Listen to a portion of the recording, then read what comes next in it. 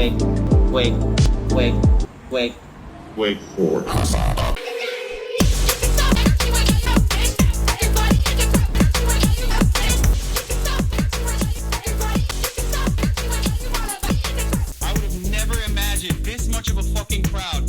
Campus anywhere in solidarity with the Palestinians. This is what it's about, okay? I did not stop advocating for the cause, and now I don't feel lonely. I don't feel as lonely anymore, and that's because of you guys. I hope that you can continue advocating for the right things.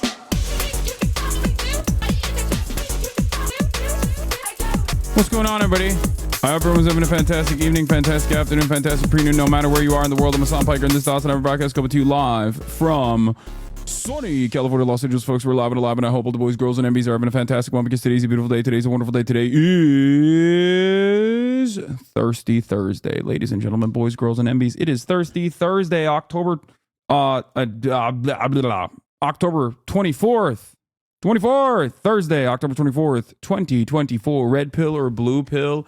You already know, baby. The bread pill. The reddest pill of all. I'm Hasan Piker, and this HasanAbi broadcast is part of the broadcast where I tell you about my personal news about what's going on in the world of HasanAbi Piker. Are you brown facing? I know, despite the fact that I shaved my beard and wanted to look whiter, I feel like I'm failing to do so right now because my beard grew back immediately. And I have basically lost the opportunity to fucking white face.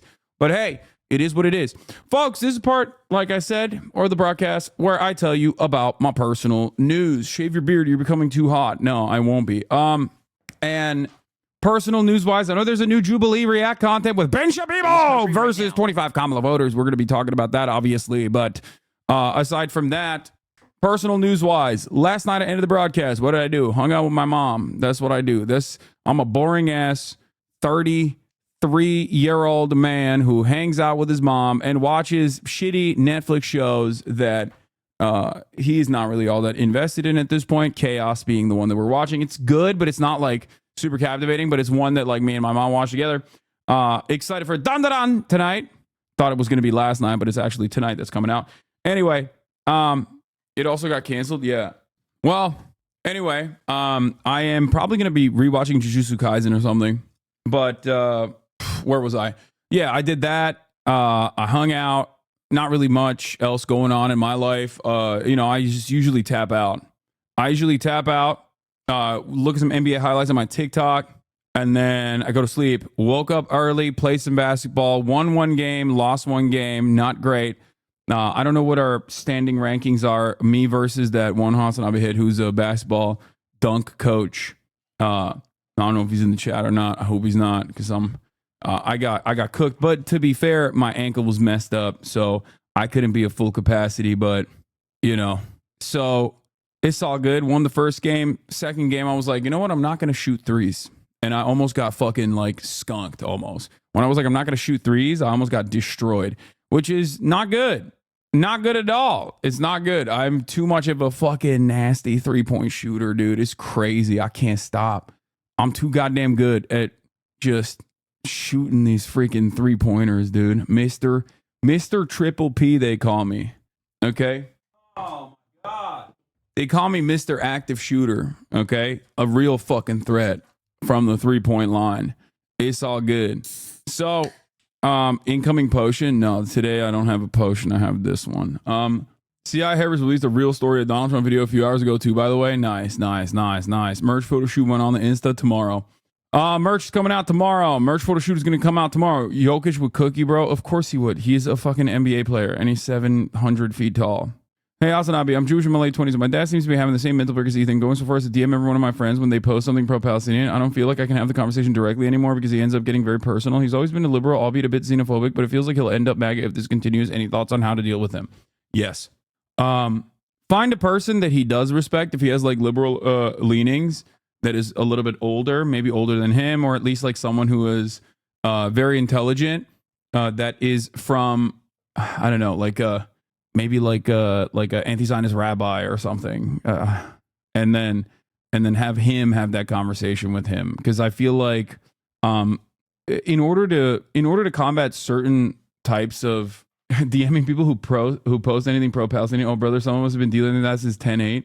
Yeah, I think that like there's a limit to like how much you can reason with people when like lifelong social conditioning is going to always play a significantly larger role in their development, a significantly larger role in the way they see the world. So like in order to do that, especially for like older people that are, you know, firm, sometimes you might have to just give up on that, you know, on changing their minds on that issue. Or if you can't change their minds on that issue in particular, you can go to a person that they trust more, that they respect more, that they could potentially break through that programming. So yeah, can we finish the docu from yesterday? We are going to finish the docu from yesterday, but anyway, what else? Have you thought about having any of the Mr. Report crew, majority report crew, other than Sam, Matt B, Emma, Brandon, Matt L, on your podcast? On my podcast, on my broadcast? Yeah, sure. I mean, I'll have a, you know, VP Harris rallies with Obama, Bruce Springsteen, Tyler Perry at Georgia rally. Emma Jory report. But yeah, why was you not at the Bernie Sanders interview? Guys, I'm not going to do a get out to vote initiative for the Kamala Harris campaign, directed by the Kamala Harris campaign. What are you talking about? Like, I am entirely too critical to do that. I think it would not be honest of me to do such a thing. Like, where's your shirt from? Oh, great question. Thank you for asking. This is my shirt, my merchandise that's going to be coming out tomorrow. That's the daily flex. As the flex of the day, the showcase, the merch. Did you listen to the daily about the gender and the elections? What do we think? I have not listened to the daily this morning because I was playing basketball and then I had a long fucking call with, let's just say, a reputable mainstream media outlet that wants to do a profile on the boy, but that's neither here nor there. When it starts, when it happens, we'll talk about it. Alhamdulillah, your beard is going back. Yeah, my beard grows back quick. I told you. So, King, can you explain who Fethullah Gulen is? My Turkish friend is devastated by his passing, but everyone online says he's a CIA plant. He is a CIA plant. Why the fuck do you have a Turkish friend that's like a Gulenist? He's a cult leader. He's a cult leader and a CIA plant. Okay? That's what it is. That's who he is. Anyway, where the fuck was I? All right, so does that shirt also aim at Democratic billionaires? Yeah, no shit, dude. What do you mean? Listen to the new Yeet album, sir. I don't really have too much else going on in my life and my personal news other than that. Like, I'm late because I literally was just like doing an interview. So I haven't had the, you know, using Palestinian human shields, Kamala's CNN town hall reaction, finishing Israelism doc, is Oxford Union still is the Oxford Union still happening? Yes, it is. Did you read the new issue of Absolute Wonder Woman? Wrote use yeet as a sound effect? I did not. Your shirt looks less anti-Semitic today, so I'm happy. Okay, thanks. Ben Shapiro on Jubilee, Kamala Harris downfall, Ben Shabibo on Jubilee. Can I know why Semitic means something and anti-Semitic means something else? Yes, dude. I have talked about this a billion times at this point. When people say anti-Semitism, it's not fucking anti-people who are Arab or from the Levant, okay? It just means anti-Jew, okay? Please don't do this semantics argument. Like, it's so silly. It does not matter. Your shirt looks less anti-Semitic. It's a crazy thing to say. Yeah, it's a meme. This person was memeing about that yesterday. I know that we can't meme because if I, God forbid, joke about anything, people will clip it out of context and put it on fucking LSF to try to be like, Hassan is being anti-Semitic again. Look at him, but fuck him. Yeah, Arabs or Semites is not like, no, it doesn't matter. No one, you're never going to be able to convince people of this, okay? It does not fucking matter. That's not a valid argument. Anti-Semitism means anti-Jewish, okay? That's what it means. That's literally what that is responding to, okay? There is no reason to have a semantics argument over it. I think it's like kind of silly to have that. Anyway, Kamala CNN town hall reaction, finishing Israelism doc. Tucker calls Trump daddy in sexual rant. Finishing Israelism doc. CNN reports idea of using Palestinian human shields. Ben Shapiro on Jubilee. Get in now. Dude, the Republican Party is bouldering towards like the weirdest way to be fascist. Not that it fucking matters. Like fascism is still fascism, right? But like they're somehow just like not only are we fascists, but we're also fucking super weird on top of the fascism. Like not even our ideological commitment is not just to like some kind of fascist national project, but also one that is like not only is it violent, but it's also very weird, strange. But yeah, besides the 9/11 thing, is this the most backlash you've gotten before? What? Dude, you think I'm getting like shit ton of backlash? Are you fucking insane? No, 9/11 is like the most backlash I've ever gotten in my career, and probably buying a house, people were more mad about that. Dude, what? There is no like, dude. Right now, I need you to. My Northern Irish Jewish mate called you a terrorist, so it's energy consuming to defend people being labeled as terrorists because they're Muslim, whilst that energy could be better spent on pro-Palestinian causes. Wait, he's Northern Irish? Northern Irish. Would you ever have Shane Gillis on the pod? Yeah, I don't think he likes me too much. I think he like hangs out with Sam Hyde and shit sometimes. So I don't know if he still does, but like I know that he's like I've heard that before. Anyway, we're blasting off, ladies and gentlemen. We're doing it quick today. Look at that, 25 minutes in. Boom, boom, boom, boom, boom. Not a lot of personal news, you know?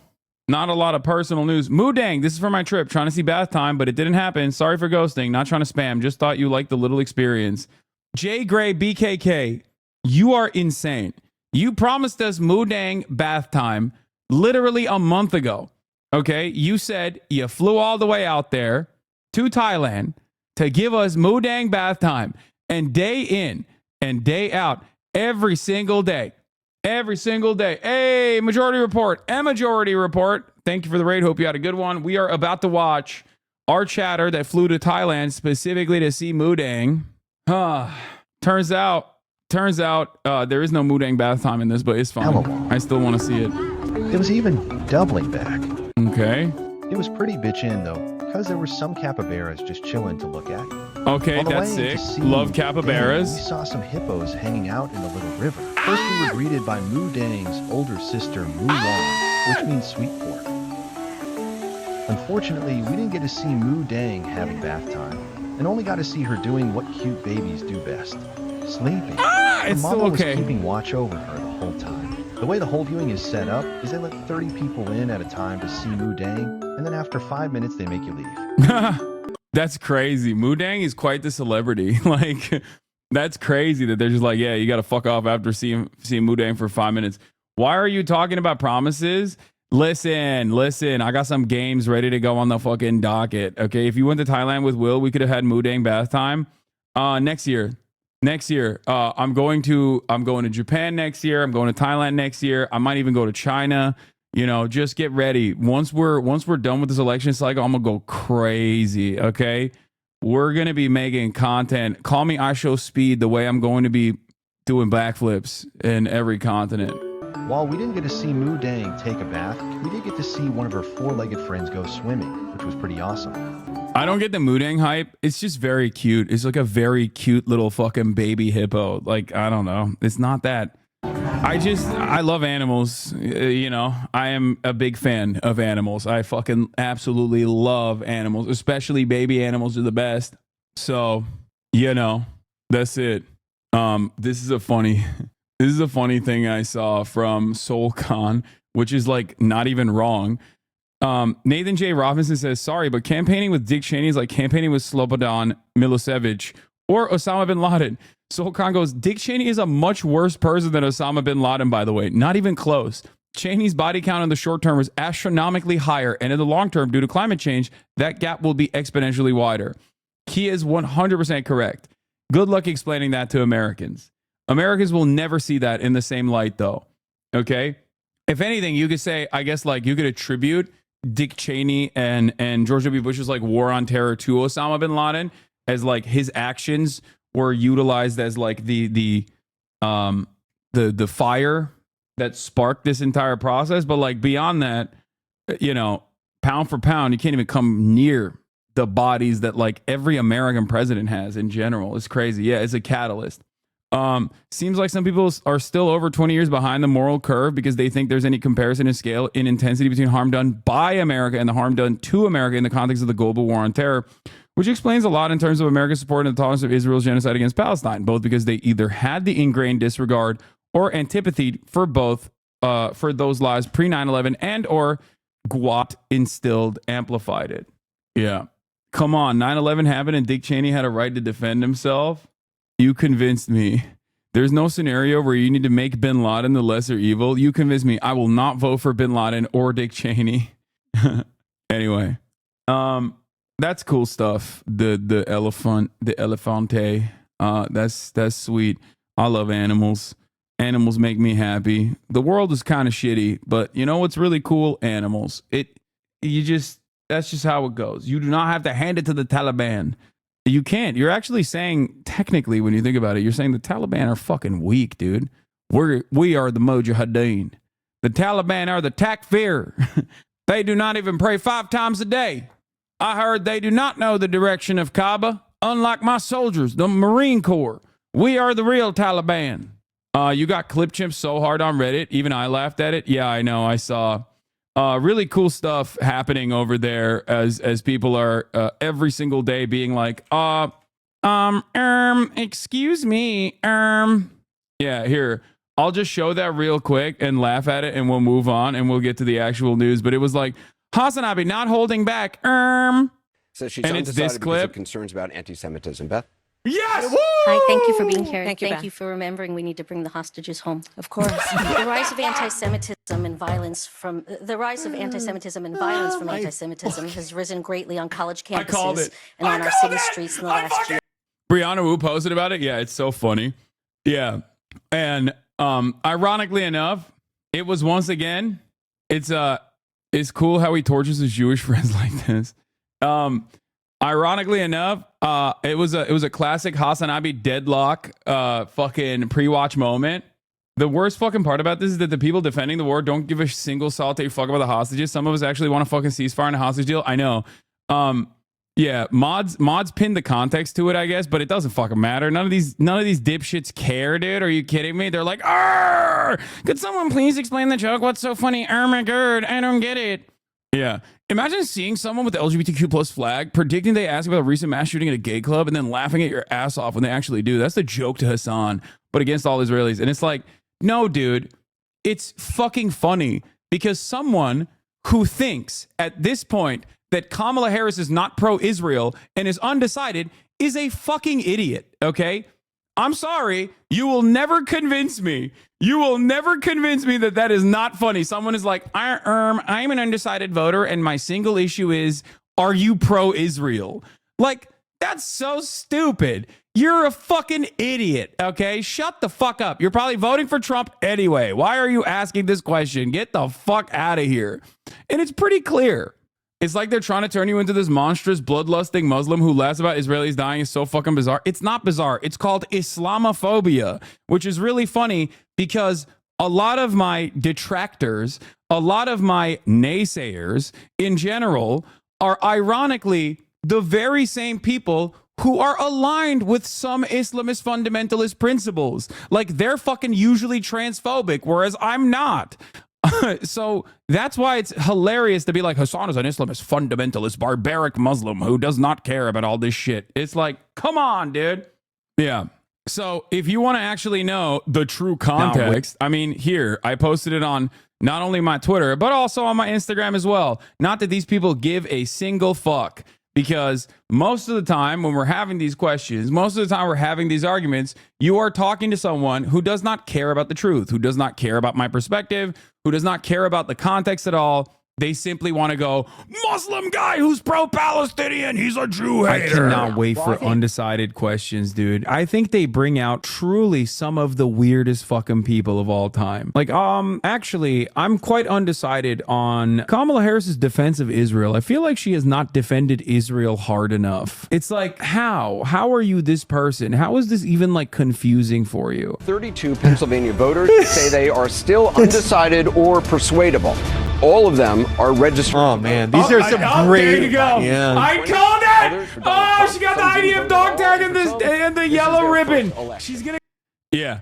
Which, by the way, I very specifically go, oh, she has an IDF dog tag. She's 100% the single issue voter that will bring that up. And before people go, my God, that's anti-Semitic, my God, you are failing to comprehend the basic thing here that makes this incredibly stupid, okay?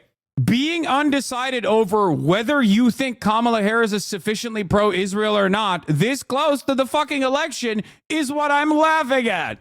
You have to be the biggest fucking dumbass, okay? It has nothing to do with Judaism whatsoever. She's wearing a fucking IDF dog tag, okay? Jesus Christ. Anyway, let's continue. Stand up and be like, I feel like your loyalty to Israel is questioned. Yeah. How will you address campus anti-Semitism? Yeah. That's my favorite undecided voter. I want you to meet Beth Sandberg. She's a realtor, a mom of 4 from Bella Cynwyd, Pennsylvania. She's a registered Democrat. Says she's undecided because of concerns about anti-Semitism. Beth? Yes! Hi, thank you for being here. Thank you, Beth. for remembering we need to bring the hostages home. Of course. The rise of anti-Semitism and violence from anti-Semitism has risen greatly on college campuses I called it. and on our city.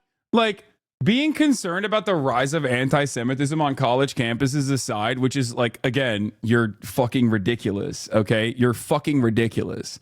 But being concerned about the rise of anti-Semitism on college campuses, when people say this, they're talking about pro-Palestinian protests. They're not talking about like actual fucking Nazis who are, drawing swastikas or whatever. They're talking about people who are like, we don't like Israel, right? Now, if that's your concern, okay, why the fuck would you be undecided on where Kamala lands on this? She literally routinely has railed against the pro-Palestinian fucking students.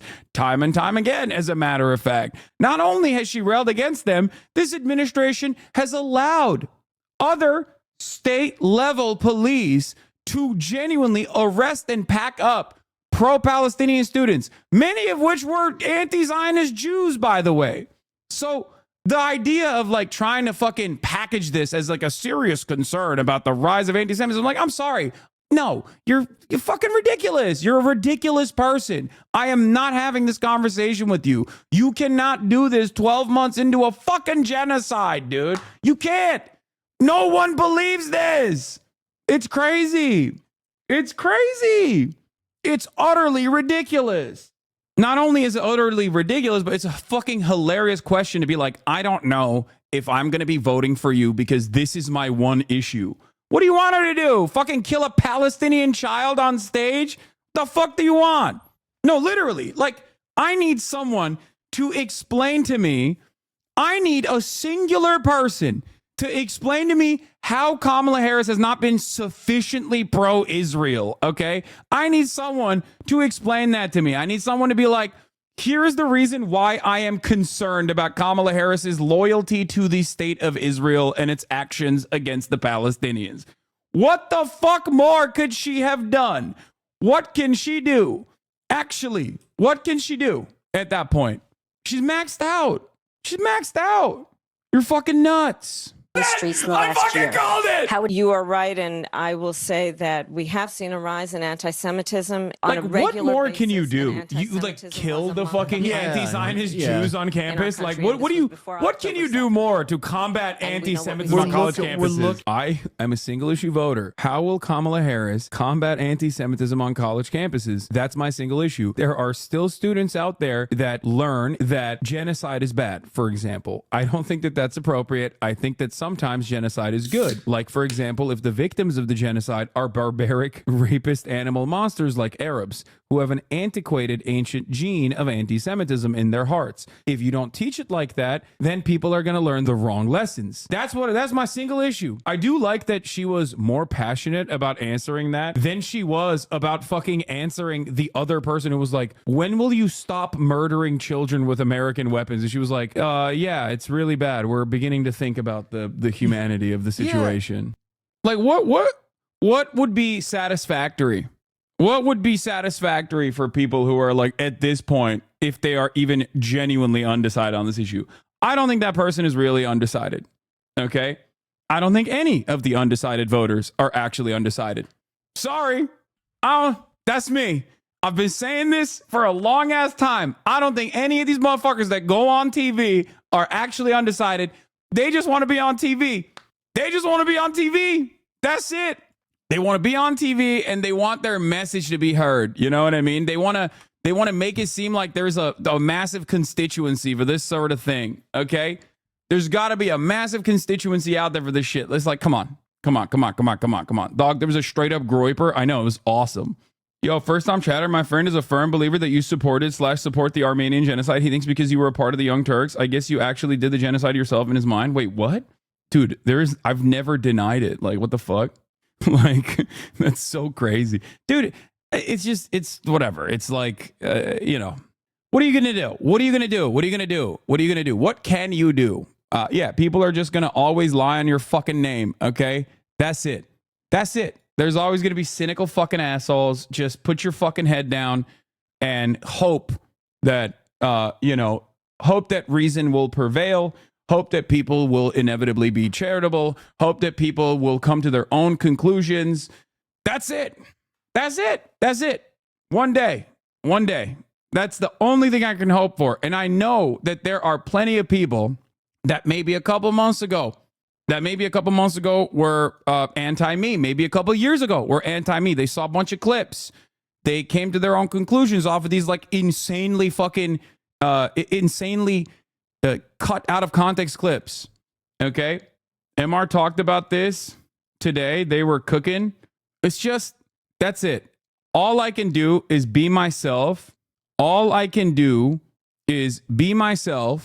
And speak truth to power.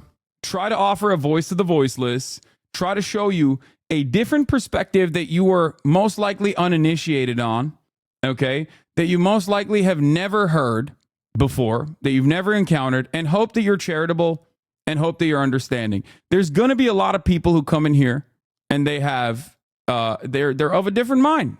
That's normal, okay? Watch the Mugen video. He actively spreads misinformation about you, claims to be unbiased, but clearly dislikes you. Who the fuck is Mugen?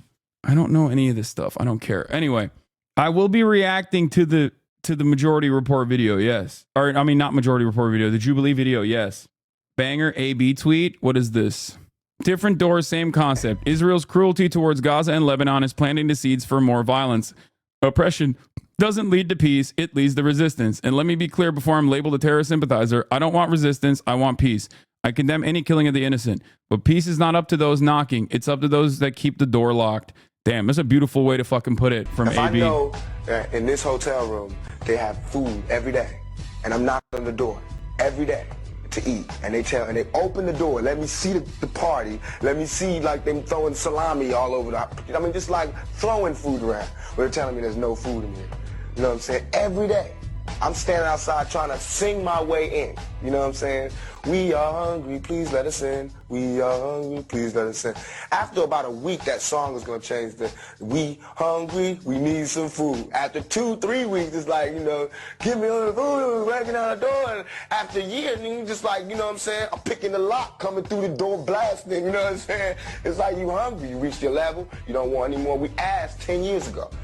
All right, we are gonna get to the obviously the freaking CNN town hall, which was kind of ass. I'm not gonna lie, and it's been kind of ass.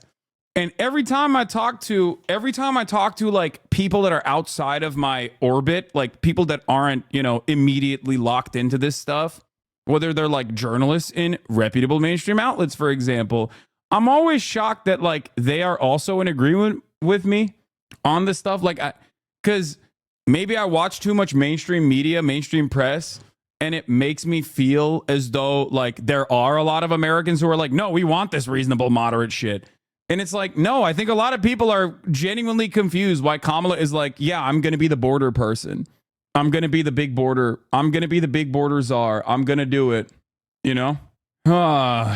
How are we going to survive another 4 years of Trump? I'm terrified of it. I don't fucking know. Do you like her answer to Gaza or how she's different than Biden law? Yeah, her answer to Gaza was ass. It was so bad. It was just so fucking bad. She was struggling not to say build a wall. She did say it though. That's the worst part. She did say it. She ended up dancing around it and then arriving at it. Like, it was crazy. It was shocking. Anyway. Is Harris no longer slated to go on Rogan? What happened? That's a massive flub, in my opinion. That's a genuine fucking L if she said no to that, because Joe Rogan, for all of its faults, for all of his fucking faults, Joe Rogan absolutely is like a right-wing guy. We know this already, but he literally will always glaze whoever is he's interviewing. Okay, he is the most agreeable person.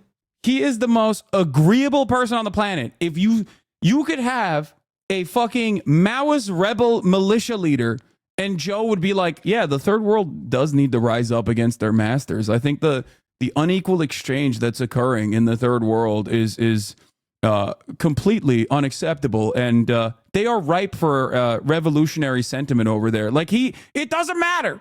Doesn't fucking matter. With the exception of COVID, okay? With the exception of COVID, or if someone is like anti-pot smoking or whatever, like, he will always agree with you, okay? Kamala Harris could get Joe Rogan to think that it's a brilliant idea to give $50,000 in tax cuts for small businesses, okay? Joe Rogan would be like, oh, yeah.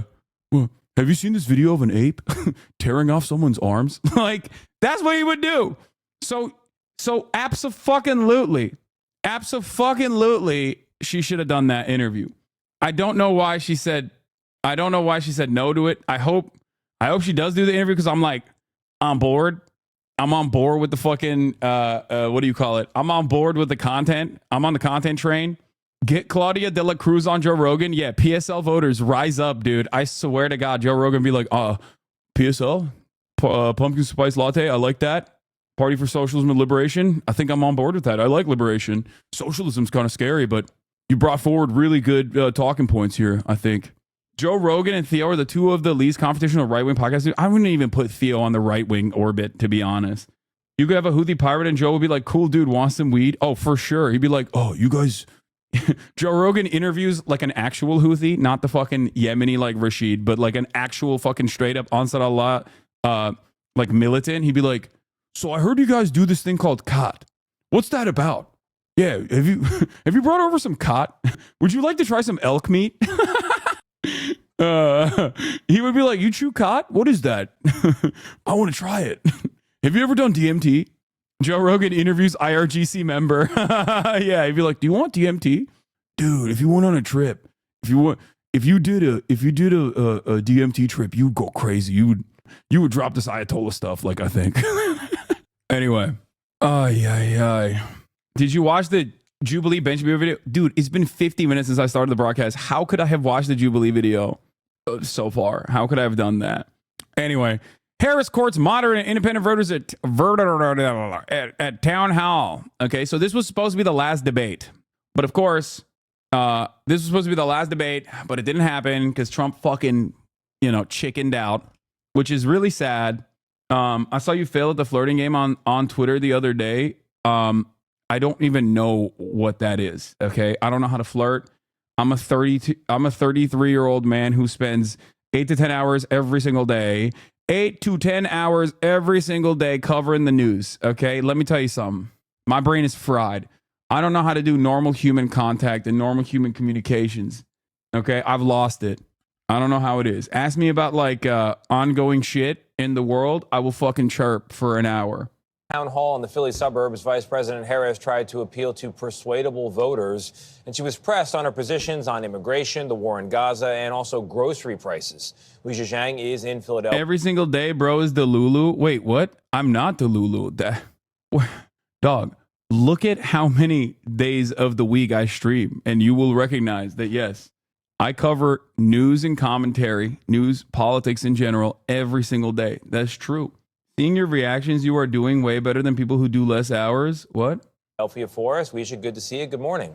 Good morning, Tony. Good morning to everybody. The Harris campaign tells us they believe that 10% of battleground voters are still up for grabs, including right here in Pennsylvania. At that town hall, the vice president took questions directly from several of those voters who say they're not convinced who to choose.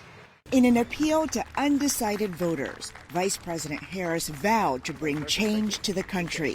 My administration will not be a continuation of the Biden administration. I bring to this role my own ideas and my own experience. But at times, Harris struggled to provide specifics when asked about policy. So my question is concerning groceries. What would you do to bring prices down for Americans? We will have a national ban on price gouging. There are a number of issues that we need to address in terms of bringing down the cost of living. What would you do to ensure not another Palestinian dies due to bombs being funded by U.S. tax dollars? Far too many innocent Palestinian civilians have been killed.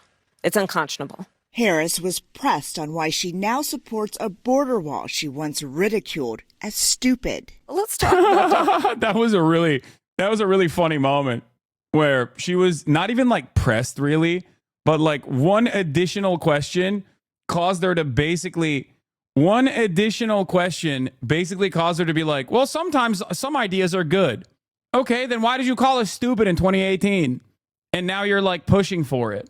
Which is really interesting that the media has basically taken their time, their sweet ass time to arrive at this point. I've been saying this since Biden unveiled his, border wall package.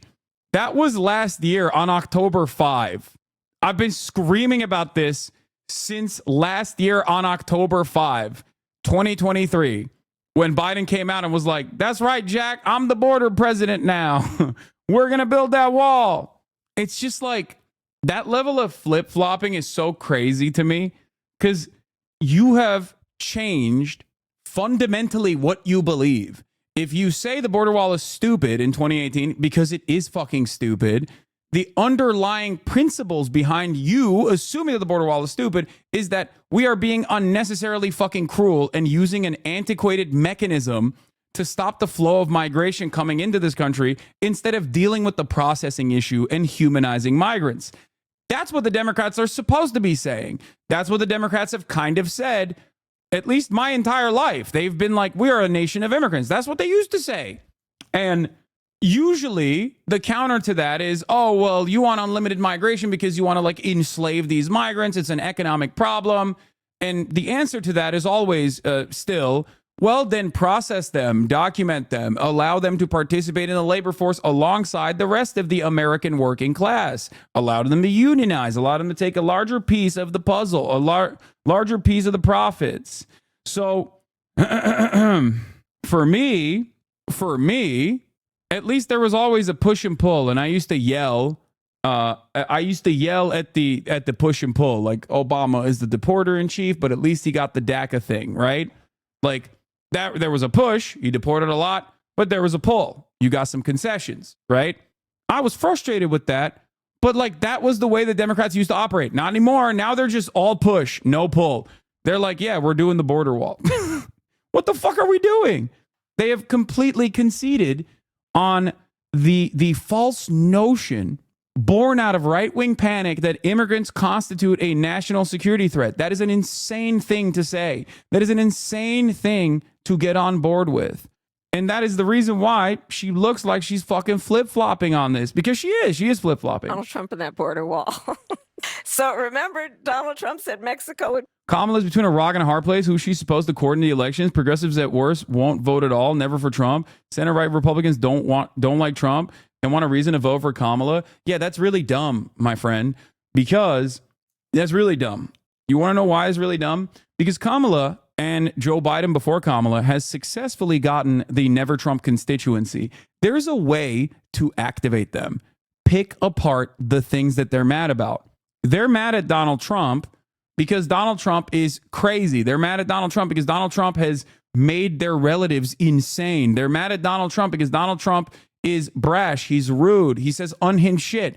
You can say all of that and be like, yeah, you're not going to vote for Donald Trump. You don't have to make legislative concessions to the right on key issues that are supposed to separate you from the Republican Party. Because when you do that, you're hemorrhaging your base of support. Now, I'll never say that the Democrats don't have a hard electoral map. They do. It's designed against them, okay? In this country, land does vote, right? Oh my God, dude, shut up. Jesus Christ, 15-month subscriber. Holy fuck, dude. Ay. Oh, just, He's just like spamming over and over again. Can you tell your merch company to work with the USPS instead of FedEx? They're not unionized. Like, I don't know. I don't know what the fuck's going on there. I'm sure they use both. Okay, shut the fuck up. Holy shit. I have no way of changing this shit. Okay, calm down. Fuck. We are fucking 13 days out from an election where we got like Adolf Hitler, but zesty, going up against the lighter version of that. Okay, and you're over here being like, oh, customer support about your merch shipping. It hasn't even come out yet. Shut the fuck up. God damn. He's lost his dang mind. I know a Reddit post is coming soon. New hater unlocked. I fucking hate this guy. Fuck. If your merchandise is from a unionized shop, but it's like not ethically sourced cotton, I think you really need to change that. How can I know that the yarn being used is actually being collected from sheep that have been kissed every night before they go to sleep? If it's not the case, I am going to fucking kill you. This is my one issue. Shut up. Shut the fuck up. The map is only hard for them because they let the Republicans make it. I mean, there is truth to that, but like ultimately, listen, ultimately, land does vote. That's just the reality, okay? That's the way the Electoral College is designed. Like it, hate it, doesn't matter. That's a big L for the Democrats to begin with, okay? And then the other L is that the Democrats do have to hold on to a diverse coalition of voters. A diverse coalition of voters that have very different things that they care about. They have to literally target every single one without hemorrhaging the other, right? It's a balancing act. I understand that, which is why when I see a gimme, like with the Gaza stuff, it's the easiest thing to do, right? It's the easiest thing to do. Like when you have something that is going to improve enthusiasm without any sort of like repercussions, without any sort of people being like, I'm no longer voting for you, especially with like significant margins, like you have to take it. That's one issue, however. Another thing is I am fearful, okay? I do not want Donald Trump to win this election, and I am fearful that the Democratic Party's consistent message, their method, focusing on the white suburban voter to try to take them away from Donald Trump and bring them into the Democratic Party is going to cause genuine hemorrhaging on the other constituencies that they fucking need to win, that they are taking for granted. Okay? Hasan, talk about something else. Yeah, dude, you're right. 13 days out from the election. Don't talk about the upcoming fucking election. Talk about something else. Would pay for it? Come on. They didn't. But you're agreeing to a bill that would earmark $650 million to continue building that wall. I pledge that I am going to bring forward that bipartisan bill to further strengthen and secure our border. CNN's town hall. Yeah. She even turned around and fucking said something like, can you talk more about shipping and handling? I'm going to ship and handle your ass as I package you on a fucking one-way ticket to the sun. Okay. Dems are turning into the new Republican Party. People aren't going to vote for that and will desperately look for a more progressive party that doesn't exist, really, unfortunately. Yeah. There is no like serious fucking outsider here. And I don't even know if one can even exist with like the way that the duopoly currently works. So it is frustrating. It is very, very, very frustrating. I like that the Democrats a couple of years ago were like, we want a strong Republican Party. And then they were like, you know what? The Republicans are too stupid and too fucking they're too stupid and too racist to like build a strong Republican Party. So we'll be the strong Republican Party. It's great. It's held in Delaware County, 25 miles outside of Philadelphia. The campaign says it represents former GOP strongholds that could turn blue, where they are focused on finding independents and moderate Republicans. Back in the city, volunteers are canvassing Philly. Voters demand legit concentration camps, kind of? No. Okay? No, that is not true. There are voters who want it, but they don't know what it looks like. That is the major reason. There's two problems with voters, with American voters and what they poll on, okay? I saw the Axios reporting on this. 47% of Americans would want a militarized concentration camp for immigrants. That's what they said. 22% of Democrats, 47% of independents, and like 80% of Republicans want this, right? And I'm telling you right now, they do not understand what it would look like if this happened. They do not understand that they would not like it. I remember when Donald Trump was trying to fucking attack the Dreamers. People hated it. He had to back away from that. I remember a time when the Trump administration was like, we are going to do child separation as a deterrence policy at the border. We're going to put kids in concentration camps for the crime of crossing this fucking border. People did not like that. Okay? Americans do not understand what the policies that they're advocating for look like in practice. You have to recognize that reality. There's polling done on this as well, okay? Especially with the Republican Party. Republican voters notoriously do not understand what the impact of the legislation that they're voting for. When faced with the direct consequences, we have to find this study. It's such an informative study. I need to fucking show you this study. I don't know if a chatter can find it for me right now. I don't know if I can pull it right now, but it's such a good and instructive study for you to comprehend like how American politics works. The example, one of the best examples you can point to is like abortion. Obviously, many Republicans who voted for Republicans and didn't think that like abortion would ever get taken away, or even thought that it would be good if they criminalized abortions, have now changed their minds on this. Why have they changed their minds on this? Because they never thought of the repercussions. Okay? They never thought of the repercussions. They never thought of like how this might actually harm them somehow if their daughter was in need of a medical procedure like this. And I think that on the issue of immigration, this is another glaringly obvious example where people think they want mass deportations and concentration camps, but if it happens, they're going to be like, oh my God, this is actually kind of fucked up. This happens very frequently. Okay? This happens very frequently. Now, that's one aspect of this. Okay? People do not understand the impact of the legislation that they're advocating for.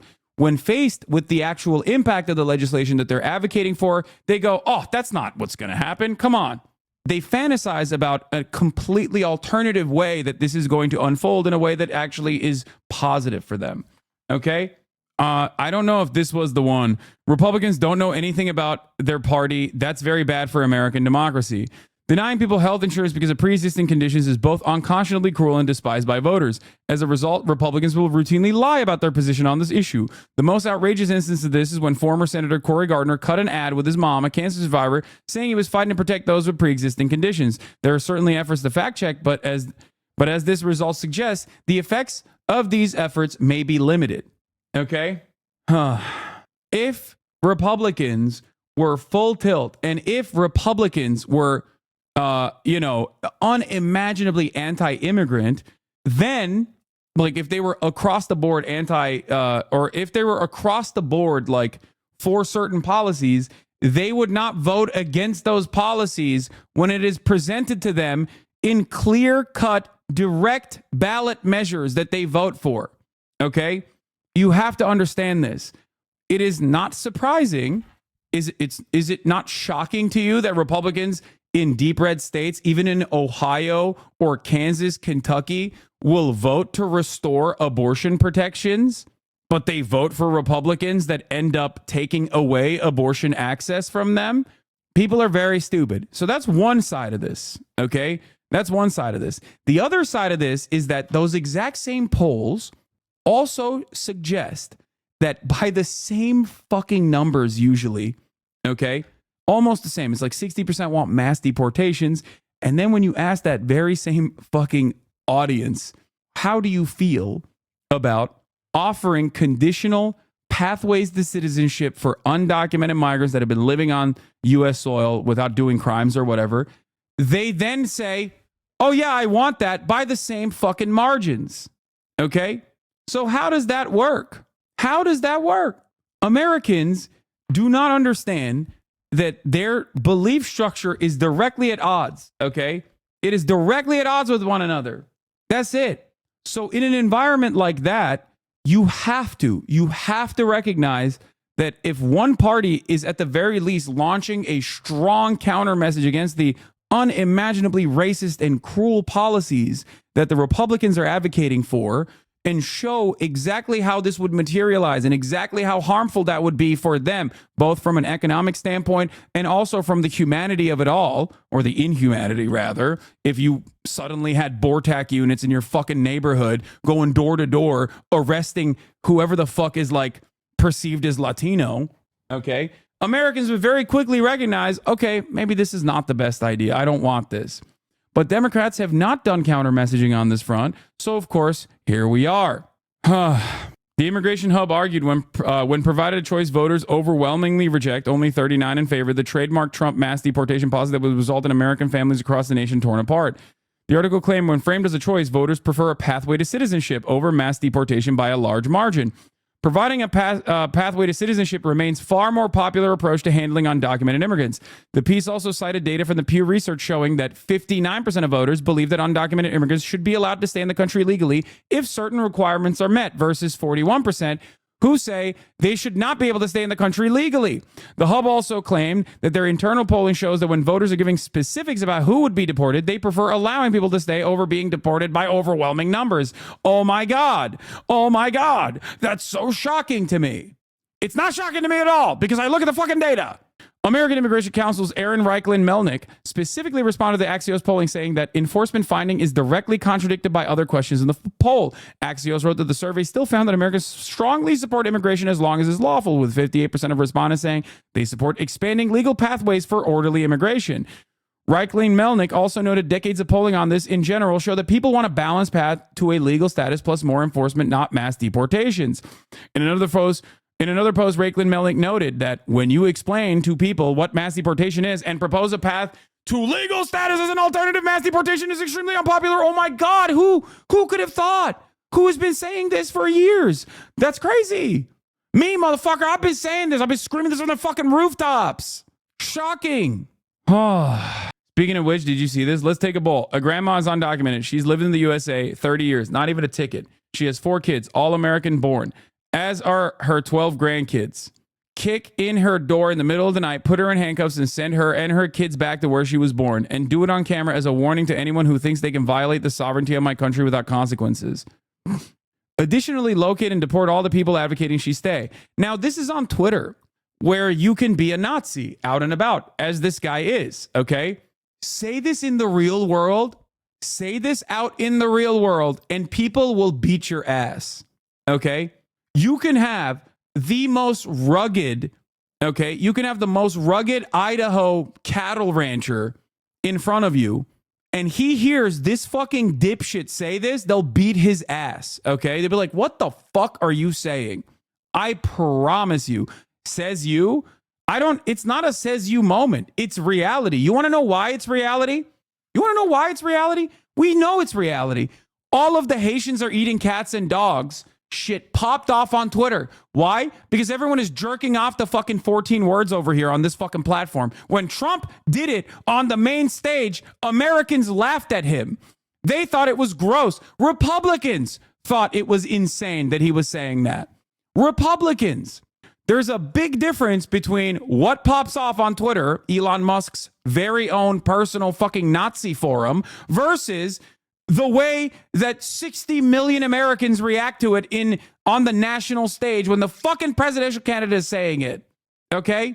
Good luck. Americans fancy themselves to be kind people. Americans fancy themselves to be anti-war.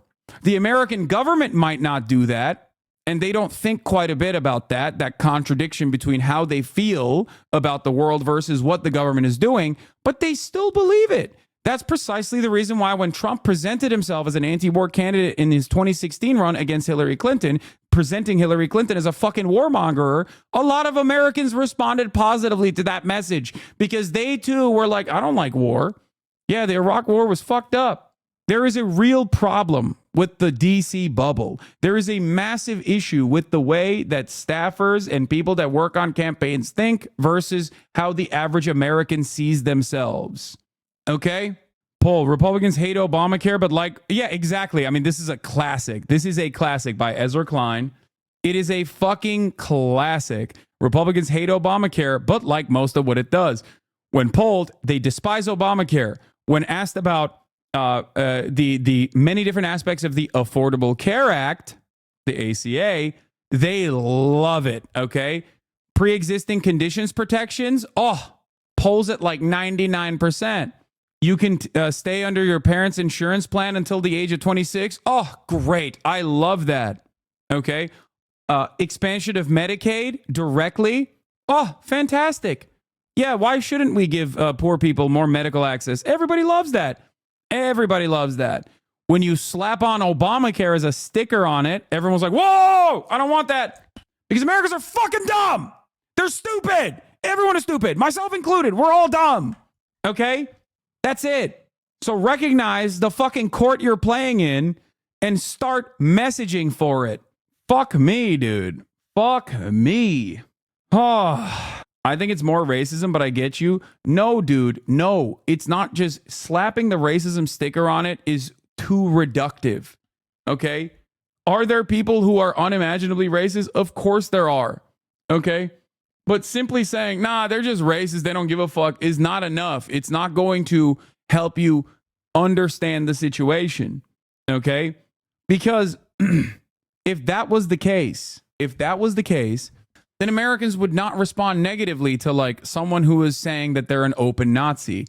I talk about this all the time. There's a concept of permissible bigotry. Okay? Permissible bigotry. So like if you look at the pre-existing hierarchies, forms of oppression that are systemic and point to them and demand more of them, then it doesn't read as like you being bigoted. You can always rely on common sense. I just have common sense. I'm just saying that, like, you know, if these guys are being violent and, you know, they're doing more crime, then yeah, of course the police have to be brutal to them. Like, that's just common sense. That doesn't read as racist. You know what reads as racist? When you say black people are genetically inferior and therefore must be dominated by a fucking brutal force. That is racist. Both messages are communicating the same thing. But one is not giving the game away. There's a reason why there has to be dog whistles, okay? There is a reason why Lee Atwater's famous quote is still very prescient, okay? Americans don't like it when you say something that is so unhinged that they're like, oh, like, even if I agree with you, I feel like you're making me feel bad, okay? Do our politicians have the data within their parties and governmental agencies that suggest the same thing that you're saying? I'm not doubting anything you're saying. It's just hard to believe. Dude, what are you talking about? I'm showing you data that is readily available. Like what? If I have access to it, they have access to it too. It's not like I'm making this up from my ass. I'm not like fantasizing about it. I'm showing you actual polls. That's it. People like what I have to say. They just don't like the word Nazi Stormfront. Exactly. Exactly. That's it. Have you watched the new Jubilee? No, not yet. Yeah, it's just like that lady, Valentina Gomez or whatever, in Missouri that chat was talking about over and over again. She was popping off on Twitter. She was using the F slur, the homophobic, queerphobic F slur, saying like F slurs need to fucking stay hidden or whatever. And everyone was like, oh, look how many fucking likes she's getting. She's going to do gangbusters in the fucking, the Missouri, what was it like? It was some state office that she was running for. And she got like 7th place. People don't like when they have to face the actual racism with like, yeah, Secretary of State. Yeah, she got fucking destroyed in Missouri. And I told you at the time, if she were to say this in public, she'd get her ass beat even in Missouri. Okay? Even if people agree with her on the issue of like gay people being weird or whatever, when you say the quiet part out loud, most people go, ugh, gross. You understand?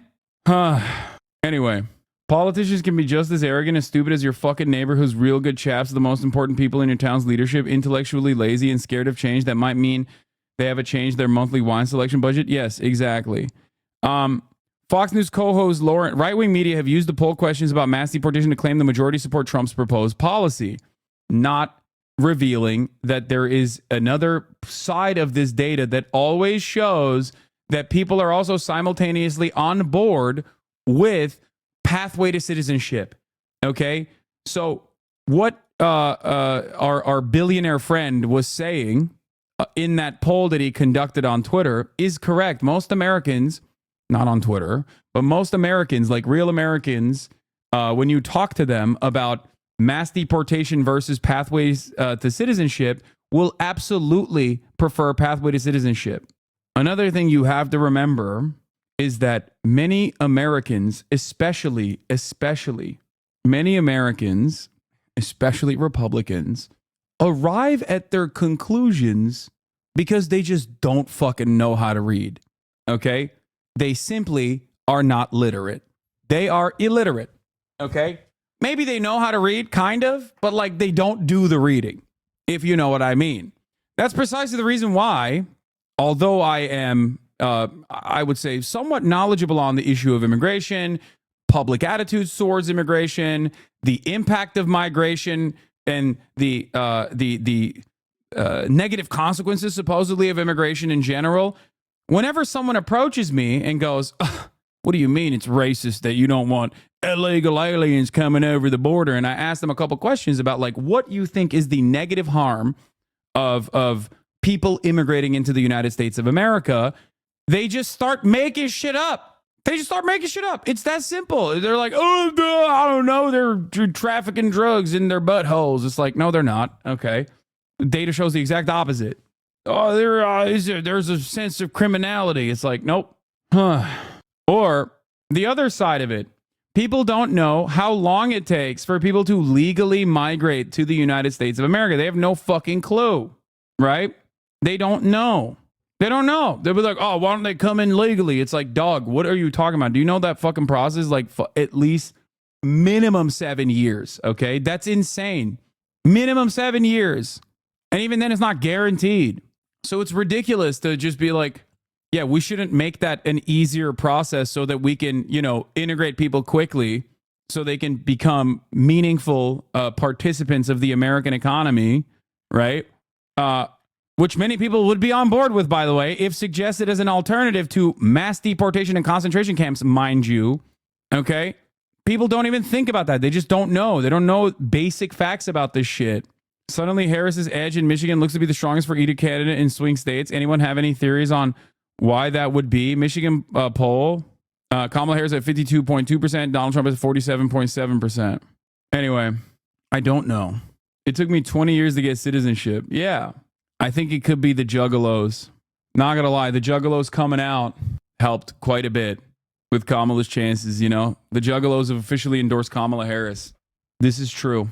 And then Obama rapped Mom Spaghetti, and America was like, "That's right, this is our time. This is correct." Meanwhile, Americans were like, at the top of the hour, there's a 3-minute ad break, and I have to avoid seeing those ads. I must subscribe. New in recent weeks, Republicans have flooded the airways with anti-trans attacks, but our new polling finds that voters would prefer a candidate who stays out of people's private lives over one who supports anti-trans legislation. When it comes to trans issues, voters trust Democrats more than Republicans. They say Republicans have the most extreme stance. Anyway, here's a 3-minute ad break now. 100% of voters no longer want to see the ads, and that's why they must subscribe for $6 or for free with a Twitch Prime by connecting their Amazon Prime account to their Twitch account. Here's a 3-minute ad break now. So is there no problem with immigration? Are Republican and Democratic politicians discussing it in the same way? I thought that qualifying the problem, if one exists, isn't a bad idea. From what I've gathered from Vice President Harris, the problems are at no fault of immigrants. It's our ability to process immigrants are the problem. Similar to our problem at the top of the hour ad break. You were early, bud. Okay, you were actually too late, my friend. Anyway, voters reject candidates who support anti-trans legislation. A candidate who says that we need laws that restrict access to transgender healthcare and keep biological boys out of girls' sports. All likely voters. A candidate who says that the government should stay out of people's private lives and that there's too much legislation targeting a small minority population. every single person that has historically said, Hasan, you are wrong to tackle the trans issue when talking to transphobes with this exact line of communication is eating crow for years. Whenever motherfuckers come to me and they're like, whoa, this hyper specific thing about like, 3 trans participants in the fucking high school swim meet is the only thing we should talk about. What did I always say? Why do you fucking care about this, you goddamn loser? You're out of your fucking mind. Okay? You're out of your goddamn mind. No normal person gives a shit about this. You're a fucking deranged lunatic. You have been primed by right-wingers to act like you give a shit about this. Debate perverts love this shit. They loved it. They were like, we got to talk about this endlessly. We got to offer endless amounts of fucking content surrounding this issue and then concede to the right-wing framing on it. It's like, shut up. It is inconsequential. Sometimes things are a little off, okay? Things don't make a lot of sense immediately, okay? And people love picking apart those things. They love making you hyper-focus on it and try to fucking create a wedge issue there. You don't have to concede, okay? You do not have to concede. The trans panic was a perfect example of this. And some of you dumb fucks, even in this community, constantly fucking yelled about this shit. I will never forgive nor forget all of the fucking Bonercelli, Vosh, all of the fucking debate perverts out there who were like, Hasan, I can't believe you got owned by fucking Christian Walker. When I literally was like, you don't care about this. Can you tell me who was the second place winner in this fucking swim meet in this example that you're suggesting? You do not actually care about this. You don't. And everyone was like, oh, you got owned in that debate. No, I didn't, dumbass. No, I fucking didn't. This is the proper way to communicate on this issue. You do not have to constantly talk about this dumb nonsense. Nobody cares. Americans broadly think trans people are kind of weird. I don't really get it, but they're also getting dunked on unfairly. That's their opinion, okay? That's the opinion of the average American. They're like, I don't really understand it. It's weird to me, but like, I don't care enough to want to kill them or want to legislate them out of existence. Republicans, on the other hand, like the fucking monstrous delusional losers that they are spending a metric ton of fucking ads specifically on this issue. And it's very stupid. It is very stupid. Republicans literally broke their own possible red wave in the 2022 fucking midterms because they did this. They did this over and over again. And people were like, I don't care. You will never make me care about this. Okay?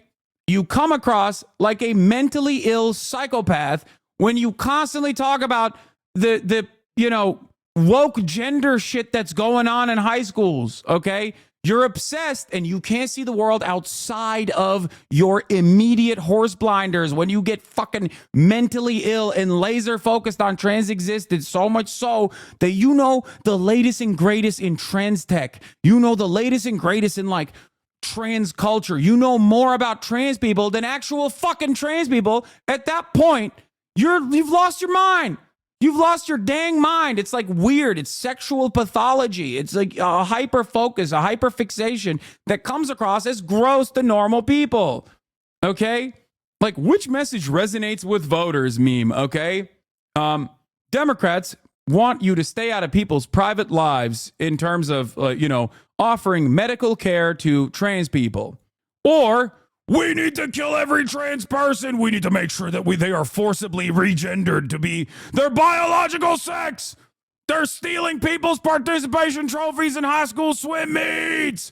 I am going to now write state legislation that directly targets 3 trans 14-year-olds. This is my effort. This is my time. We need to send bomb threats to the children's hospital now. Which one is better? Which message resonates with voters, you think? Which message resonates with voters? You're a fucking weirdo, dude. You're a weirdo. You're a fucking weird freak. You're a nasty little pervert. I don't care. I don't want to hear from you. You fucking psychopath. If they present in the way that you did the second one, yeah, dude. Okay, good one. Let's not get angry about passive Ans Lamau, but yes, you were 100% right. Yes, I was always right. I'm always right. Too early, though. And to be right too early is basically being wrong, okay? That's what it is. Anyway, The other issue here is anti-trans ads are now #1 TV topic for the Trump campaign. The economy's #5. As Mark notes, it could either reset culture war politics for years to come in presidential races, or if Trump loses, go down as a major, even historical tactical blunder. Astonishing data point in this, Mark, a Capito piece. Since President Joe Biden left the race on July 21st, Republicans have spent about $120 million on ads attacking their Democratic rivals over trans issues. Okay? I gave a warning after the 2022 midterms. I said, either the Republicans are gearing up to make this the #1 culture war issue, and they're going to fucking successfully break the brains of enough Americans that they also become little Matt Walsh style terrorists, okay, which is genuinely scary, even more scary than what America is going to look like in the next fucking 4 years. Or most people are going to look at this and be like, dude, I don't care. I just want fucking eggs to be cheaper, man. What the fuck? Just shut up. I don't want to even think about this. Okay? That's it. And it kind of seems like I'm right. Turns out most Americans just don't hate trans people the way Republicans desperately want them to. Americans fucking don't care. Okay? They do not care. 64% of Americans say trans people are discriminated against. You are fucking dumb. You are so echo chambered, so hugboxed by watching an unlimited amount of Daily Wire videos and only spending your time on Twitter, and you have deluded yourself into thinking other Americans also give a shit about this. Okay? They don't care. 64% of Americans think trans people are being discriminated against. That's crazy. That's like a fucking higher number than black people, dog. What the fuck are you talking about? Because it's true, but that's not the point. Like, it's obviously true, but think about that. Think about that.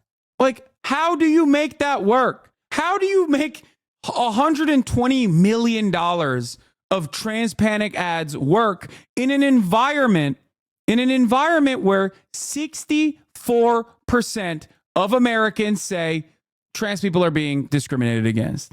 According to our new polling released today, a majority of voters and independents by 23-point margin think these ads have gotten out of hand. Voters agreed transgender people should be treated with respect and disagree with the use of anti-transgender political ads. Oh, another fucking HasanAbi vindication moment. How many times have I said this? And it's understandable that my trans chatters regularly get fearful because the deck is stacked against you. But how many times have I fucking duked this out with people in this chat? It's because anti-trans shit, once you go, there's two routes that you can take on the trans stuff, okay? You can either be like, yeah, they're weird, I don't get it, but let them live, who gives a fuck? Or you can be like, they're weird, they're actually undermining Western society, and I will make it my life's mission to like literally destroy them. And yes, I would say around 10% of Americans have hit that fucking right-wing slant, including the likes of Dave Chappelle, for example. And slowly but surely, they just never stop thinking about it. That's why I said, like, being a TERF is the actual mental illness. Like, being transphobic is the mental illness, the real mental illness, because, like, you just start thinking that there's, like, a trans person lurking in every fucking corner. You think, like, everything is trans, right? It becomes the only thing you think about. Now, that's a small percentage of people that are really, like, really motivated on this stuff, okay? But that small percentage comes across as gross to the rest of society. They're like, what? Okay, stop. I don't want to even think about this. I don't want to think about, like, child mutilation. Like, that's insane. What the fuck are you talking about? This does not mean that Americans are fucking flag-bearing, pro-trans individuals. I've never said that. Make no fucking mistake, okay? It just simply means most Americans are disinterested in this issue, and constantly harping on it over and over again makes them negatively polarized against you, okay? Transgender people deserve to be treated with dignity and respect. 49% strongly agree. 25% somewhat agree. Strongly disagree 8%, somewhat disagree 10%. That's a net 56, dude. Republican candidates using anti-LGBTQ rhetoric as a part of their campaigns is sad and shameful. 41% of Americans strongly agree. 20% of Americans somewhat agree. Political attack against the transgender community have gotten mean-spirited and out of hand. 33% of Americans strongly agree. 21% of Americans somewhat agree. This data came from 1,200 votes. That's so funny. Yeah, you're right. 1,200 is not a statistically representative sample. What are we talking about? How is it that every time I look at any poll or any survey, okay, there are people who just fundamentally don't understand how statistics works, like an entire field, and people just simply refuse to comprehend how this works. It's called a sample, okay? 1,200 is an adequate sample size. Oh God, I don't want to even talk about that. Anyway, stats need to be required at school. Yes. So why did I bring this up? Why did I talk about this? Because it's fucking dumb, and it is causing, in my opinion, for the Republicans to look even more extreme and more silly in all of the areas where they're pumping these fucking ads. Okay? Having said that, here's Kamala Harris on this issue from the NBC interview. Kamala Harris is asked by Haley Jackson if transgender Americans should have access to gender-affirming care. Let me ask you this question, very broadly speaking here. Sure. Do you believe that transgender Americans should have access to gender-affirming care in this country? You should talk to Dean Withers. Is that Spider-Man? Is that liberal Spider-Man?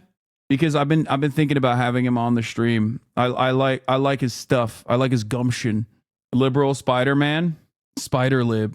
Yeah. I like the wear. I don't know. He's a little too libbed up. I don't care. Yeah, he is. I know. He got moxie. Yeah, that's right. He's got moxie, you see? I can see the future. Don't do it. I like the cut of his jib. That's right. The kid's got spunk. He's got moxie. I like the way he carries himself in debates. Yeah, he is omega libbed up. But I think it's good to talk to guys like that. I don't want him to go down like the debate lord trap, the debate lord trappings, and hopefully I can provide him a decent path forward. Country. I believe we should follow the law. That's your answer, dude. You are running for president. The question is designed to see what you will do if you are president. Okay. You are the vice president right now. You are running for president. The question is not, will you follow the fucking law? The question is, what will you do if you are president? You make the law as president. What the fuck? I mean, I think you're probably pointing to the fact that Donald Trump's campaign has spent tens of millions of dollars. They're trying to define you on this. Yes, I'm asking you to define yourself, though. Yeah, like literally, that's the question. How will you operate? Okay? How will you operate? The question is, what will you do? What will you fucking do? Broadly speaking, what is your value? Do you believe they should have that access? I believe that people, as the law states, even on this issue about federal law, that is a decision that doctors will make in terms of what is medically necessary. I'm not going to put myself in the position of a doctor. Good. She should have fucking said, wait, what do you mean, huh? No, did I misunderstand? Yeah, she's saying, keep it between a fucking doctor and a patient. That's smart. She should have said that at the beginning. She's like, I don't think that we should be fucking putting ourselves as the big government, big scary government in these fucking decisions. Medical experts are making these decisions. You did? She's not saying that. She's saying follow the law. Yeah, but the point is the law as it stands currently is in favor of protecting. She's saying if your doctor doesn't think it's medically necessary, I'm not supporting you. I read it differently. I think that she said it's medically necessary. Yeah, I don't think that's a problem. Like, that is not a bad way to communicate this, okay? No, that is a fair way to communicate this, saying that medical professionals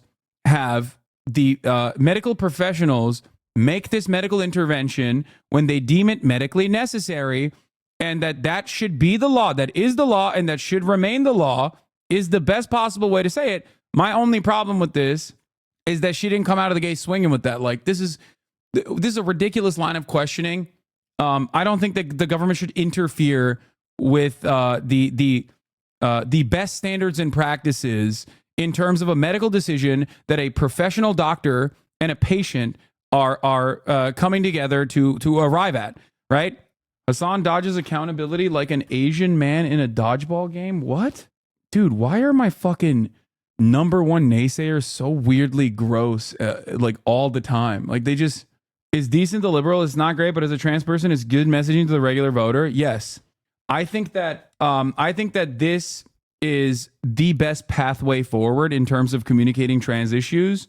Like I said, a candidate who says that the government should stay out of people's private lives and that there's too much legislation targeting a small minority population and these decisions should be kept between a doctor and a patient and the government should not step in there is the best way to communicate, okay? Because the reality is that we don't do this kind of thing for anything else. We don't have these kinds of arguments for diabetics getting insulin, you know? Can you imagine? Christian medicalists decide, actually, no, like medical intervention cannot happen. You should pray it away. You should pray when you have a gunshot wound, we have to pray for it. Okay. We cannot actually do medical intervention. And then they start trying to legislate this. You'd be like, what the fuck are you saying?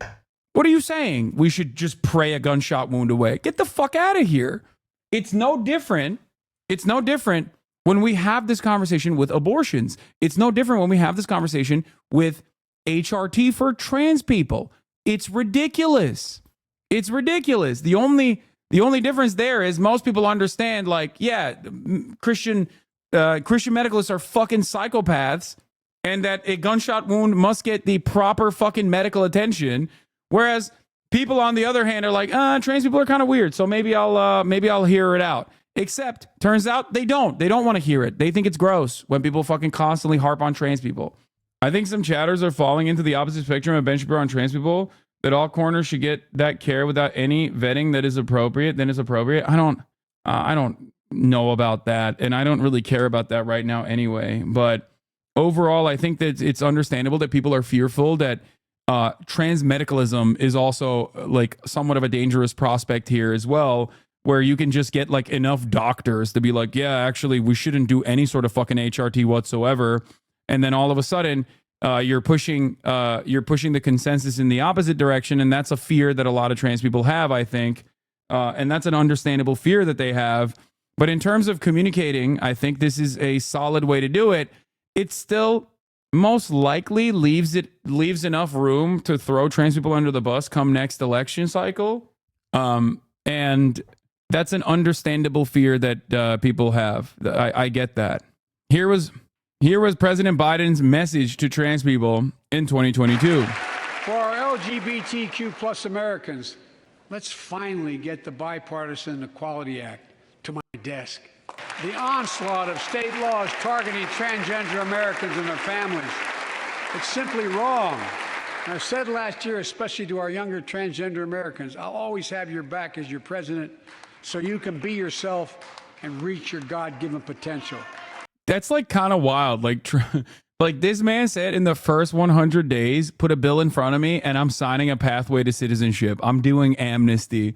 I'm doing conditional amnesty to immigrants in 2020. And then in 2024, he's like, oh, look alive, Jack. I'm building the border wall. Like, again, 2020, they're like, they try to do a gotcha on him. I'll never forget that classic, like, Toilet Paper USA dumbass charlatan walking up to Brandon and being like, Mr. President, or Mr. Vice President, how many genders are there? And he goes, at least 3. Or no, he said at least 2. Did he say at least 2 or at least 3? That was awesome. That was awesome. Great way to deal with it. Just fucking say, I don't know, I just got here. It's great. People try to pick apart cynically whatever your fucking answer is when you are motivated by empathy, when you are motivated by finding the best pathway forward. And I think that it's really silly when dumbasses that don't even know how to fucking read, okay, turn around and start discussing the science of the matter. It was, in my opinion, one of the more annoying aspects of like the COVID denialism that ran rampant throughout American society. People were just like, you don't understand. These words that I can't even fucking read nor spell are actually inside of the fucking vaccine, and that's turning me gay and also autistic. It's like, no, dude, shut the fuck up, okay? Please. We leave so much to the scientists. Like, this is another one of those moments, okay? There are people who have spent their entire fucking lives trying to find cures, trying to understand how epidemics happen, trying to understand how fucking pandemics happen. Please, you are not an epidemiologist. You are not a fucking medical professional. Please, for the love of Christ and all things holy, shut your stupid fucking mouth up, okay? I get it. It's scary. You're going to get a fucking boo-boo. And you don't want that. But, like, please. I hate that. I hate it so much. And people love doing it for every issue. It's one of the most annoying aspects of American culture. And the idea that, like, you're an exceptional human being and you are individually an American citizen, and therefore your opinion is unique and you came up with it on your own, and now everyone has to fucking listen to you. And it's like, if we fucking ran the world with that principle, okay, if we ran America with that fucking principle, and we might actually, holy shit, I'm staring down a future Trump presidency right now and seeing that, you would die of dysentery, okay?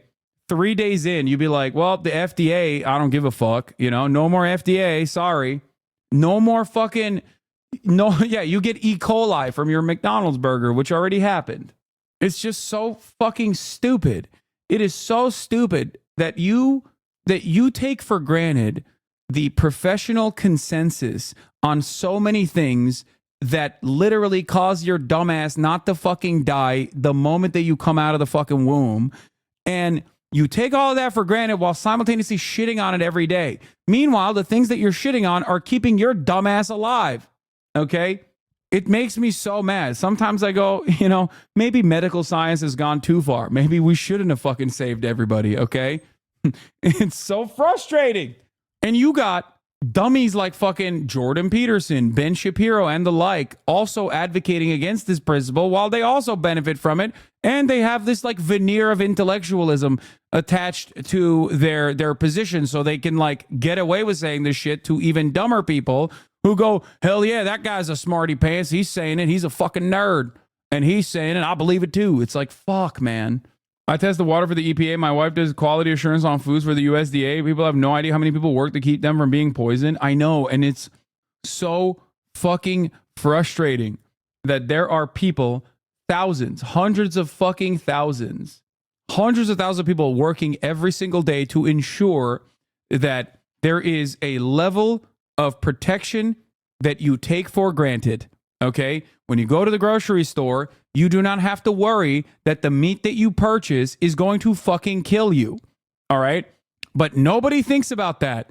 Nobody thinks about that because it's happening behind closed doors. Okay?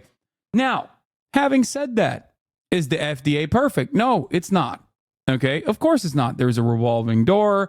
There are a lot of the regulatory agencies that turn around and unironically staff themselves with people that technically go and either work for the corporations that they're supposed to regulate or work there and then go and work for the corporations or work for the corporations and then go work in the regulatory agencies. Okay, and that is by design for sure, right? So it's not perfect and there is some level of corruption, okay? There is some level of corruption. Regulatory capture is a real problem. But having said that, the solution is not to further cripple these agencies, underfund them even more, and then cause them to perish. Okay? The solution is to fund them better. The solution is to ensure that there isn't regulatory capture. USDA's meat, not the FDA. USDA and the FDA. As a federal public health researcher, thank you. It's just so it tilts me to no fucking end. That's something I hate here in Sweden. Social safety nets get defunded, blame the social programs, then they get defunded even more. I know. Sorry, I've lost faith in the FDA. Okay, dude, fuck it. But you don't trust the FDA isn't corrupted by the pharmaceutical industry? That is such a vague generalization that I don't even know how to tackle this subject. Like, I don't know what you mean when you say that. Okay? Money. No, that your answer is still vague. Tell me exactly what you mean and we can have a conversation over it. You can't just be like, money. All right? Like there's certain aspects of your, I guess, overall sentiment that I might agree with, but I don't know what you mean. Okay. But every step of the way, deregulation and underfunding these institutions, underfunding these regulatory agencies is a massive fucking problem. Okay. Same with the EPA, same with the FTC, same with the NLRB. You will never get me to say we have to fucking abolish these agencies. It's the exact opposite. We have to instill public trust in these agencies once again. We have to fund these agencies. We have to make sure that these agencies work properly. When people look to these crippled institutions, okay, and they say they're not working appropriately due to regulatory capture, or due to moneyed interest corrupting their impact. If you say we have to fucking destroy these institutions, well, then you're literally arguing on behalf of the people that corrupted the institutions to begin with. Like you are now a loyal servant of moneyed interests. And many people don't understand this. Anyway, on every economic issue surveyed, Kamala Harris has closed the trust gap or even surpassed Trump as a candidate as swing state voters trust more. Taxes, interest rates, housing costs, healthcare costs, cost of everyday goods, and gas prices. I can't believe that Donald Trump just simply... I think there's a bunch of different reasons for this. One, we have concepts of a plan, is what Donald Trump said. Okay? Two, not only did Trump just do a spectacularly bad job at this, he also hyper-focused on dumbass shit too much. Every time they ask him about, like, what are you going to do for the economy? He would just turn around and be like, we're going to deport 20 million immigrants. What are you going to do for the economy, sir? Nuclear warming is a massive problem. Sir, how will you protect our jobs? I am going to deport every trans immigrant. It's the transgenders that are stealing your jobs. It's like, okay, well, that's not really a good answer, is it, sir? Or we're going to do tariffs. We're going to do trade protectionism in industries that currently don't exist in the United States of America without taking the initiative to fund the manufacturing, the domestic manufacturing to make up for the additional tariffs, which is so fucking stupid. That's just more inflation. I don't understand how Americans hear him say this and go, hell yeah, baby. That's right. Tariffs are coming. They're going to take over China. It's like, bro, his merchandise is made in China. What the fuck are you talking about? You know what that would do, by the way? Tariffs on all Chinese goods. Ironically, you know what that would do? That would destroy the Trump merchandise economy, which we know is a pivotal part of the heartland, the rural American industry, okay? Because all those motherfuckers are getting that ugly ass shit directly shipped out of China. It would destroy them. No more MAGA hats, no more ugly ass t-shirts with Donald Trump on it with his like fucking with his six-pack, with eagles flying behind him. None of that. Can't do it. Now you have to pay an additional price. You have to pay this extra tariff fee when you purchase those things. You're fucked. Making sure voters cast a ballot. Black man vote. Billy Miller is the state director for the nonpartisan group Black Men Vote. Can you put into words how important turnout is? It is the most important thing in this election. If every Philadelphia voter came out and voted one way or another, it wouldn't matter what the rest of Pennsylvania did. A senior campaign official says next week the vice president will make what they are calling a closing argument speech on the National Mall, the very same spot where Trump delivered his January 6th remarks right before the assault on the Capitol. Tony? Leisha, thank you very much. Well, you know what they're going to be Vice talking President about there. Harris cites former Trump chief of staff John Kelly's characterization of Trump during the town hall.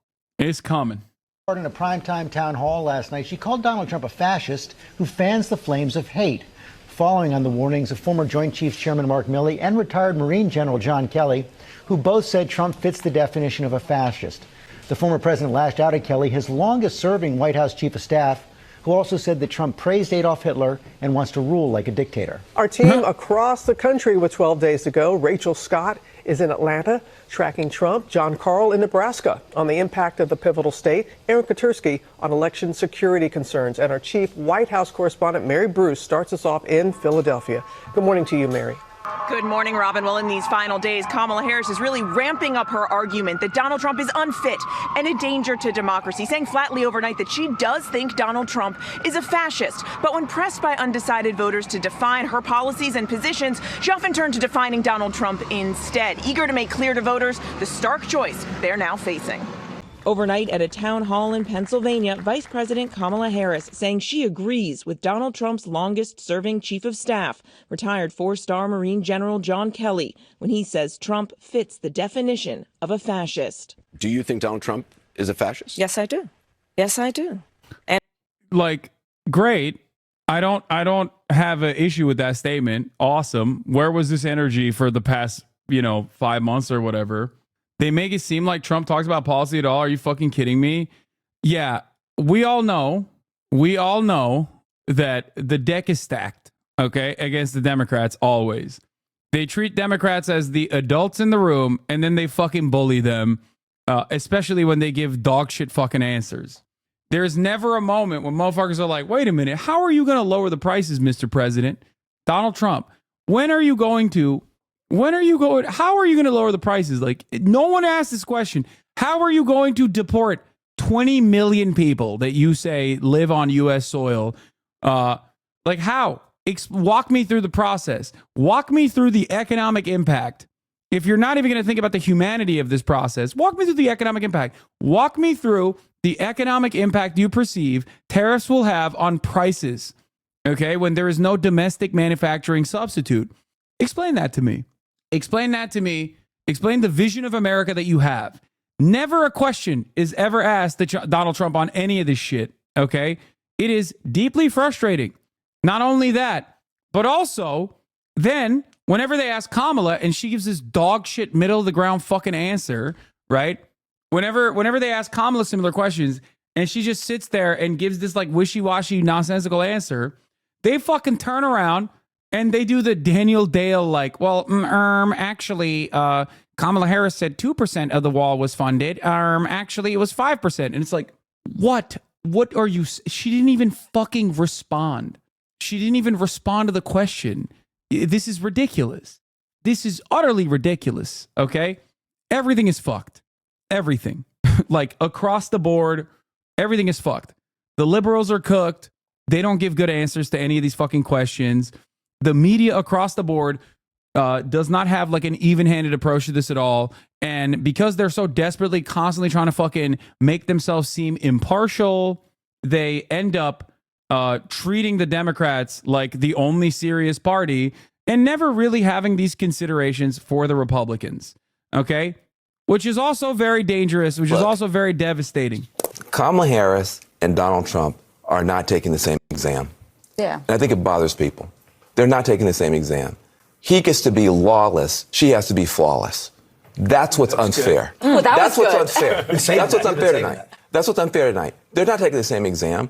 Look, she has policies. She may not articulate them perfectly every time. She may not put the stories in the right places, but she's fighting for actual ideas that will help real people. And he's talking about people's penises. And so they are not taking the same exam, and that's pissing people off. It's pissing me off. Well, and I'm also old enough to remember that if your fiscal plans were actually said to bankrupt the Social Security Trust Fund in sooner years, Donald Trump's, that would be a campaign-destroying issue. But Going camping with my hogfather this weekend, there's no doubt in my mind that he's going to bring up politics. How do I adequately counter the Trump energy independence argument? We already have energy independence, and that was basically fucking completed under the Obama reign. So whenever these fucking guys talk about energy independence, they don't know what the fuck they're talking about. That's number one. Number two, energy independence doesn't actually mean that we have real energy independence. What do I mean by this?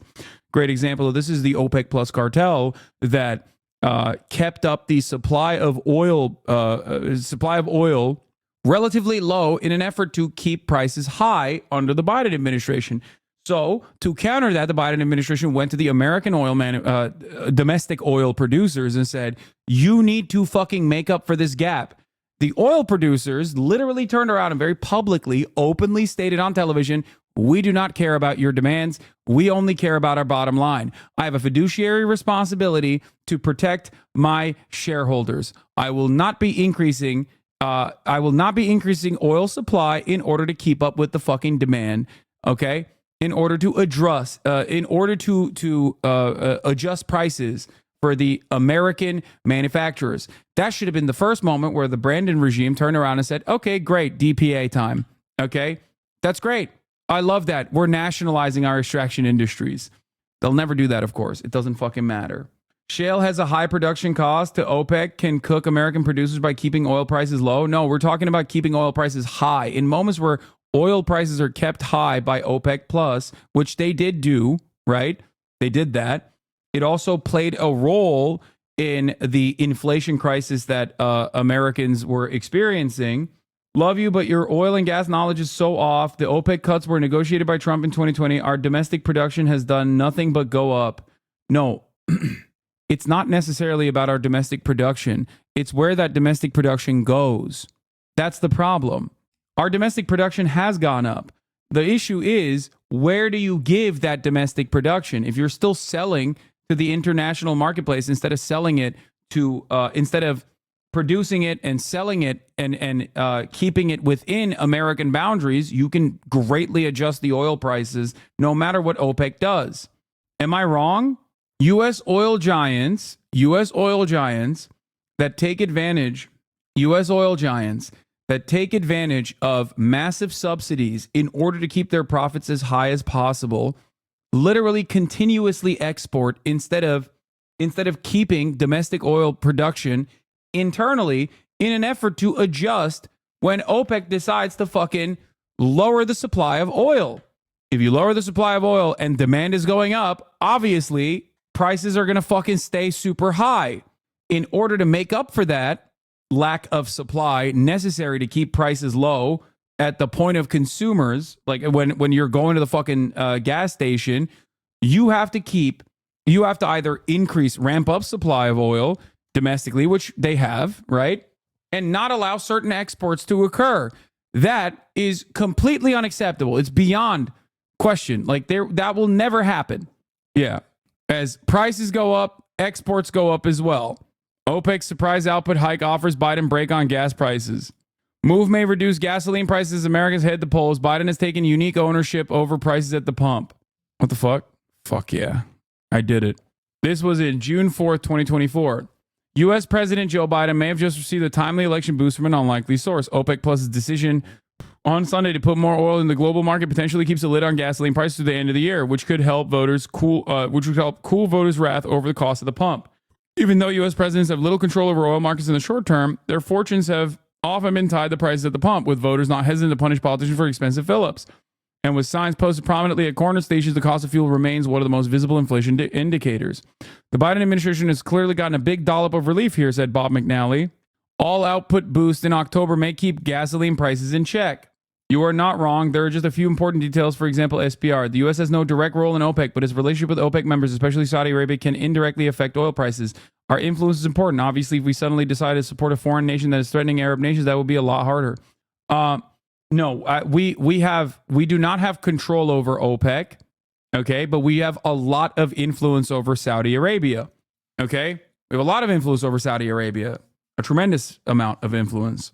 The problem is OPEC can still decide not to play ball, but the entire principle surrounding energy independence is that what happened with the oil shock in the 70s never happens again, okay?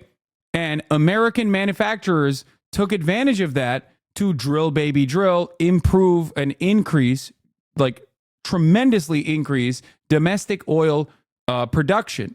The problem is they're still capitalists. So, of course, with that increase, they just continue pummeling exports because they're making more money that way.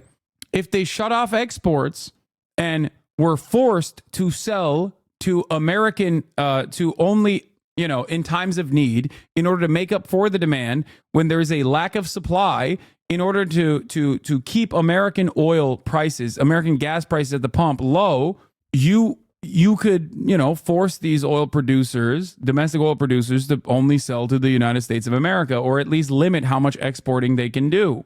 Gas is objectively far too cheap when everybody's buying pickup trucks they don't need that are larger than German Panzer tanks. I mean, that's an entirely separate part of this conversation. We're not having a conversation about the lack of fucking adequate public transit, for example, which would greatly fucking reduce the harm both on the environment and also reduce the harm when fucking oil prices shoot up. But it doesn't matter because you have to work within the confines of what America is currently. America is a gas-guzzling, car-dependent country across the board. No one is going to be able to single-handedly change that. So, especially not in the short term. So what I'm talking about right now is in the interim period, what America could do in terms of controlling its own domestic manufacturing and where they go. Oil prices have dropped almost 5% since OPEC and its allies agreed on Sunday to gradually unwind some production cuts starting in October, earlier than expected, a decision some analysts say may weigh on crude in the months ahead. The move also may boost oil flows in the global market just weeks ahead of the U.S. election in November, potentially lowering the cost of gasoline as voters head to the polls. Crude oil is the biggest factor in what consumers pay for gasoline in the U.S., accounting for more than half of the retail price. In a May Bloomberg News Morning Consult monthly tracking poll in the 7 key states that will decide the 2024 election, 30% of voters said gas prices were the most important economic factor to them. Voters in those states trusted Trump more than Biden to handle the issue by a margin of 49 to 32%. Yeah, larger vehicles are not a product of consumer preference, but auto producers trying to skirt regulation. Yes. Cafe standards, specifically. Moody's Analytics chief economist Mark Zandi said if gasoline falls towards $3 a gallon by election day, Biden should win re-election. But if prices rise to more than $4, Donald Trump is more likely to prevail. Prices averaged about $3.52 a gallon on Monday. The outcome on the presidential election isn't likely to hinge on abortion, immigration, or even climate change, Zandi said in a May 20 online opinion piece. It is likely dependent instead on the price of gasoline in the lead up to the vote. Soaring fuel costs emerged as a political albatross for Biden early in the summer of 2022 when pump prices peaked at more than $5 a gallon, giving Republicans a chance to bash his energy and climate policies before the midterm elections. Still, Biden has taken unique ownership over the issue, saying later that year that his decision to unleash a historic amount of crude from the nation's emergency supply provided motorists with relief at the pump. OPEC's move could keep gasoline out of the headlines through the summer, said Jim Lucier, managing director at Capital Alpha Partners, a research group in Washington. They are opening the door for their OPEC partners to produce more, but trying to maintain enough discipline to avoid a price collapse. Ironically, it would be at that price collapse going into the fall that would be the ultimate vindication for Joe Biden. Retail gasoline prices, a key issue for swing voters, have already risen 13% since the beginning of the year, according to the American Automobile Association. And while prices have retreated since mid-April, largely tracking a decline in crude, they typically climb during the summer as increased driving boosts demand. Asked about OPEC's decision on Monday, White House National Security Council spokesperson John Kirby said Biden's goal is to keep easing costs for drivers. Our focus is going to be on the price of the pump for consumers, and the president is confident that he's got strategies in place to do that. For Biden, the OPEC policy shift may also help negotiations on a historic defense pact with Saudi Arabia that would potentially reshape the Middle East and bolster U.S. positions in the region. We're going to give them fucking nukes for this, by the way. Anyway, I wonder what concessions they had to make to bring OPEC on board. I don't know. The pending production boost provides a beneficial backdrop for the U.S.-Saudi grand bargain negotiations, said Halima Croft, head of global commodity strategy at RBC Capital Markets. The decision to provide taper forward guidance will likely please officials in Washington who consistently maintain that a moderate oil price will help build congressional support for a deal. The move may also help Biden restock the Strategic Petroleum Reserve at more affordable crude prices. The administration has said it's willing to pay as much as $79.99 a barrel to refill the stockpile. U.S. price is currently more than $6 a barrel below that threshold. While OPEC's move is good news for the president, analysts say price gains are still possible later this year. Demand growth is expected to increase, and geopolitical tensions in the Middle East still hold potential to hamper crude supplies. This is the real reason why Joseph Robinette Brandon stopped Israel. Remember, he has no power over Israel. But for some weird reason, Israel did not fucking light Iranian nuclear facilities nor oil refineries on fire, as they said they would do, after Iran struck 3 targets inside of the Israeli Iron Dome and Arrows 1 through 3 defense and David slingshot boundaries. How did that happen? How is Israel not struck back yet? It almost feels like there are real secret red lines that Biden is unwilling to cross. Those secret red lines being lighting the entire fucking oil production in the region on fire with Iranian retaliation after Israel selfishly went and struck Iranian oil refineries. That's it. There is a real red line there, and that's why you haven't seen Israel behave this way. Now, Israel's fucking crazy. They might still say, fuck it, YOLO. Who knows? And it does seem as though that is still in play. Okay? Wasn't there a leak saying they'd strike back? No, the leak is that America was keeping a close watch on Israel's first strike capabilities, included but not limited to their nuclear arsenal. But ultimately, you have to look at what Israel has done. Israel always consistently and notoriously backs away from extra pressure when Iran strikes them. I'm at the Trump ASU rally and MSNBC interviewed me. And when they asked me where I got my news, I said from twitch.tv/HasanAbi. Hell yeah. Like, Biden has emboldened Israel to behave in whatever fucking insane ways that Israel wants to behave. But there are still obviously fucking red lines that they do not want Israel to cross. If left up to Israeli officials, I am certain that they would have struck Iran the first time. They would have struck Iran, not with like a drone strike or whatever, but like directly struck Iranian oil production. This would cause everything to fall apart. Something that you need to be reminded of, I guess, like the top of the hour ad break, which is why you should subscribe. It's funny. I say one thing about the FDA and you get upset, but you also see through the lies around Israel. What? Yeah, I get upset because you didn't actually fucking give me direct details as to what you think is going on with the FDA. If you were to tell me what you personally think is the problem, that we can criticize our government while also believing in our institutions. Wait, what? You just didn't tell me what your criticism is, dog. That's my issue. Anyway, let's continue. And I also believe that the people who know him best on this subject should be trusted. Kelly telling the New York Times Trump repeatedly praised Adolf Hitler, that he puts personal loyalty above loyalty to the Constitution, and that he has an affinity for dictators. Claims that the former president's campaign has denied. Certainly, the former president is in the far right area. He's certainly an authoritarian, admires people who are dictators. He has said that. So he certainly falls into the general definition of fascist, for sure. The vice president warning that if Trump returns to the White House, people like General Kelly won't be there to stand up to him. I think of it as he's just putting out a 911 call to the American people. Understand what could happen if Donald Trump were back in the White House.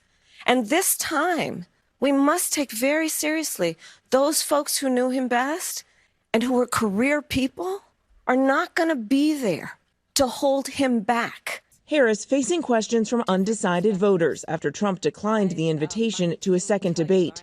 Alone on stage, Harris at times finding herself on the defensive. When you talk about rich people paying their fair share, the really high earners may move their money offshore. If there are disincentives in the U.S., this could impact the economy. I would like to hear more nuts and bolts about your economic plans. Sure. Thank you, Pam. So first of all, it is the case in the United States of America that billionaires on average pay less taxes as a percentage than teachers and firefighters and nurses. Yeah. I'm talking about hard workers like pound the street, have some success. Yes, no, I understand, but I want to just let's set the scene, right? Yeah. So when I say that the richest among us need to pay their fair share, I am referencing that, and I need to reference that because sadly, Donald Trump, when he was president, gave tax cuts to the richest, to billionaires and big corporations. And on immigration, she was pressed about her plan, a bipartisan compromise bill which includes $650 million set aside under Trump to build some border wall. You don't think it's stupid anymore? I think what he did and how he did it did not make much sense because he actually didn't do much of anything. But you do want to build some wall. I want to strengthen our border. With the election just days. Ay, ay, ay. I don't think Trump's base even cares as a fascist. They're all for it. Yes, they are. People on Reddit hating on Cooper for that one. Yeah, I mean, there are moments where Anderson Cooper definitely fucking cooks Kamala Harris throughout this process, but the reality of the matter is she should not be in this position to begin with. Or at the very least, she should be able to message her way out of this, especially at this point. Like, come on. Like, if I could foresee an angle of attack months ago on the border wall shit and how much she's flip-flopped on that issue, like, her fucking staff should have also seen it. Her staff should have also seen it and found a good way to dance around it. It's crazy.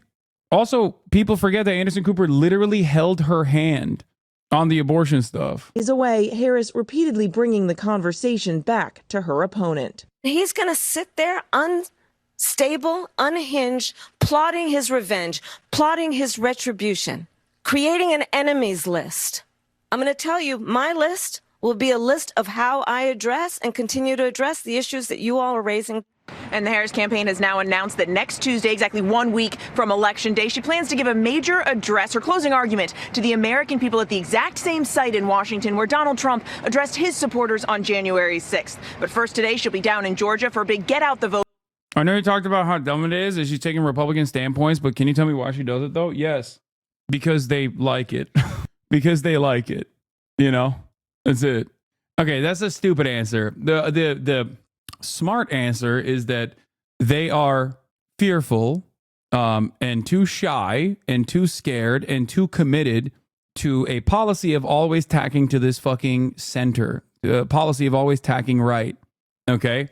If I'm going to be as charitable as possible, I think it's because they are legitimately fucking terrified when they see one poll that says like 65% of Americans want mass deportations. They're like, okay, that's it. We're the mass deportation party as well. Okay?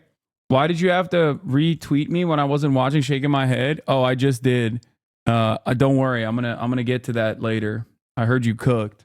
Even though this is the number one HasanAbi hater that you're fucking chummy with. I hope that he also did a good job against Ben Shapiro because I'm not a fucking asshole. I don't care if you personally despise me and are a destiny orbiter like this guy. Mason's becoming a hog? Yeah. No. Do not underestimate the impact of donors. Yeah, dude. Donors definitely fucking want donors definitely want mass deportations. Like, what are you talking about? What are you talking about, dude? What? No, they don't. They want a steady flow of undocumented immigrants that to stay undocumented so they can fucking hyper exploit them. But they don't want fucking mass deportations. What are you, crazy?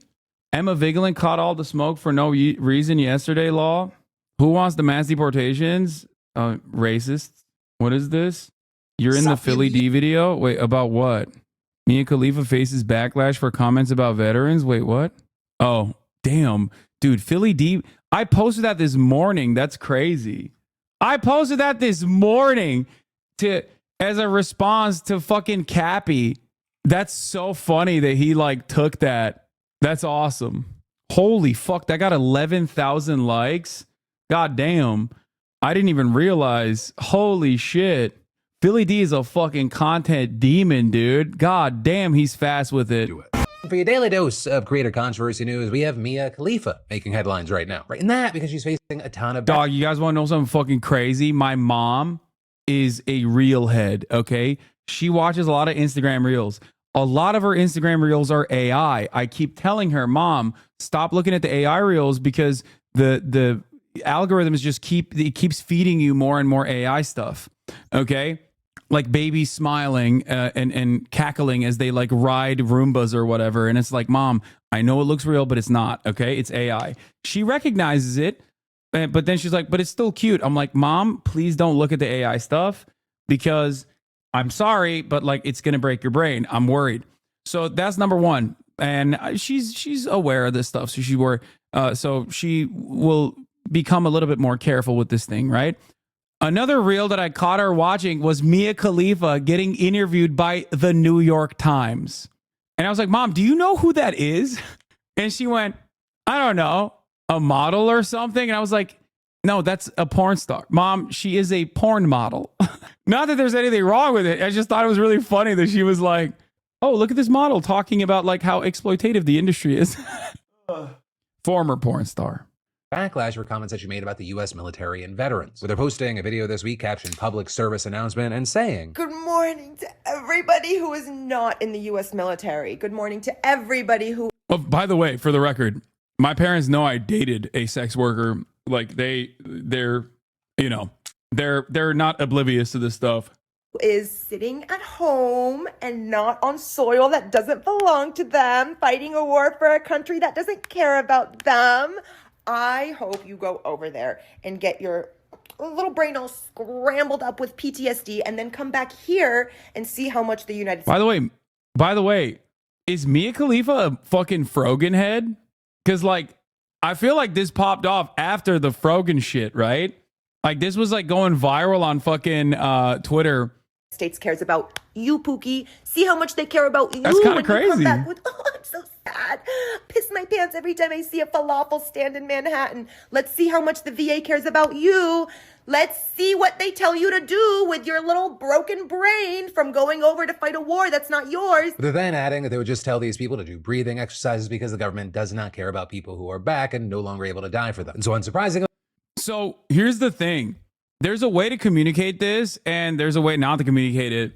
And like, the thing is, especially if you're like visibly brown, you know, good luck. Like, you will never be able to say anything about veterans that people will like treat with any sort of seriousness. But in my experience as the number one anti-veteran 9/11 lover, according to all of my haters, the appropriate way to communicate this sort of thing is not necessarily to be like, I hope you get PTSD, okay? But instead, to talk about how little Americans give a fuck about veterans. Because that is the truth.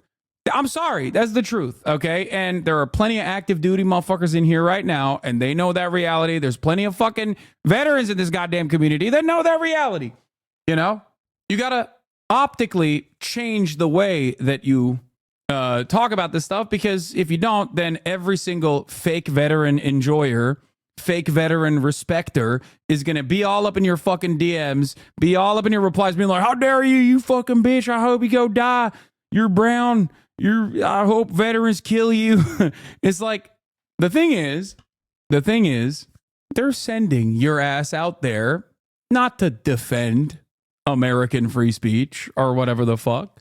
They're sending you out there because someone's making money. And virtually every single active duty and veteran kind of gets that.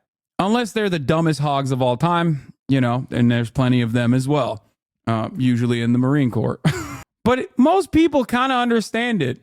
So at that point, I think the best possible thing to do is to say no one should have to sign their fucking life away to the Defense Department so that some fucking Raytheon executive can turn a tidy profit so that the shareholders can get, marginally better returns on their fucking investment every goddamn quarter, while you get your shit blown off, you get your dick shot off protecting a goddamn poppy field so the CIA can have a funding operation for themselves. Okay? And then you come back here and all the promises that the American government told you turn out to be a lie. Okay? The problem we're having in Vetland lately is the Pago shit impacting benefits is fucked. Yeah. I'm sorry. You will never catch me being like, oh, dude, yeah. Thank you for your service so much, sir. Like, fuck that. Okay? You're a human being. I'm a human being. I'm going to treat you like a goddamn adult. Okay? You made a decision due to your financial circumstances or because your entire family is veterans and you had no other opportunity. You were like, this is the only thing I know. Okay? That's most of the fucking military. It's either the poverty draft, some of the most like exploited fucking people of all time, or you're escaping your circumstances, or you're from a military family. That's it. That is like what comprises, or you're an officer, which is, and you're a freak and you're going to go to politics eventually, and I despise you. But that's besides the point. That's a totally separate subject. We're not going to get into that. We're not going to talk about, all the rich kids that get into the officers program and then, and then inevitably become Yale law graduates that run for Congress. The point is, the American government doesn't give a shit about any of you. Okay? The American government does not give a shit about any of you. They care about profits. They care about the military-industrial complex. So that's why I always urge people to look for alternative sources of income and not to go and serve in the military, because you're going to get fucked up. No matter what you do, you are going to get fucked up. You get fucked up at basic. Okay? You will get fucked up even during basic training. You will get PTSD. You can have tinnitus. You can have a litany of different complications, some of which, if you are very lucky or very unlucky, will be paid for by the VA. Okay? You either have to be super lucky to get 100% disability or super unlucky. Okay? And nothing in between. So ultimately, it's not a good fucking avenue for gainful employment down the line. Why is it not a good avenue? Or why does it still exist? Well, because we need to keep extracting natural resources from the global south. We need to fucking maintain a militant presence everywhere around the world, 800 military bases, yada, yada, yada. We have to have these defense contracts that improve our domestic manufacturing, our output somehow, and someone's got to use those guns. Ultimately, if you do that, you can go serve thinking that you're maybe protecting and serving the nation and protecting fucking freedom of speech by, I don't know, fucking door knocking or breaking into the fucking houses of like random Afghan villagers, or, you know, directly calling air support on top of an Afghan village full of civilians, okay, in an effort to protect America. And then that shit fucks you up, and then you come back, and now you're 4 years behind everybody else, so you can get that same fucking communications degree that everybody else got, and get, and suck dick in the awful dog shit jobs market with your dog shit fucking degree that everyone else got before you. But now, on top of that, you also have PTSD, and the motherfucking government is barely fucking helping you. Okay? It sucks. Don't do it. Don't do it. Don't dog a comm degree, big dog. But that's it. That's usually what it is. That's usually what the fuck this is. It's always how it works. Okay? 7,000 soldiers died in combat in Iraq and Afghanistan combined. 130,000 plus veterans died by suicide since 9/11. 22 a day was the number. I believe it's a little bit lower now. But still, it sucks. It fucking sucks. Okay? I will always be respectful for people that, due to a litany of different circumstances and social conditioning, for the wrong reasons, right reasons, whatever, sold their soul to the American government and did most likely some heinous shit, or at least participated in heinous shit happening globally. Okay? And then were conflicted by their service, and now very clearly and very deliberately say, don't do it. It's not a great idea. I'll always have endless respect for you. But if you're a hog, I'm going to treat you like a hog regardless. Okay? You're talking infantry and combat support. You can get contract to be a dental technician. How is it bad for someone of limited means? That's why I said you can also literally, there's a shit ton of parts in the military that have nothing to do with combat whatsoever. You're like, at the end of the day, offering like logistical support for people doing the bad shit. Okay? But one thing remains clear.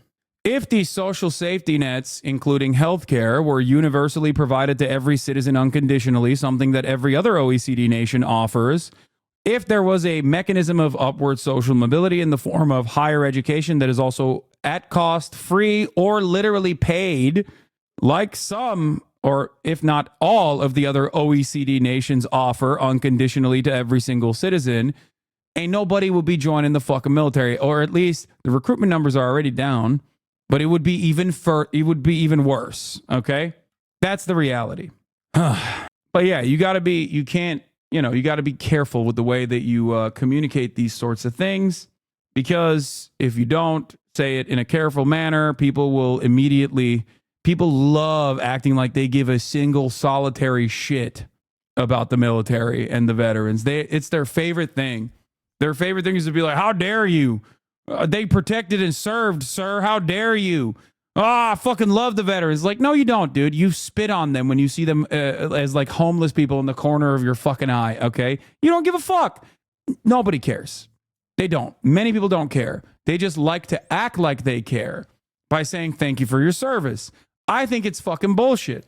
I think it's bullshit. I'd much rather be honest with every single veteran and every single active duty person that I talk to. Okay? That's it. A lot of different people had a lot of different thoughts. People writing things like wishing PTSD on people is never okay. Making fun of people with PTSD is never okay. Others saying Mia Khalifa's family fled the Middle East because of an ongoing war when she was a child and she grew up in Maryland with the safety and stability afforded to all. Safety and stability afforded to all Americans by the U.S. military. Yeah, that's right. It has nothing to do. It has nothing to do with our geopolitical positioning and everything to do with like our military. Be clear, you calling our military members a hog? Wait, what? Yes. Do you not? Dude, this dude won't let you clip. Wait. You think that there aren't hogs that are veterans? Of course there are. What the fuck are you talking about? Talk to any veteran and they will be the first to tell you that yes, just like every other fucking aspect of life in America, there are hogs in the military and that there are smart people in the military too. The fuck are you talking about? See, this is what I mean. This is fake reverence, okay? You are offering fake fucking reverence. Like you're offering this fake bullshit. You're like, what? How dare you? No, what are you talking about? You were going to tell me that there aren't fucking hogs that serve and then, become even more hog-like? The fuck? The fuck are you talking about? What is this? What is this bullshit? Be clear. You're calling our military members a hog. First of all, put some respect on it. You're disrespecting a Korea veteran. Okay? That's right. Put some fucking respect on it. Soldier, I did not see your salute hand go up. You will properly address your ranking officer with the dignity that he deserves. You are talking to a U.S. military Korea veteran. Now drop it, give me 50. Florida man, 850. This guy's pretending he doesn't know what you mean by hog so he can clip to others that don't know what hog means in this context. Yeah, there are... Like, the military is no different than any other fucking aspect of American culture. Yes, some people are dumbasses that are in the military, and some people are smart. What do you mean? They unfollowed? Yeah, I think that their goal here was to try and get a clip, which is really funny. That's one opinion, chat. That's not always the case. Did you just call our military a hog? Say it loud and clear with what you mean. This dude won't let you clip his own words. Be clear. Did you just call our military a hog? No, I didn't say all of the military are hogs. I just said the military is no different than anything else. There are hogs everywhere for those with eyes to see. I'm a vet and openly say fuck the military. The only time I really talk about my service is the milk dumbass veteran hogs for bigger tips when I'm bartending. That's what I'm talking about, dude. Sometimes it sucks being a veteran and a fan of yours and it feels alienating sometimes. What do you mean? I have said a fuck ton of shit about specific veterans, as you might know, or maybe you don't, okay? Let's not bring that up right now. But having said that, I'm always honest. This isn't, like, I'm not one of those... There are a lot of leftists out there that are like, oh yeah, I'm the troop exploder. You know what I mean? Fuck the military, fuck the veterans. Like, no, I get it. I get why people join. I have a lot of fucking veteran friends. Far before I ever started doing political commentary. So I understand the context in which people go and serve in the military. People escaping homelessness, people escaping fucking drugs. Okay? A lot of it is the poverty draft. A lot of it is like lower middle income class individuals that come from like shitty backgrounds that are just like, oh, maybe this will give me an opportunity to get fucking upward social mobility by getting higher education. Yeah, which way military man and his pictures of Mike Preisner or Chris Kyle? Yes. So Mia Khalifa said this. Chris Cappy responded, thank you, Mia, for using your platform to bring awareness of the broken mental health system for American veterans. I say she ain't wrong. America does not give a shit about its veterans unless they want to talk about immigrants when they love remembering that there are homeless vets. Chris responded with, America does more for its vets than any other country. 5% of the entire U.S. budget, $300 billion, is veterans benefits. I'm a veteran of Iraq. I'm able to get mental health whenever I need at the VA. But it's not perfect. Suicide is still a huge problem. Glad we're shining a light on it. So I think Chris is a pretty funny dude overall. I don't always agree with him. And I think he's like definitely has like hog-like tendencies every now and then. But, as a content creator, he's fine. The thing is... he's right. Like as far as the suicide situation, it's like it's insane. Now, the problem here is that a lot of the benefits that veterans get, people get for free without having to serve in other countries, you know? And my argument always is we should do that. That's like kind of my main thing. My main thing is you shouldn't have to get PTSD or fuck your body up during basic training even to be able to arrive at a crumb of these fucking benefits, you know? As a veteran with benefits, yes, that point sucks to deal with every day. It feels like you get lumped in with the hogs automatically, I guess. No, I don't do that at all. I'm not of this mindset at all that like all veterans are automatically hogs. I've never said that, and I don't believe that. There are, however, hog-like veterans, as most veterans will be the first to tell you. Not some of the best and brightest. You know. Anyway, so another chatter made a great point saying we don't treat them better. We just have way more vets than others. Yes. And the VA structure is also designed as like one of the only nationalized healthcare structures in this country. And it's really devastating because you have no leverage. Like insurance normally works with leverage. You need to have healthy people pay into the program so that the unhealthy people can take out of the program. But all veterans need healthcare. Like really devastating versions. Like the really crazy amounts of healthcare, like nonstop. And that number is constantly fucking growing. The number of veterans that need healthcare is constantly fucking growing. It's the worst part of, this is the worst fucking process of all time, which is why many Republicans have tried to privatize the VA over and over again. I saw this license plate at the gas station recently and had to wait till he came out to salute him. Grenada conflict veteran. That's my goat. I have never met, in my experience, I have never met a single veteran ever that has been like, yeah, nah, shit is sweet. The VA is dope. And there are very good reasons for that. Okay. Like, even if people are like, it's good for me, they will immediately tell you it's fucking dog shit for everybody else. Okay. That's it. Now let's continue. All Americans by the U.S. military, and adding this is what she thinks of the U.S. military members. Though that is a criticism that she's pushed back against, saying, I didn't move to America to invade it, I moved to evade the U.S.-made bombs Israel kept dropping on our heads. Tons of other people also noting that her comments are very, very similar to what Frogan recently said that got her into controversy, which is also why you had some looking at Mia's video and wondering if Twitch will ban her as well. Though this also is on the other side, you have people thinking that even though she is getting a ton of criticism, there was truth to what she was saying. Arguing, nah, she is right about the U.S. barely giving a fuck about veterans. Every homeless person I see was in the military. It's for real sad. Political commentators like Hassan Piker even writing, she ain't wrong. America does not give a shit about its veterans unless they want to talk about immigrants and they love remembering there are homeless vets. And whether people agree with or disagree with Mia's comments or her delivery of them, this conversation does highlight that veterans do face a ton of unique struggles when coming back home. I mean, according to the American Psychological Association. Yeah, I think it's like all you get for your service, where you sold your soul to the fucking devil that is the Defense Department. All you get for it in return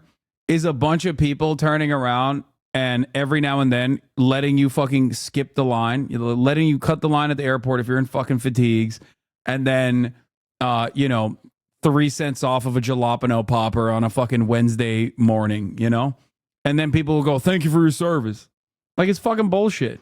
Yeah, I don't think the fucking ass cancer that you got is worth it. You know what I mean? By fucking breathing in the goddamn burn pits at the forward operating base that you were at. Like, I don't think it's worth it. It's just not. It's fucking ridiculous.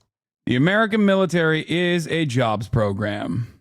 That's it. It's a jobs program. The problem is the output is not great. Association, vets have a higher risk for suicide than the general population. In 2021, over 6,000 veterans died by suicide, and that's over 17 per day. I mean, since 2010, 71,000 vets have died. You can get free college football tickets too sometimes. Tell me that ain't worth it. Yeah.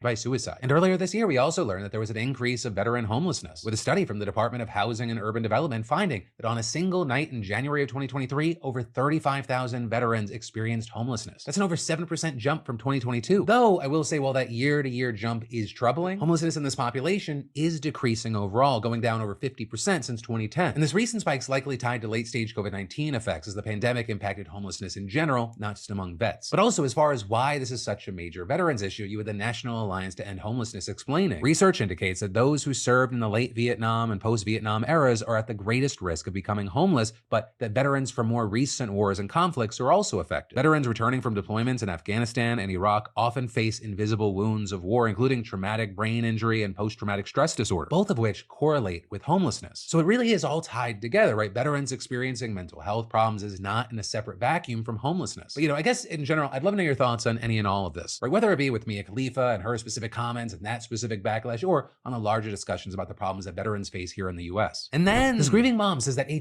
Yeah.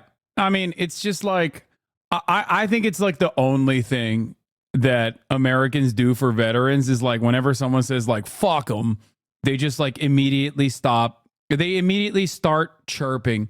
That's the one thing that you will always get. If you're a veteran, your life is fucked. You got PTSD, you got a shitty communications degree, and now you're in the same fucking job market that is ass cheeks, and you're probably unemployed. Maybe you'll get some benefits if you're lucky. But if someone comes out and says like, fuck the veterans, everyone's going to pounce. They're going to be like, oh, what the fuck? How dare you say that? You are disrespecting a future JROTC soldier, ma'am. It's just like, it's not like, it's bullshit. It's fake. It's fake. It's fake bullshit. It's absolutely fake bullshit. It's nonsense. I'd much rather be honest. You know what I mean? Did you cover that chatbot story? No. Can you talk about leftists voting for Jill Stein over Kamala? Yeah, I think that the Kamala Harris campaign does not think that they are important enough to earn their votes. That's what I think. And my principle always is that you cannot outflank the campaign. If the campaign is messaging against those people saying, fuck them, then what are you supposed to do? What am I supposed to do? I can't fucking convince people to not make this decision when the campaign is like openly going, nah, I don't care.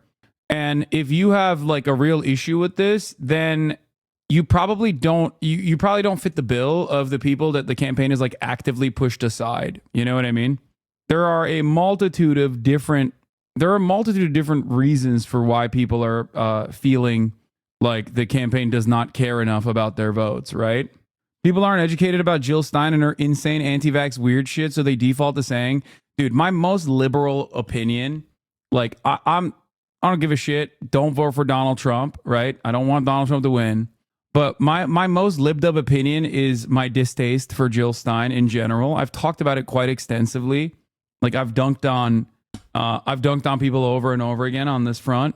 I understand why people are still seeing that as like the only alternative, especially when the Harris camp is like deliberately pushing them away. Now, if you ask me, we're voting for Jill Stein because we're teaching the Democrats a lesson. The Democrats will not learn the lesson. Just letting you know. They won't. They didn't in 2016, and they certainly will not. There is no instance where the Democrats will tack left instead of consistently tacking right. That's what they did in 2016, and that's what they're going to continue to do. Democrats win, they're going to say, see, we moderated our positions and we won. That means we have to tack right. The Democrats lose, they're going to say, we lost because of the Jill Stein voter coalition. Fuck them. They should have voted for us. We lost because of the third party voters. Fuck them.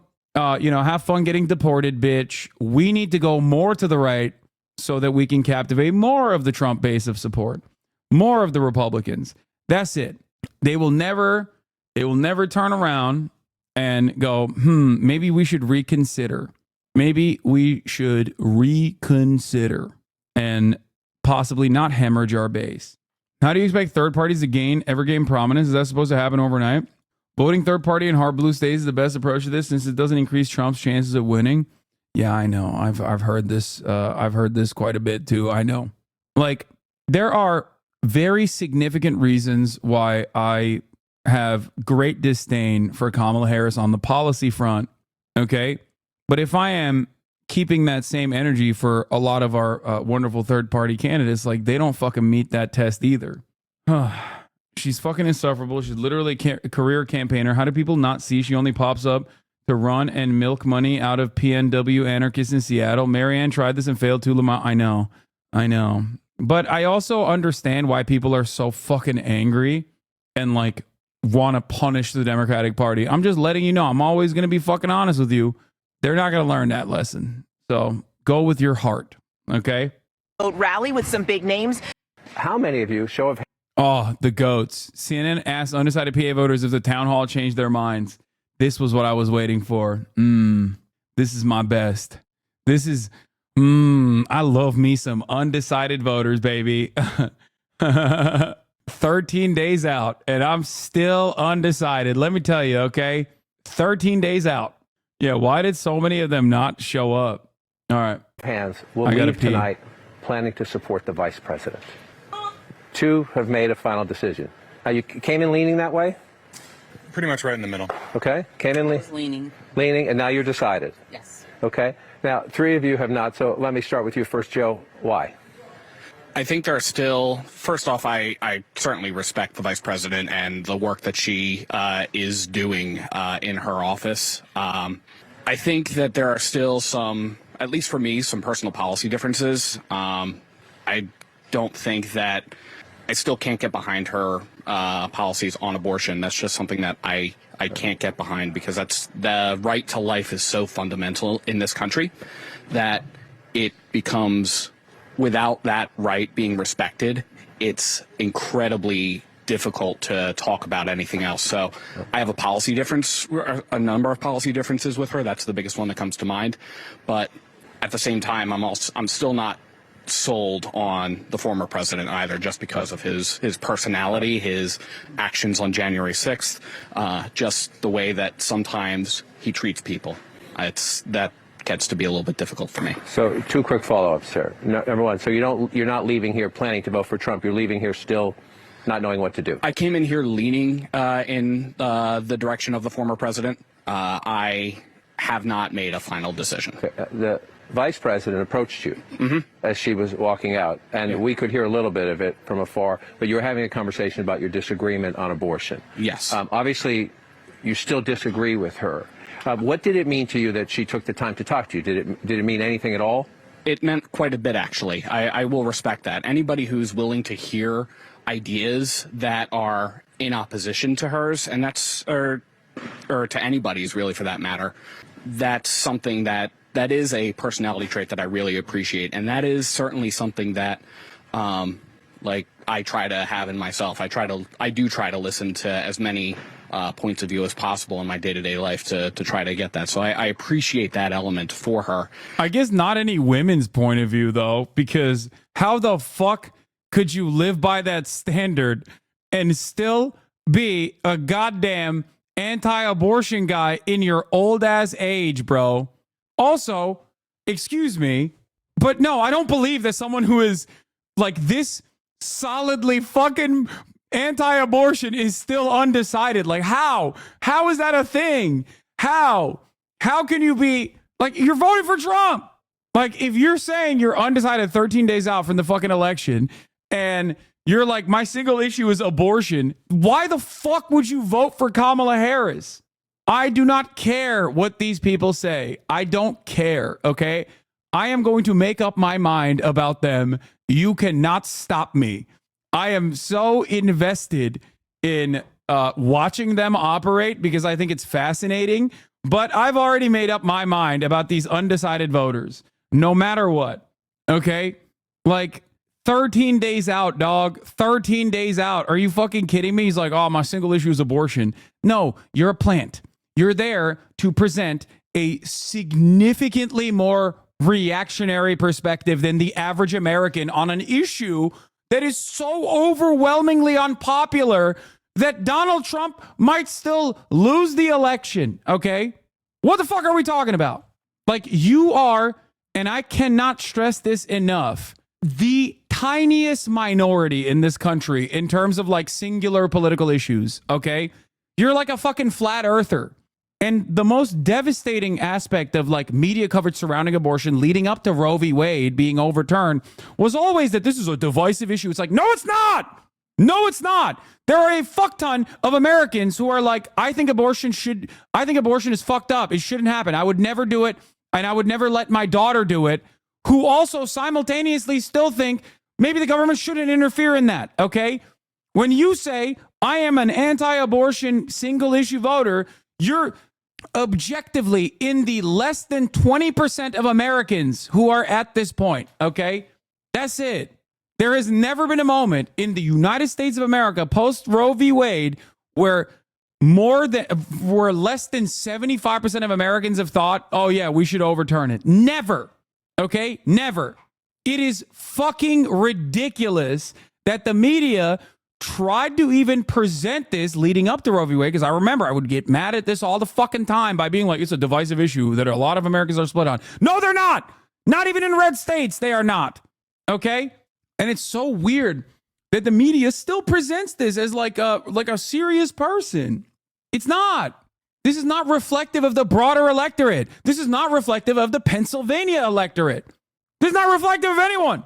So one must ask the question, why? Why is he on this fucking panel? Okay? Why is he on this panel? It is specifically to make it seem as though there is more people out there who also have this opinion when there aren't. Okay? Because he's hot, yes, and that. Because he's sexy. It's just sometimes this can be so very fundamental. That particular issue can be so very fundamental to how we talk about anything else, the right to life, not just abortion, but the respect of life from the beginning to the end is so very fundamental to how we operate as a country. Well, we have 12 days to keep in touch with you as we go forward. We'll come back to the conversation. I just want to go back to the back row a little bit. So Pam and Lauren, Pam on my left, Lauren on my right. Wait, y'all found the guy? That's crazy. That's amazing. He tweeted about how he fucking he tweeted making fun of Joe Biden like in July. That's awesome. Yeah, undecided, by the way. So you're not leaving here planning to vote for her. Do you leave here any clearer in either direction? You know, actually, I think if I had to pick right now, I would pick her. If you had to pick right now, I would. But yes. Is that you changed your mind since I asked the question a minute ago, or that's where you're more strongly leaning there? Is there what's missing? If there's a missing link to get you to absolutely, what is it? That's a tough question. I guess a lot of the foreign policy is really my biggest concern, but. Did you see the latest? Yeah, I don't care about Mudahar. Once again, Mudahar can farm a right-wing audience as much as he wants from this like centrist drama baiting position. This motherfucker literally went to the Hajj, okay? He did the pilgrimage. Mudahar went to Mecca and Medina, okay? I do not care. It's ridiculous that he is cultivating desperately a fan base of people that think he is inferior. I don't know. I don't know what else to say about it. Like, it's crazy. Yeah, no, you can present it as like, oh, well, I have like significant issues with your coverage on this last 12 months of genocide. And if that's your only fucking output, then you're not like serious. You're not serious at all. You're not a serious person. Okay, that's it. Like, make no mistake. I see it, and I'm sure others see it too. If you've said very little about Gaza, about Palestinians, about Israel over the course of the past 12 months of like death and destruction, and the only time you actually talk about it is when you're fucking railing against dudes who are speaking out against it, then you've made up your mind on it, okay? The reason why I point out the fact that he went, I point out the fact that he's done this pilgrimage is because like he is at a certain point he was like a committed Muslim, like a better Muslim than I could ever be, right? That's a pretty significant aspect of Islam. So like the fan base that you're cultivating is inevitably going to despise you. They're always going to have this. He did Umrah, not Hajj. I thought he did. I think he did. Who has the timestamp of Emma eviscerating a chatter on Majority Report? Yeah. Mudahar is a better Muslim than Hasan. What the fuck? Yeah. It's just disappointing. These people, it could put all their energy in showing us the right way to talk about Gaza if you're doing such a poor and radical job of it. Yeah. I want them. I want people to do that. I want people to be committed to the appropriate way of doing coverage on Israel, Palestine. I don't want to hear pointers from people whose coverage is like, drama focused, because I think this is something that is more serious than drama. You know, if you don't talk about it at all, and the only time you actually have any commentary is people who are actually railing against Israel, then, you know, just feels a little hollow. Or say your beliefs openly. If you fucking think that, you know, if you think that what Israel's doing is great, then say it. What is this? Because apparently that's pro-Jewish people, according to Bill Ackman. I would argue that continuing to tie Jewish identity to the Zionist project only furthers anti-Semitism. Now, I don't know if Ackman's ready to have that conversation, but at the very least, you should be, if you're a liberal Zionist watching this, and apparently there are a few well-known liberal Zionists that watch this program, one in particular. If you are still out there and you're basically saying that people who are anti-Zionist are anti-Semitic, look at how one of the most public, well-financed by himself Zionists out there is defending the guy who praised Hitler and Hitler's generals because of his defense of Israel. That says everything. DC letter carrier, why would Ethan talk to Sam about an issue he has with Hasan? Ethan even said Sam wouldn't agree with Hasan's takes. Well, he doesn't know Sam. He's coming at us too. Like, he's clearly got a bee in his bonnet, and he should talk to Sam about it. And also, Sam basically agreed with Hasan's perspective without, I mean, he didn't really dive into what he saw, but I've seen enough of Hasan to know that there's no real degree of difference here. And the people... Like, even if that conversation takes place, and the most, like, disingenuous framing is applied in that situation... I'm pretty sure Sam is, you know, someone who is very aware of how, like, things can be framed, especially when you are at odds with the rest of American society in terms of foreign policy. So, you know, I have not talked to Sam at all beyond the fact that I was like, I think it'd be cool if you could talk to Ethan about this sort of stuff. Like, I never said anything like more than that, but accusing Hasan of being terror are fucking losers and should be ashamed of themselves. Agreed. Chris Burdick said... It's funny, you can have... There's certain people that could have Sam on, but they'd rather take screenshots of our YouTube chat. It's coward behavior, I would say. I had the flu since Friday, so I did just see, that Ethan Klein has included me in his attacks on Hasan. I will say that, you know, if you don't want to have a conversation, if you think, you know, I'm an anti-Semite or whatever, or Hasan is, we're not. I shouldn't have to say that. I mean, it's stupid. I mean, go fuck yourself. But he can have a conversation with Sam Cedar. I mean, Sam is a proud Jewish man, proud of his Jewish heritage. Go ahead, call Sam an anti-Semite or soft on terror. See how that goes for you, Ethan. I mean, unless he's too afraid. And I mean, there's other streamers we don't need to name, but I mean, a lot of people having freakouts because they've shown their ass for a year. Yep.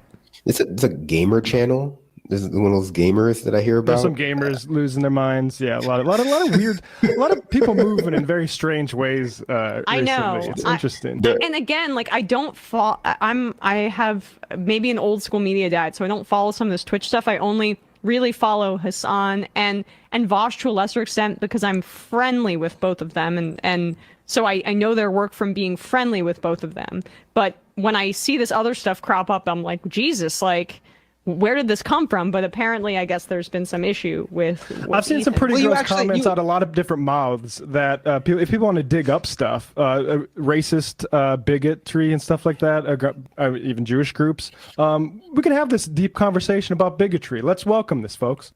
Well, you actually listen to two people you just mentioned who are like in that world, but are in that world for, you know, weird reasons, because they actually are knowledgeable about the issues and actually do the work and talk about things that they know about. Talking about, you know, someone like a Hasan or a Vosh, like whatever you think of them personally, they clearly do the work and know what they're talking about and are very educated on the subjects they're talking about.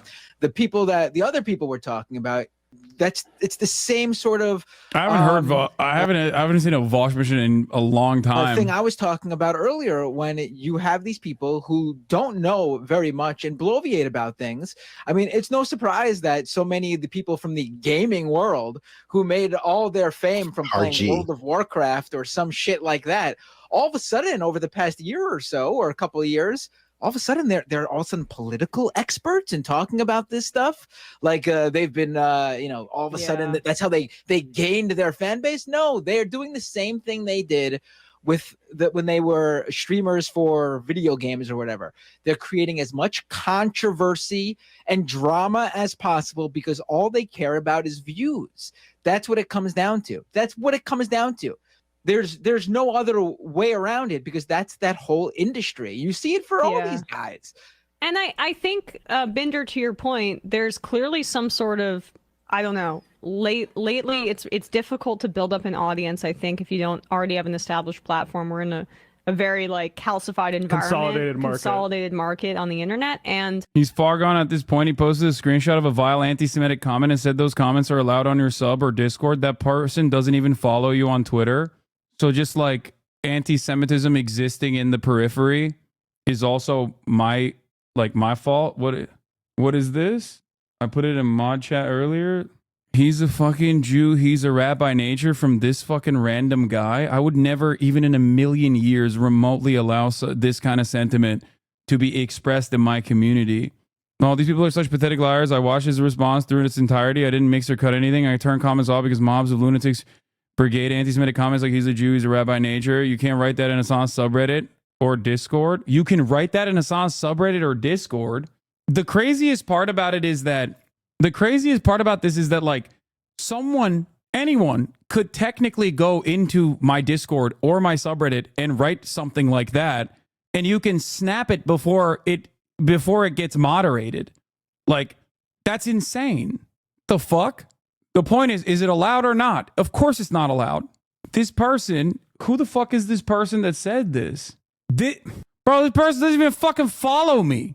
I'm responsible for fucking random Nazis online now? Like, when did this happen? And there are fucking Nazis who follow me too. They're hate watchers. They're hate followers. It's fucking deranged. Here's the full context of that screenshot. Acid check the full history. OP tells him to fuck off. Get the fuck out of here with that shit. Be nice to your fellow Hasan fan. Like, yeah, these people are deeply unserious, dude. That's so fucking stupid. He's like, what are we doing? What the fuck is going on? Like, what's the end game in all this is a great question. Like, I don't understand it. Does Ethan think that, like, this is going to magically make people not think that he is, like, doing all of this by centering himself in an ongoing act of genocide, that people are going to be like, you know what? You're right. Like, you're right. You were right all along. I actually no longer think what Israel is doing is unconscionable. Like, I don't understand. I tried to explain to him so many times. Like, I don't know. He wants to get you banned. Yeah, but this is so stupid. This is not going to this is ridiculous. It's especially ridiculous because he knows personally how much these fucking communities have come after me as much as they've come after him. Like, at what planet is someone whose name is Hasan, who is anti-American imperialism, anti-Nazi, anti-Semitism, well-liked by fucking neo-Nazis? Like, what are we talking about? It's intentional at this point, brother man. Might need to reassess how you move forward with this if he's willing to set aside all common ground y'all built. I don't know. I hope that eventually he will just, like, quiet down on this stuff. You need to extend charitability to you're extending too much charitability to Ethan. He's deliberately taking this out of context. No, I think that the charitability I extend to Ethan in this situation is that, as someone, Ethan, a prominent Jewish person in America, he has received a fuck ton of anti-Semitic attacks throughout his entire career. And I'm certain that they increased after October 7th. Okay? For sure. I think that has caused him to lump up a lot of the other people that listen to his output and assume that he is, pro-Israel or not sufficiently anti-Israel that are making up their own minds when he's crashing out like this into believing that these people are all doing this from an anti-Semitic framework and lumping real anti-Semitism with people who are in his own fan base thinking, Ethan, your hyper-focus on this aspect of this conflict after 12 months makes me reconsider your position. Perhaps you are not actually anti-Israel. Maybe you are pro-Israel. That's what's going on.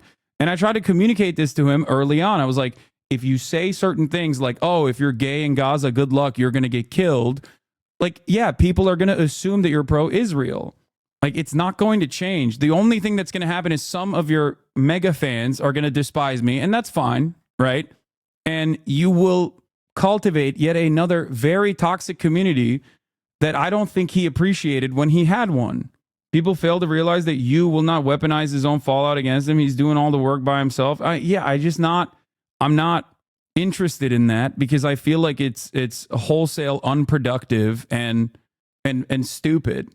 But like, yeah, the point is when people that are uninitiated,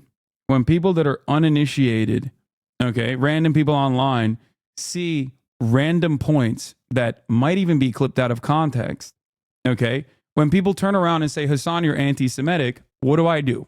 Okay? I respond to it. I tell them that it is not correct. I show them that it is not correct, okay? And then I move on. There have been people who think that I'm not sufficiently pro-Palestine, but that does not change my output because I am an anti-Zionist and I am not anti-Semitic. If people are like, oh, dude, it seems like you're like defending Israel this way by centering the conversation around yourself, by like attacking people who are pro-Palestine and like falsely smearing them as like anti-Semitic terror supporters or whatever. Yeah, of course people are going to start, more and more people are going to start assuming that maybe you are pro-Israel. That is like, of course that's going to happen. I think that ultimately this level, like this warpath is not going to be successful because it's not true. And I think people can see that it's not true. Some people in his fan base that are like super fans might literally believe him and go, yeah, it's really fucked up. Hasan is a really bad guy, even though I've defended him time and time again. But ultimately, more and more people will be like, okay, dude, the fuck? Yeah, I mean, this is one of the many different instances where I've described this. There is real anti-Semitism. There is actually a sense of marginalization that is valid.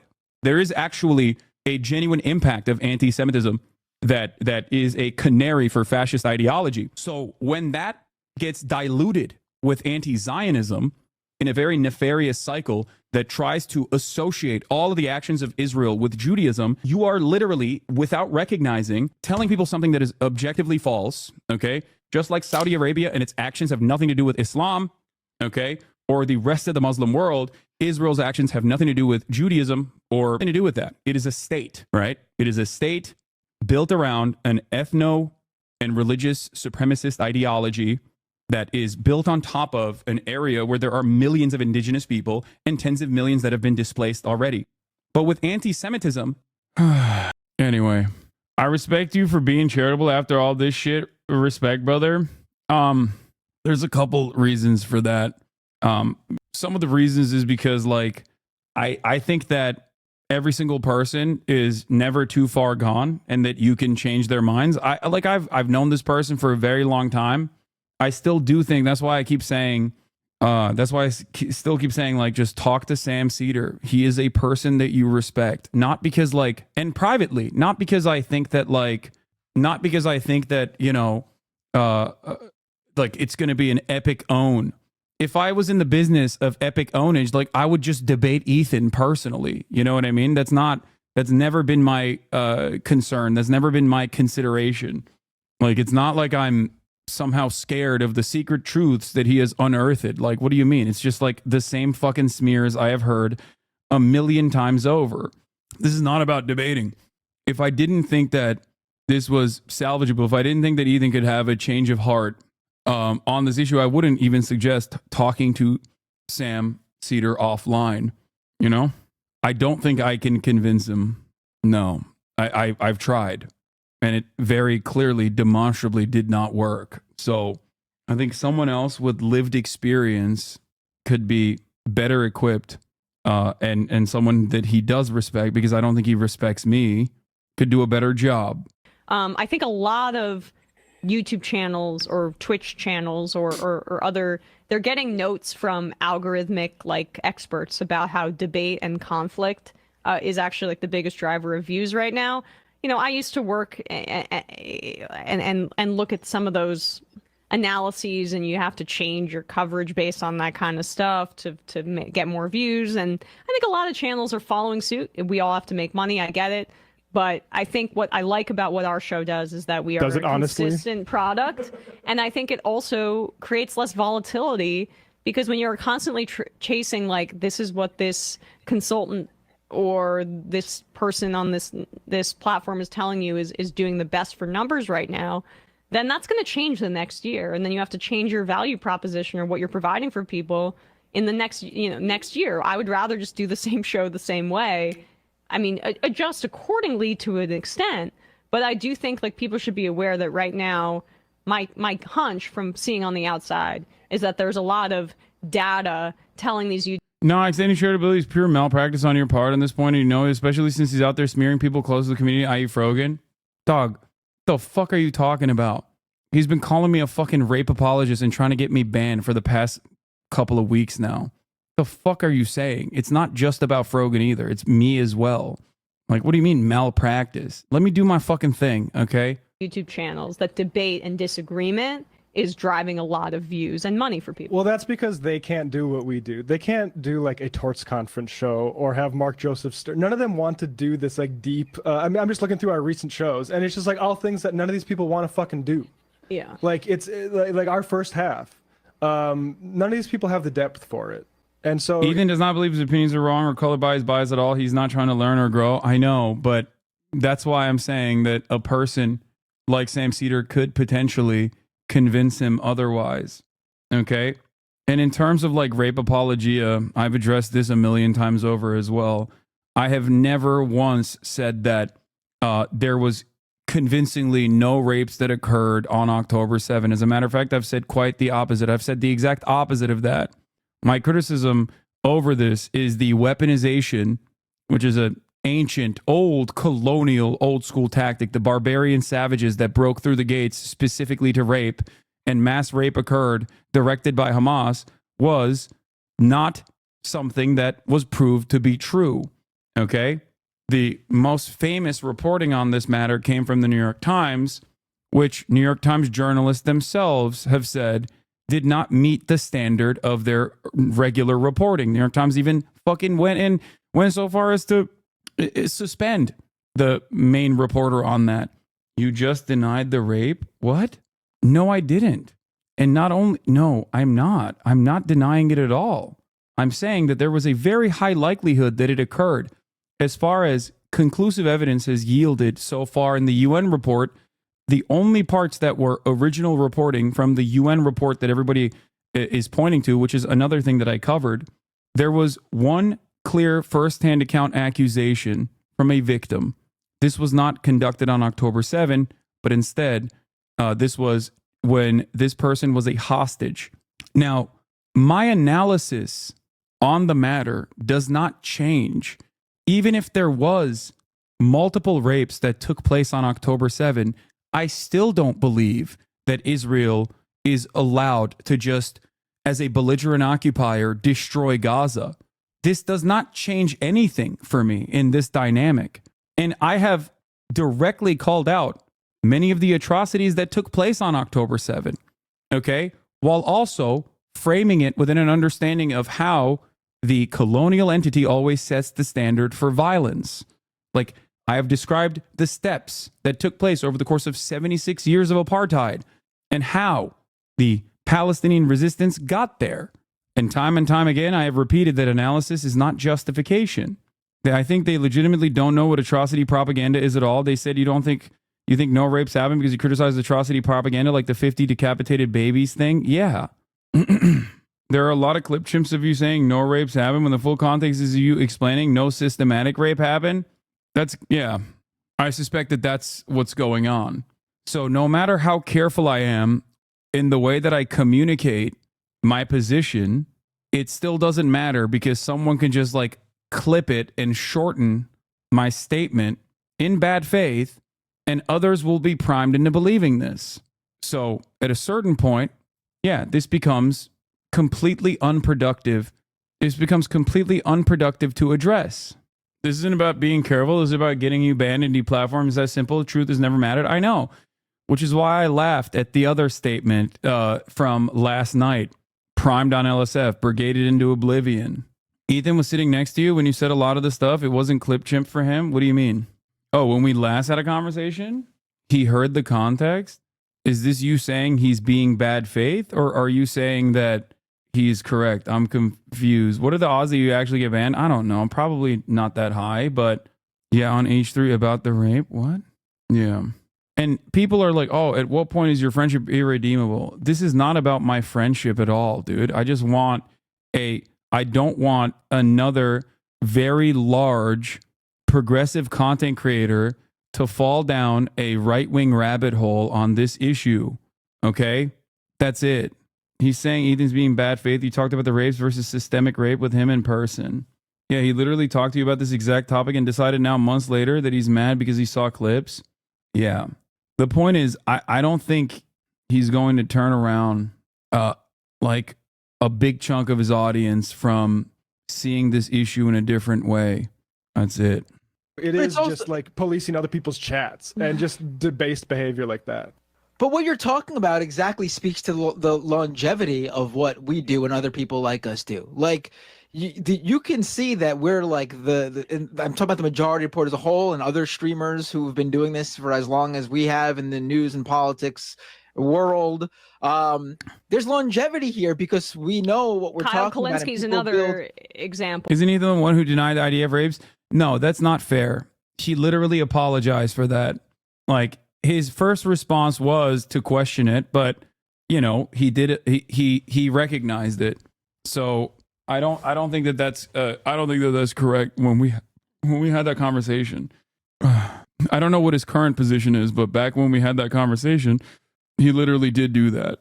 And Ethan's lack of charitability to me in the way that I afford to him right now does not change my behavior. I'm not going to stop myself from doing what I do and doing it in exactly the way that I do it. I'm going to conduct myself in the way that I do. I'm going to be honest. I'm going to continue being honest. It doesn't matter. Let's get back to undecided voters, and you can get back to deciding how to avoid the top of the hour ad break by subscribing for $6 or for free with a Twitch Prime. Here it is. Policy is really my biggest concern, but overall, I think she is a better candidate. Okay. And you're a registered Republican. I'm an independent. You're an independent now. Yes. Who'd you vote for in 2020? I voted for Trump. You voted for Trump. Yes. So if you vote for Harris, in the math, that's a big deal, especially where we live here in the suburbs. Yeah. Okay. All right. We'll come back to that as well. You also had a conversation with the vice president after. She immediately, you're the first one she sought out. It's lovely. Yeah. Tell me about it. What you can. I don't want to violate your privacy or her privacy, That's okay. but to the point you can. And I really felt that, and I really, I came out of this feeling just kind of a feeling of adoration of her personally. I think personally she is a good person, and there was a nice connection, especially as a woman. There are a lot of things that I connect with her as a woman. However, I am very big on details. This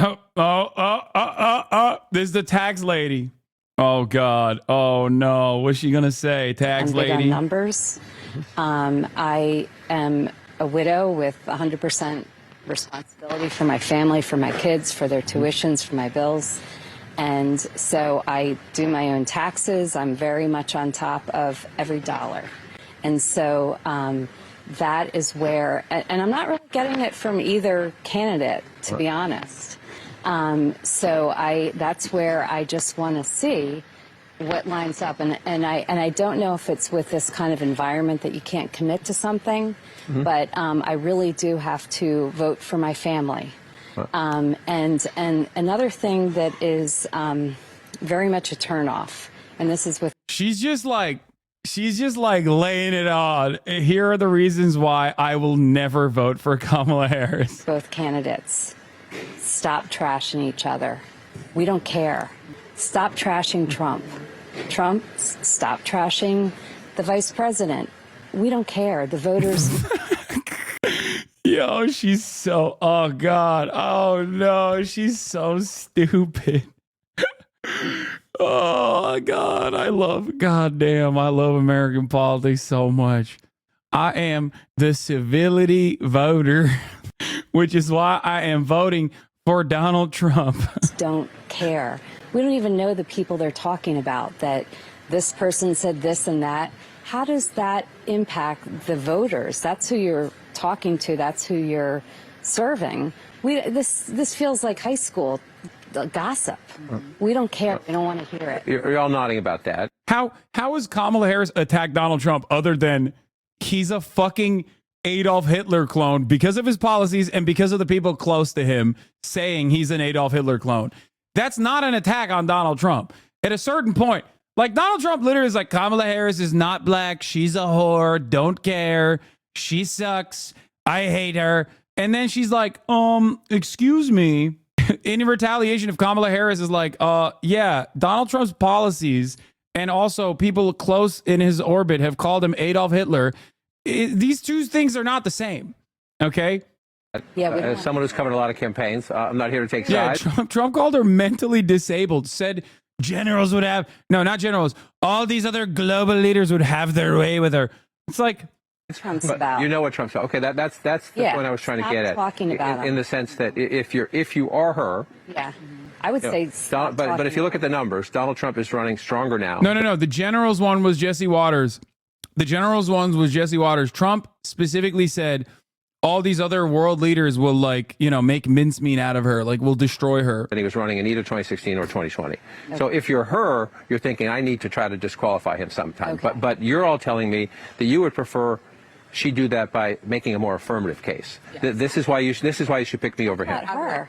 I would say exactly that for, I think, from prior to even entering the race as the presidential candidate. And then once she ultimately was nominated, for a very long time, she didn't stoop to his level.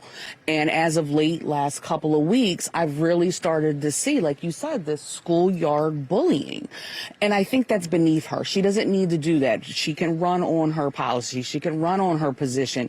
You don't need to stoop to his level. And I really think that's what the fuck has Kamala Harris done that even dude, I swear to God, undecided voters are making me sound like I'm coconut pilled right now. Like, what are you watching the same show that I'm watching?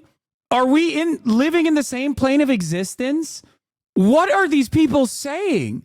You cannot reason with these people. Like, what is going on? Oh, you shouldn't stoop to his level. When has she stooped to his level? I think she should, by the way. I think she should go farther beyond. That was a fucking thing that I was upset about to begin with.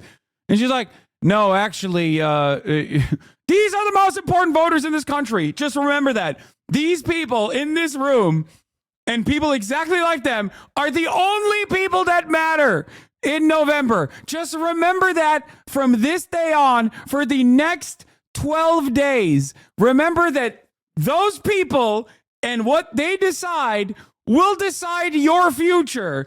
What is this system? What is going on? I hate this so much. People that say stuff like, civility is my most important reason, or Kamala Harris should not stoop to Donald Trump's level. Like, what are you saying? What are these people saying? I'm going to start crying. I swear to God. It's like there is nothing that Kamala Harris has done that is anywhere even remotely close to what Donald Trump has done in terms of communicating dog shit insanity. At the most, the most frustrating part about Kamala Harris is that she's too cookie cutter, boring fucking bullshit, always answering questions like the teacher's pet that unfortunately didn't study enough for the test. So she's trying to fucking pad the word count as best as possible. Even in all of that, you go, both sides are attacking each other. What the fuck? What is happening? Oh my God. Like, there are a million different things you could be launching direct attacks on Kamala Harris on, okay? A million different things. I do it all the time. I criticize the fuck out of her. But when I hear one singular undecided voter in one of the most important fucking swing districts in the country that is probably going to design the outcome of the next 4 years, it makes me want to no longer be here, okay? It makes me want to get on a fucking Elon Musk spaceship to Mars on a single fucking, just one-way ticket to Mars, dude. What the fuck? What the fuck is happening? Like, if your problem with the American political process is a clear lack of civility, then you're not undecided. Okay? You're voting for Kamala Harris. You're not undecided. You cannot be of this mindset. This is ironically the same thing that people were clip chimping me on LSF to be like, Hasan is anti-Semitic. Like, if your singular issue is Kamala Harris pro-Israel or not, you're not undecided. What do you mean? Like, how can you claim to be undecided and be like, are you sufficiently pro-Israel? Like, what the fuck do you mean? What are you talking about? Like, what more could she have done? The campaign literally kicked out a prominent Arab person that was invited to a fucking speech. They sent Richie Torres to Michigan. That happened like 2 days ago. They sent Richie Torres to Michigan to speak to the Jewish Democratic Party voters in Michigan to be like, guys, don't worry. We fucking hate the Arabs, okay? We will never be pro-Israel. Well, like, what more can they do? What more can they fucking do? What it is. And, you know, I respect her more for that if she would just stay out of that arena. We're in this very unprecedented place. She just became the candidate in July. Yeah. Normally you run in a primary, or you're the president, as Joe Biden was, you're the incumbent, you're not really challenged. You go. To that degree, she clearly feels the need to introduce herself more. So you understand who she is, not just what her positions are, but who she is and what makes her tick. Let me start here. Did you hear anything tonight? Will you leave saying, I understand her better, I know her better, not taxes and spending? Dude, if I did this as a job, if I had to talk to median voters as a job, I think I would die. I've decided it is the one thing that's worse than dealing with fucking random gray names in the chat for 10 hours a day. Like, actually, this is it. This is like talking to 5 undecided voters in one of the most important districts would cause me to Brian kill me, okay?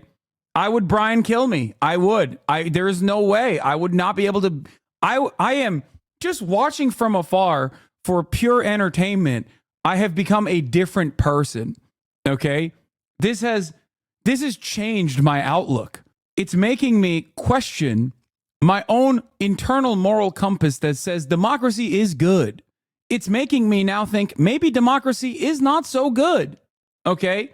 That's crazy. Obviously, I still think democracy is good, for the record, before people clip Jim and be like, Hasan is a fascist. But god damn.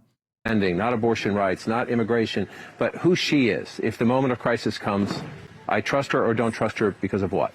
One of the things that stood out to me was when, I believe it was you that asked the weakness question. You know, what is your biggest weakness?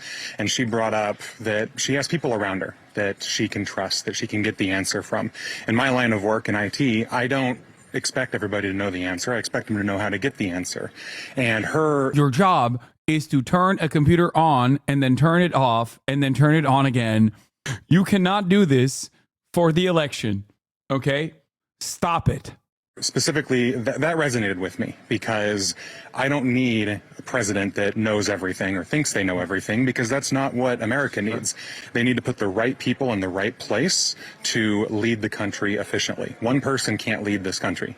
They need a team, and that's what resonated with me. Yeah, I would agree. I mean, that was the biggest that's the reason why I asked that question. I also wonder. Okay, then why are you undecided? Why are you undecided? What expert has Donald Trump put in a federal agency in his career? What expert has he ever placed? Like, fuck the Democrats. They're fucking monstrous pieces of shit when they don't need to be, and they shouldn't. But, like, if that is what it boils down to, when has there ever been a moment where Donald Trump was like, I'm going to put an expert in a position of power. He literally filled all of the regulatory agencies and all of his cabinet positions with whoever the fuck was working to undermine it before he became president. Like, that's what he did. He looked at it and he was like, who is the biggest fucking freak I can put in a position of power? Oh, that's right. A billionaire who's designated his entire fucking life to destroying the education department. Betsy DeVos, a family with a long history of trying to undermine public education. Let's put her as the Secretary of Education. Like, what are you saying? Like, no background whatsoever in like actual education, only a background, a track record in destroying education, like deliberately, fundamentally undermining education in this fucking country, in the state of Michigan. Now she became the Secretary of Education on the Department of Education. How? Like, if that's your analysis, if this is what you care about, you're fucking stupid. Like, you're not undecided. You should be decided. I also appreciated the fact that she had a certain degree of introspection as she was answering that question, which was certainly another factor in this. We, again, as I mentioned in the setup to the question, we are not perfect as human beings. And in the presidency, you need to acknowledge that as well, because you have so much around you that can sometimes lead you to think that you're larger than life. And at a certain point, we have to acknowledge that there is something bigger than us, whatever that something is to an individual. We have to acknowledge that there is something bigger than us that helps us, that helps us be humble in our daily life, whether it's president or. To that point, let me flip it. You have to sometimes say there are things that are bigger than me, bigger than what I believe. You have a very important personal position on an issue that is profoundly important to you. Yeah, it's a bad decision that he has. Okay, he's talking about abortion, for the record. He's anti-abortion. He's Mr. Anti-choice. Abortion rights. Yes. And it's deeply personal. I assume a position also born of faith. So she's asking you, essentially, my words, not hers, but I get you, I respect you. Can I ask you to put that aside because of these other issues, whether it's the economy, whether it's immigration, whether it's Trump's behavior? Yeah, by the way, it's not personal for him, okay? It's not. It doesn't actually undermine a medical procedure that he could get ever, because he's not a fucking woman, okay? So no, it's not personal for him at all. He's got no skin in the game whatsoever. It might become a reason. It might become an issue if he has a daughter one day, you know? Or if he gets a wife one day, doubt it. But let's say he gets a wife and then they are trying to go through this complicated procedure. They're having complications with even getting pregnant. And then finally they actually end up getting pregnant, and then it's an ectopic pregnancy. All of a sudden, maybe, religion not so significant here. Okay. Maybe religion doesn't play that big of a role. This is the classic Republican conundrum. Okay. I don't give a fuck about anybody out there until it's a problem for me. That's why Dick Cheney was secretly pro-LGBT. Why? Because his daughter, one of his daughters, not Liz Cheney, the other one, is a lesbian. Okay? It's like selfishness is the fundamental decision-making structure for the Republican Party.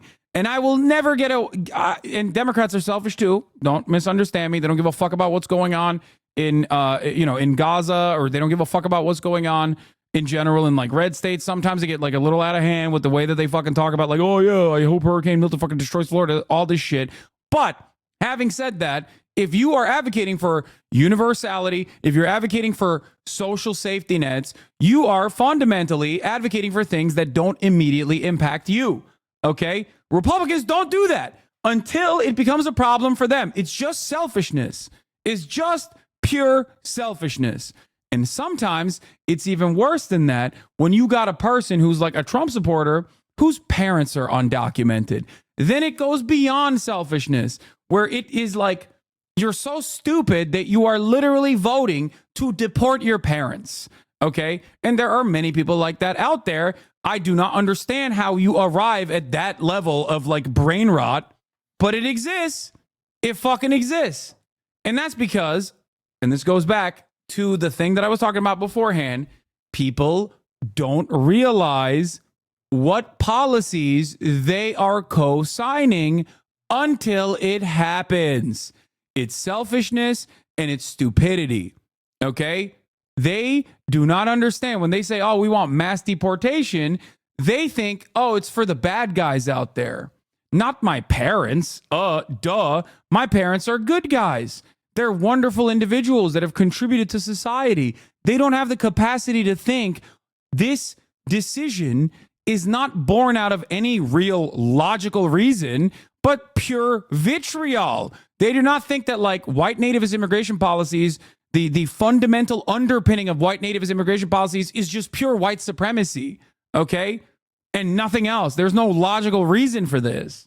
They don't get it. That's what she's asking you to do on a principled issue on which you fundamentally disagree. Can she get you there? What would it take?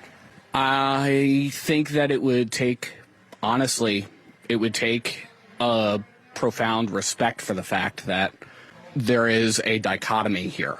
And whatever approach is taken on that particular issue, if we can respect the fact that the Declaration of Independence, the first document of this country, indicated that our first right that is given to us by our Creator is a right to life, that matters. And if we can at least approach it with that as our foundation, then we can have Okay, this has to be a Kamala voter. He speaks like Kamala.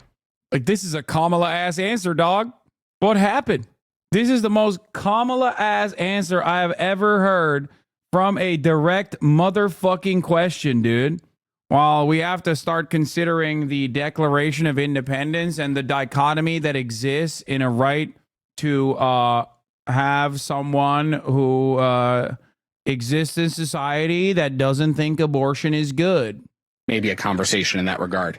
The other issues that you laid out? It's been a tough call, but I found the one guy I want to leave out of Medicare for all. Oh, Jesus Christ, dude.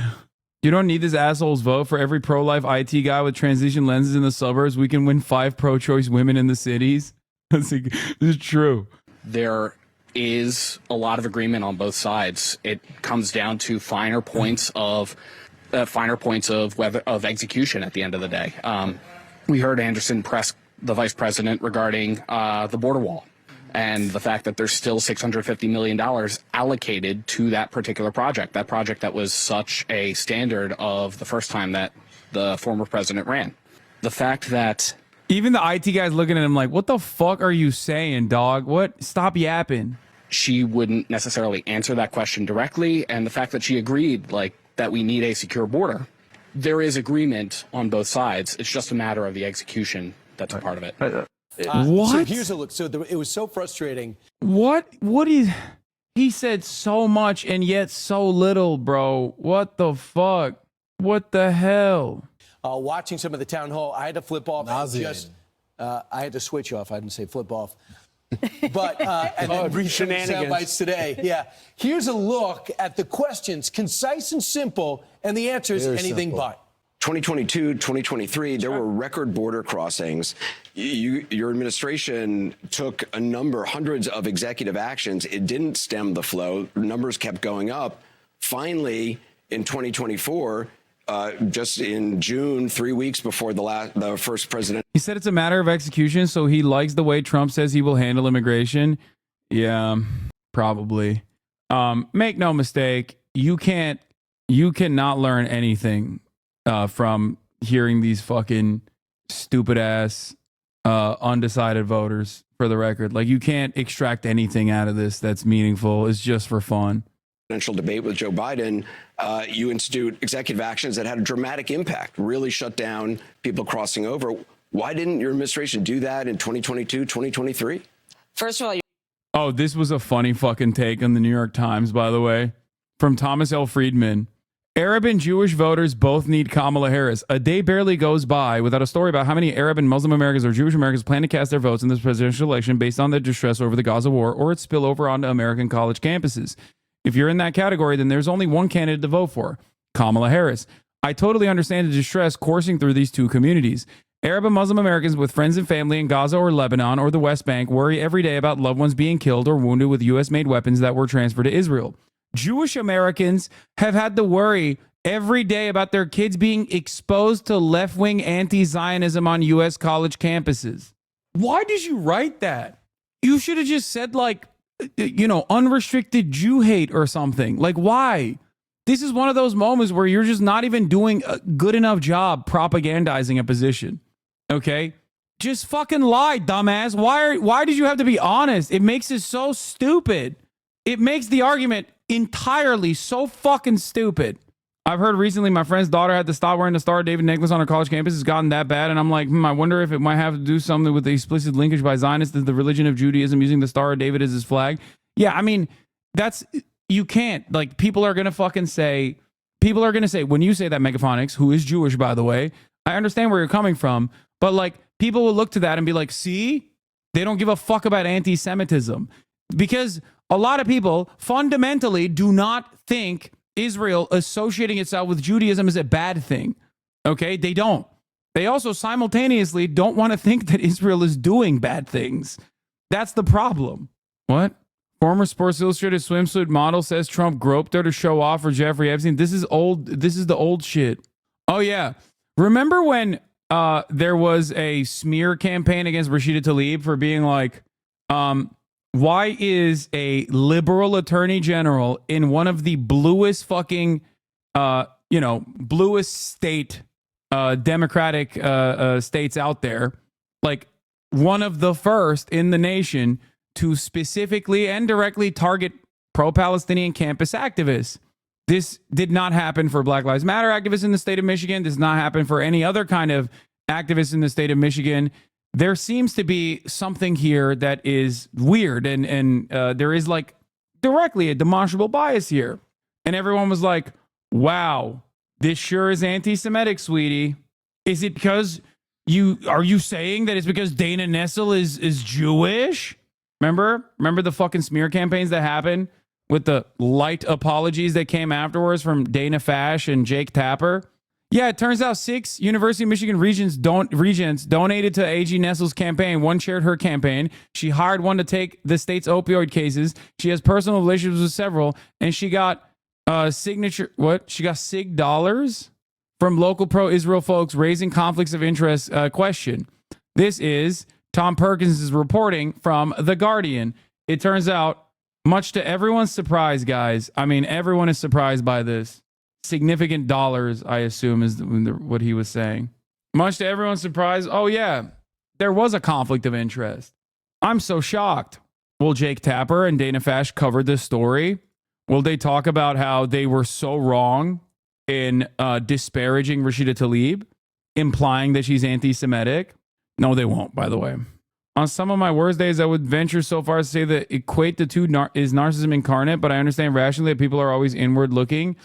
Anyways, the rest of the piece is where Friedman insists, despite no evidence, that all Harris is for a two-state solution and will work tirelessly for one. This is not convincing to me. I do not think either candidate wants a Palestinian state.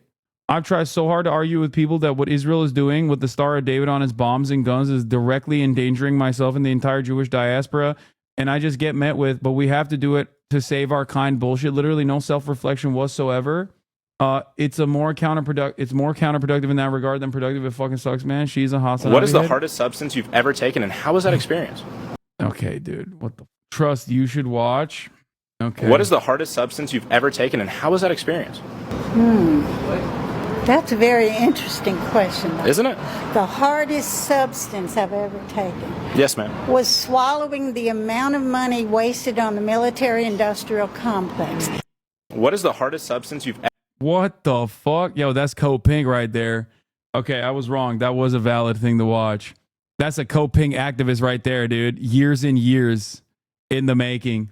We're going to watch the Shabibo video later. Do not worry. You're exactly right, Anderson. And as of today, we have cut the get flow my of food. immigration by over half. In fact, the numbers I saw most recently, illegal immigration But if is it was low. that But easy hold on, with let me that finish. executive action, why not do it in 2022, 2023? Because we were working with Congress and hoping that actually we could have a long-term fix to the problem instead of a short-term fix. You couldn't have done one and both at the same time? Well, here's the thing. We have to understand that ultimately this problem is going to be fixed through congressional action. Under Donald Trump, you criticized the wall more than 50 times. You called it stupid, useless and a medieval vanity project.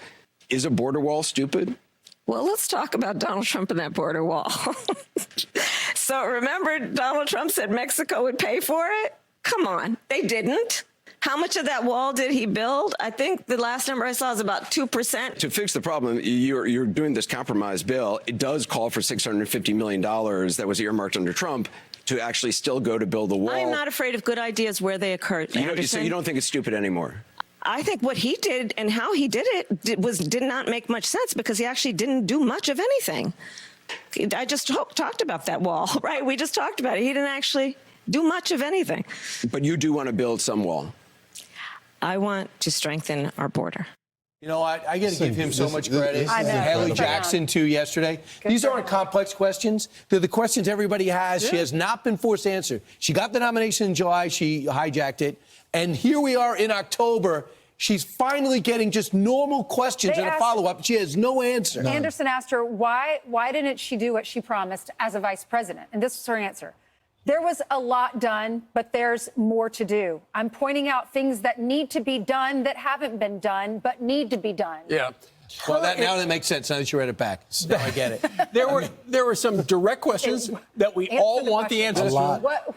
Particularly undecided voters want the answers to. So frustrating to watch.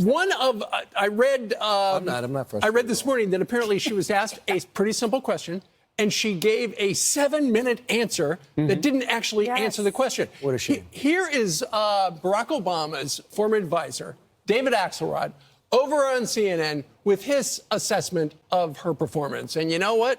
It was not good. I think it was a mixed night, okay? I think she was very strong coming out of the gate. She was very strong on, as she has been, on abortion rights because she feels passionately about it. She could be clinical on some of these economic issues. She was great on the long-term care for the elderly. The things that would concern me is when she doesn't want to answer a question, her habit is to kind of go to word salad city, and she did that on a couple of answers. Damn. One was on Israel. Damn. Anderson asked a direct question. Damn. Would you be stronger on? Okay, David Axelcock. Damn. Coming in hot, dude. David Assencock. Yeah, that's right. She said it's word salad city, population Kamala. Fuck's going on there? Figure it out. She does do that a lot. It's a fucking, it's very annoying. I mean, Fox News is the last place on the planet that should ever make those criticisms, considering what the fuck Trump cooks up on a daily fucking basis. But, you know, that's neither here nor there. But like, yes, it is not, the irony is not lost on me when Fox News is like, oh, Kamala doing word salad. Oh, sorry, I forgot. Trump weaves. In Israel than Trump. And there was a 7-minute answer, but none of it related to the question he was asking. Tell you something, the analysis that one of the Obama bros is giving is essentially reflecting what the former president of the United States, President Barack Obama, feels, and David Plouffe, who's now running Kamala Harris's campaign. I owe them a lot of credit from my childhood teaching me how to do community organizing, knock on doors, communicate with. She has some of the best tacticians on her campaign. The problem is they have a terrible candidate. They were used to dealing with Barack Obama, who can go out there and speak and communicate to the American people, who wanted the moderates to come and vote for him, who was called the deporter-in-chief. And now you have a candidate that has had years to craft some sort of message. And I like that he secretly revealed that he was a Obama door knocker and then turned around and called him the deporter-in-chief. And is now firmly anti-Obama anyway. Like, nothing that he just said makes sense about the way this man views the world until you realize, like, oh, no, he knows his role. Like, he knows he's playing a role here at Fox News, and he's gonna play it. She has nothing at all for the American people. I mean, good luck. No, this is why the answer is Donald Trump is unelectable. He's unhinged. He's too old. That is why she's going to be at the Ellipse January 6th. Yeah. That's what she's going to say. Don't vote for me. Just don't vote for, vote for me because you don't want to vote for him. And that's pretty sad when they look around with their communications experts and said, but judging by your performance, we have to make him unelectable because we can't make you electable. Running for president would be very difficult, right? You're asked questions, you have to think very quickly on every your answer could kill you. Yes, exactly. So you have to be smart about it. But when it's over and over and over, that whole town hall, she wasn't answering any questions. It makes me wonder, is she prepared for this? Does she have a plan? Or is she saying, I'm a thinker, I can't answer this right now, because she needs to go? Come on, man. Fucking Donald Trump literally says concepts of a plan. Like, what are you talking about? Backstage and ask her people what to say. Well, and tonight she's on the stage. She's going to be down in Atlanta, and she's going to be there with Tyler Perry, Bruce Springsteen, people like that. Because that's one of the ways you can get you can pack the house, and then you can get your message out. It doesn't mean everybody there is going to be saying, okay, I'm going to vote for her. But is this a message she's going to read off a teleprompter? I don't know. We'll have to stay tuned for that. What's interesting is the number of people who this cycle are sitting it out. Warren Buffett put out a statement through his company website yesterday that said there's a lot of fake news on social media that I've endorsed somebody. I'm not going to endorse anybody, which is the same case as the LA Times. The news today about the LA Times not endorsing anybody is the fact that the op-ed page editor quit. Because apparently they were planning to endorse Kamala Harris, but the billionaire owner said, we're not going to endorse anybody this time, which flies in the face of what they have done for decades. I just want to go back to Ainsley's point about someone. How come the billionaire owner gets to make that decision? Like, what? Why would you reveal that? Like, why would you say that as though that's beneficial to your side of the argument? Am I misunderstanding something? Like, did this fucking idiot just say the billionaire owner was like, you're not endorsing anybody? After the editorial team was like, we should endorse Kamala Harris, the billionaire owner came in and was like, no, we're not endorsing anybody. Shut the fuck up. And then the head of the editorial team quit. How is that a favorable story for the Republicans? Fox News pro billionaire was confusing. No, dude, they're also kind of like populist. You forget there are good billionaires and bad billionaires. But if you simply say someone is a billionaire, that's not enough. They will regularly talk about how like the Democrats are in the pocket of billionaires. You know what I mean? Like, they'll be like, the Democrats are the elitist party. We're the real working class. We represent the real working class. Anyway, yeah, not everyone has the same approach that we do, which is the only good billionaire is me. I'm a billionaire. One that ran for president back in 2019, that is the current vice president of the United States, that when faced with issues of the country says she's still thinking about things. I mean, in any other job, you're asking us to hire you, and you don't know the answers to the questions. She's 12 days away from a possible why are you 12 days out? No. Yeah, she gave bad answers. I can criticize it. You can't. No, you can't be on Fox News and eat Trump's dick every day when Trump literally did that while he was president. Like, not just before being president, not just after he's running again for the presidency, but Trump would do that while he was the president. You cannot use this as a line of attack. I can. You can't. That's insane. It's like, yeah, and Kamala Harris hasn't seemingly studied enough to be the president, and that's why I'm voting for Donald Trump. Like, what the fuck?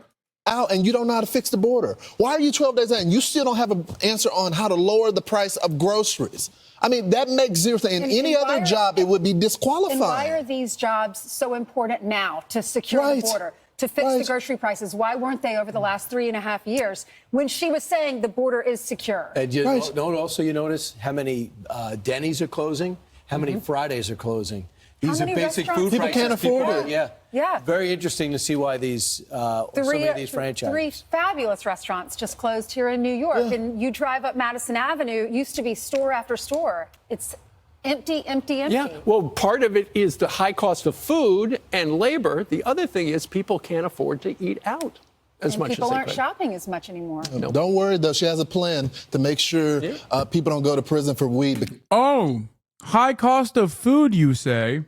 Oh, high cost of labor, you say? Interesting. Like, listen, I think it's unconscionable the way that the way that the American government treats undocumented migrants. But I wonder what policy would directly make that much worse.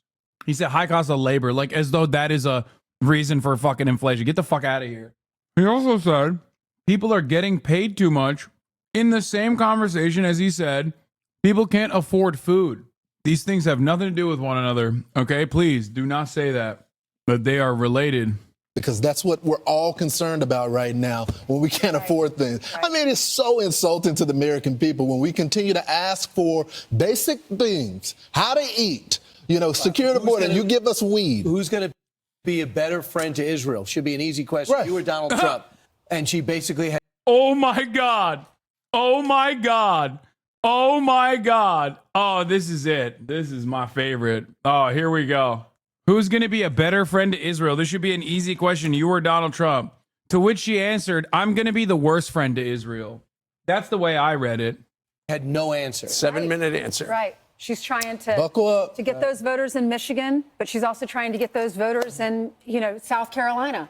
I'm Steve Doocy. I'm Brian Kilmeade. And I'm Ainsley Earhart. And click here to subscribe to the Fox News YouTube page to catch our hottest interviews and most compelling analysis. Kamala Harris is holding a huge event apparently in Clarkston, Georgia today, a town known as the most diverse square mile in America. I mean, that speaks to the changing demographics in Georgia and why the state is very much in her sights right now. Without question. I mean, she will be in Georgia later on for her first joint appearance with former President Barack Obama. He's been out on the campaign trail with her extensively. This will be the 6th battleground state.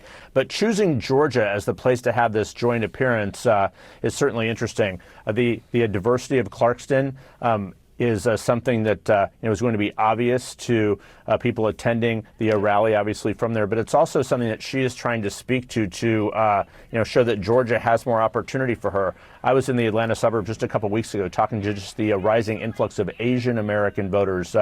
Some support her, some do not. But certainly this is a new base of Georgia. All right, I'm going to skip this one. Let's get to the voters.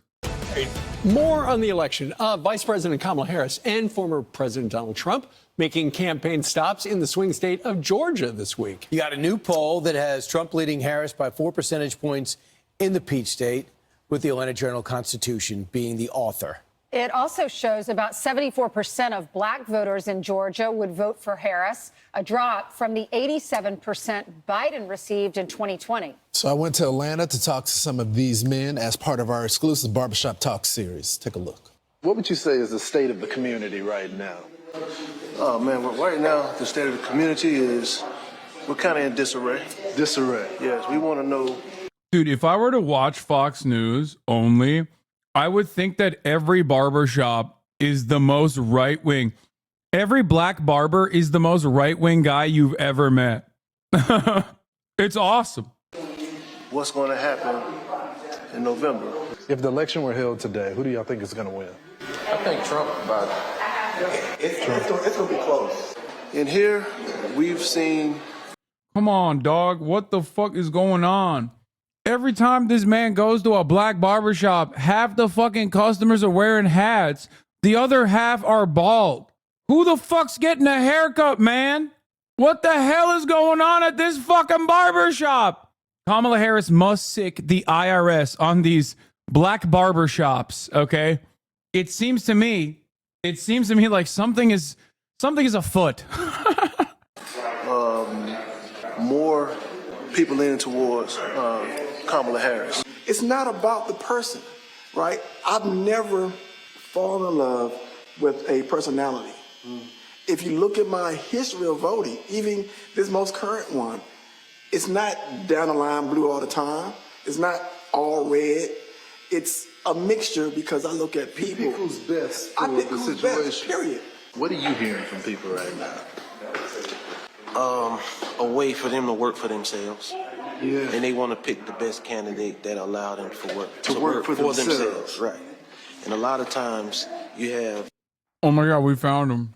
We found the Kamala voter. I'm sure he's going to say $50,000 in tax cuts for startups is a fantastic idea.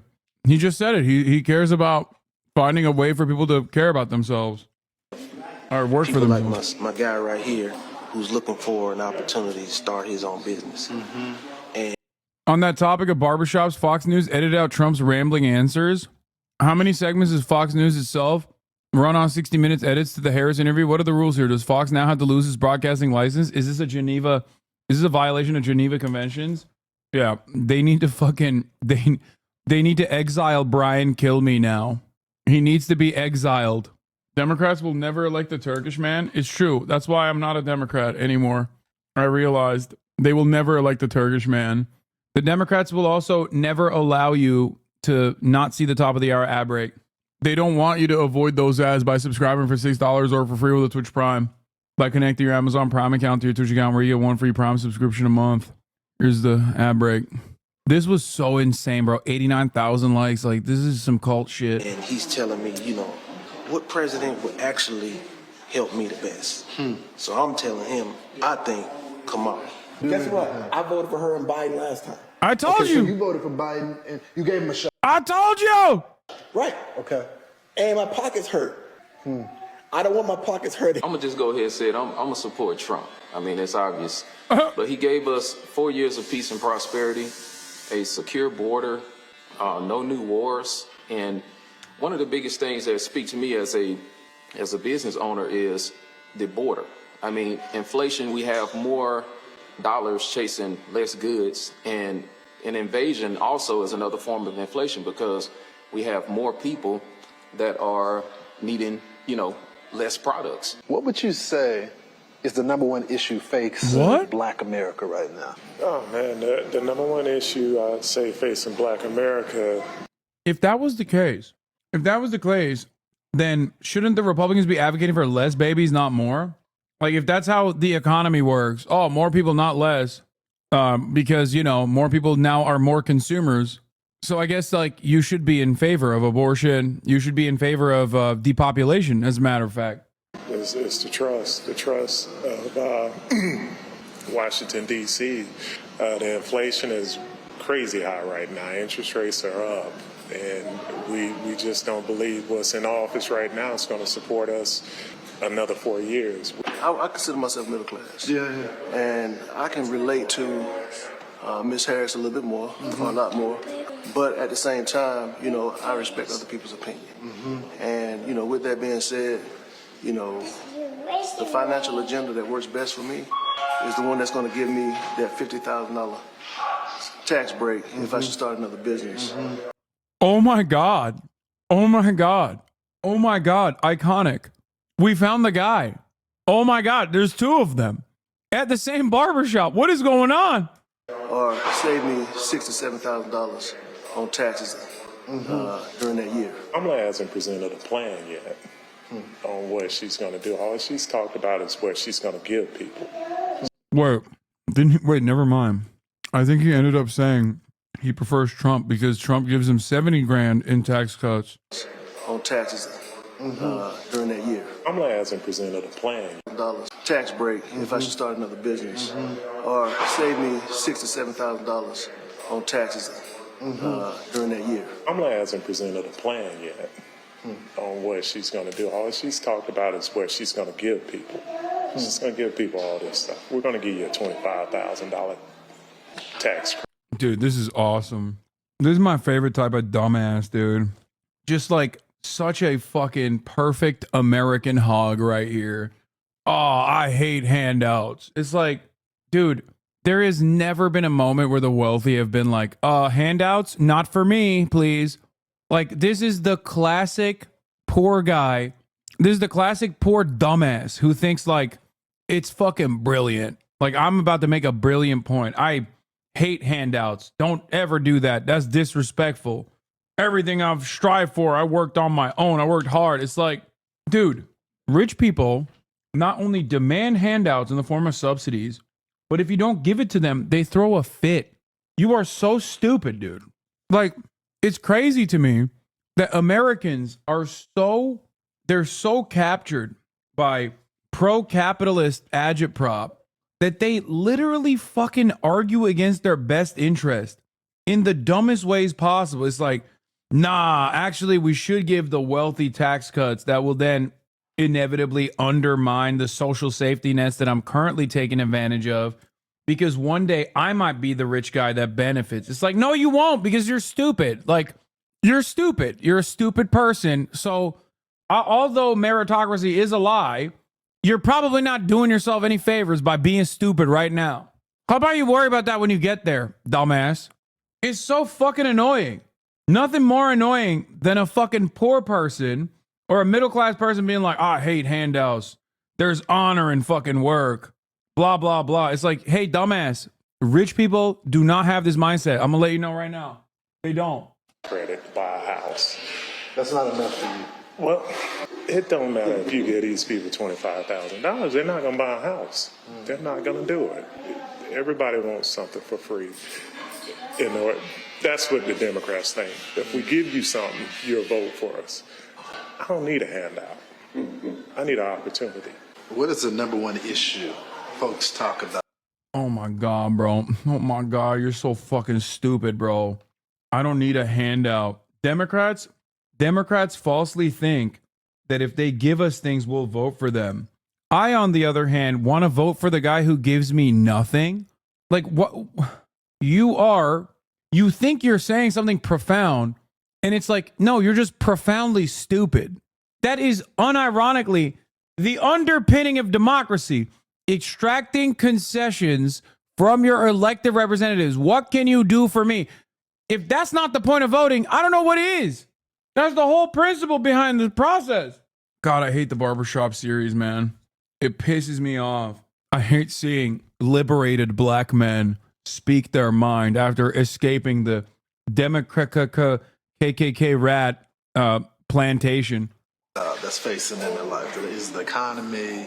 Is it, more jobs? Sports. But no, really. That too. Yeah. But again, people come from all walks of life in this barbershop. And that's the beauty of Georgia. That's correct. And that's the beauty of any barbershop in America. Really. That's true. So as you can see, it's split in Georgia, and it's a tough race in Georgia as well. A lot of black businesses also there as well.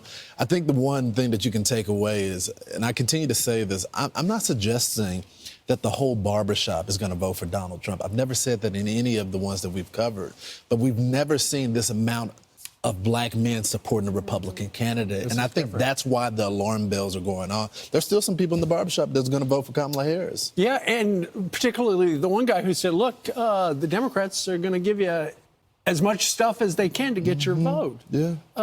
Talking about the $25,000 to buy a house, nobody's going to buy a house. They just want free stuff. Also, people just can't afford it right now. Also, would you say that indicative of the passion, Georgia's through the roof with early voting? Yeah, they are. Through the roof. Remember Jim Crow 2.0? It was supposed to be anti-minority.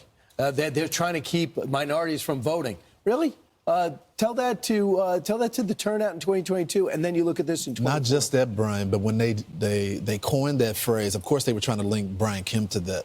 His support amongst black men after they did that doubled. So I'm not sure is working as well. Another poll that came out by the University of Chicago shows that a quarter of young black men are supporting Trump. That's never happened before. 44% of young Latino men said they'll back Trump. So alarm bells are going off in the campaign. The reason is because it's the economy. The economy. It's the economy. You can scare people all day, but people want to provide for their families. They're just like any other in the barbershop, demographic. you heard the guy say, well, if you compare these last 4 years to where we were before, I had more money in my bank account. And I think that was the gentleman that voted for Kamala Harris and Joe Biden in the past. So these aren't partisans. And at the barber. A devastating state of affairs is a black leftist reality 24/7, by the way. I am constantly battling community friends and even family on this type of shit. Yeah, I mean, it's cooked, but also, I get it. First of all, never underestimate someone and their tendency to be fucking a dumb American, okay? They are living in the United States of America, after all. That's number one. Number two, in terms of the black community, these guys are actually outliers that are pro-Trump. Sure, they're small business owners, but I guess they're not necessarily outliers because like they are in the age demographic. But the younger you are, like under 45, the younger you are, the higher, not necessarily the higher likelihood that you'll vote for Trump, but like you break away from the rest of the age demographics in the black community. It's the unks that are voting for the Democrats, and it's like younger black men voting for the Republicans. Now, the reason for that is twofold. One, because non-college educated voters are swinging wildly for the Republican Party in general for a multitude of different reasons. And black people are a tinier sliver of that breakaway in comparison to Hispanics and whites, of course, especially whites. Having said that, however, the real reason that there's any sort of disparity now, or there's any sort of like there's any sort of population or any sort of percentage shift that is happening within black men is happening because they did not grow up in an environment where they remember the Democratic Party having their back. In the black community, the older you get, the more likely you are to vote Democrat reliably. And that's because they were there. They fucking saw it. They saw their parents march as Selma. They saw their fucking family members fight for civil rights, and the Democratic Party signed off on it. Turns out when you do something meaningful for a group of individuals, they remember that and they reliably vote for you. And that has had a generational impact in the black vote as well. It isn't necessarily because like the Democrats are not racist and the Republicans are racist. I think it's more so that like the Democrats were less racist and did do something for the black community. So the people that remember that are still reliable Democratic Party voters. The people that are 2 generations removed or 1 generation plus removed from the last time that the Democrats did something meaningful for black people are less likely to vote for them. That's it. That's it. Now, the message here is simple. Do something for voters. I know. Crazy. I know. Wild idea. Address some of the problems that voters experience and meaningfully improve their material realities. Holy shit. I know. Crazy guy. Crazy ideas. That's not how politics works, you see. But I feel like this radical proposition here that some might even call the fundamental of democracy, the fundamental underpinning of democracy, is precisely the reason why the black community was such a resilient voter bloc. Barbershop itself, they've probably had to jack up prices just because everything costs more. I think everything is going up. I don't know. I can't speak to the prices at the barbershop there because I didn't ask them that, but I think everything is going up in some form or fashion. Quick question, because, I go to a salon. Yeah, right. We got to change that. Do they hit you with skin bracer after? Like, do they take some of that and just hit you on the side? After a haircut? Like no, shave. It's alcohol. And they spray it. Oh, they spray it. Like in Home Alone? If like it doesn't, that's right.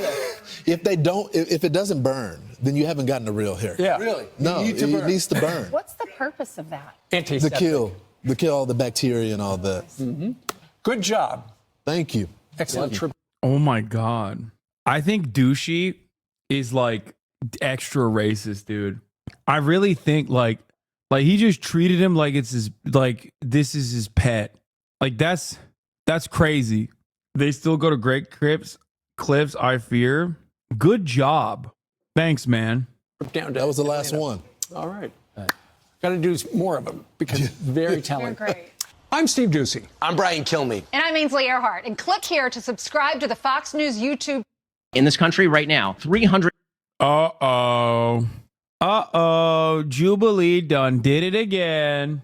They did the Charlie Kirk one, and now they done did it again. They did Ben Shapiro. A lot of HasanAbi heads in this one. Okay?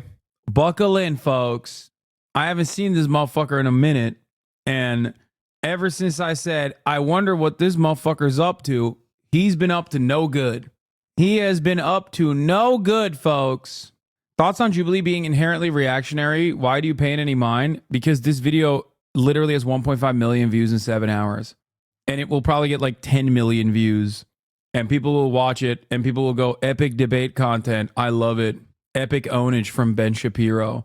100,000 minors. We have no idea where they are. Oh, that is nonsense. That is nonsense. No, it is. They are not lost. They're released to their sponsors who have to go through background checks. You have no idea what you're talking about. They don't. You think 300,000 minors are lost in America? Are you crazy? I'm saying that. Why, hello there. I'm Ben Shapiro, and I'm co-founder of The Daily Wire and host of The Ben Shapiro Show.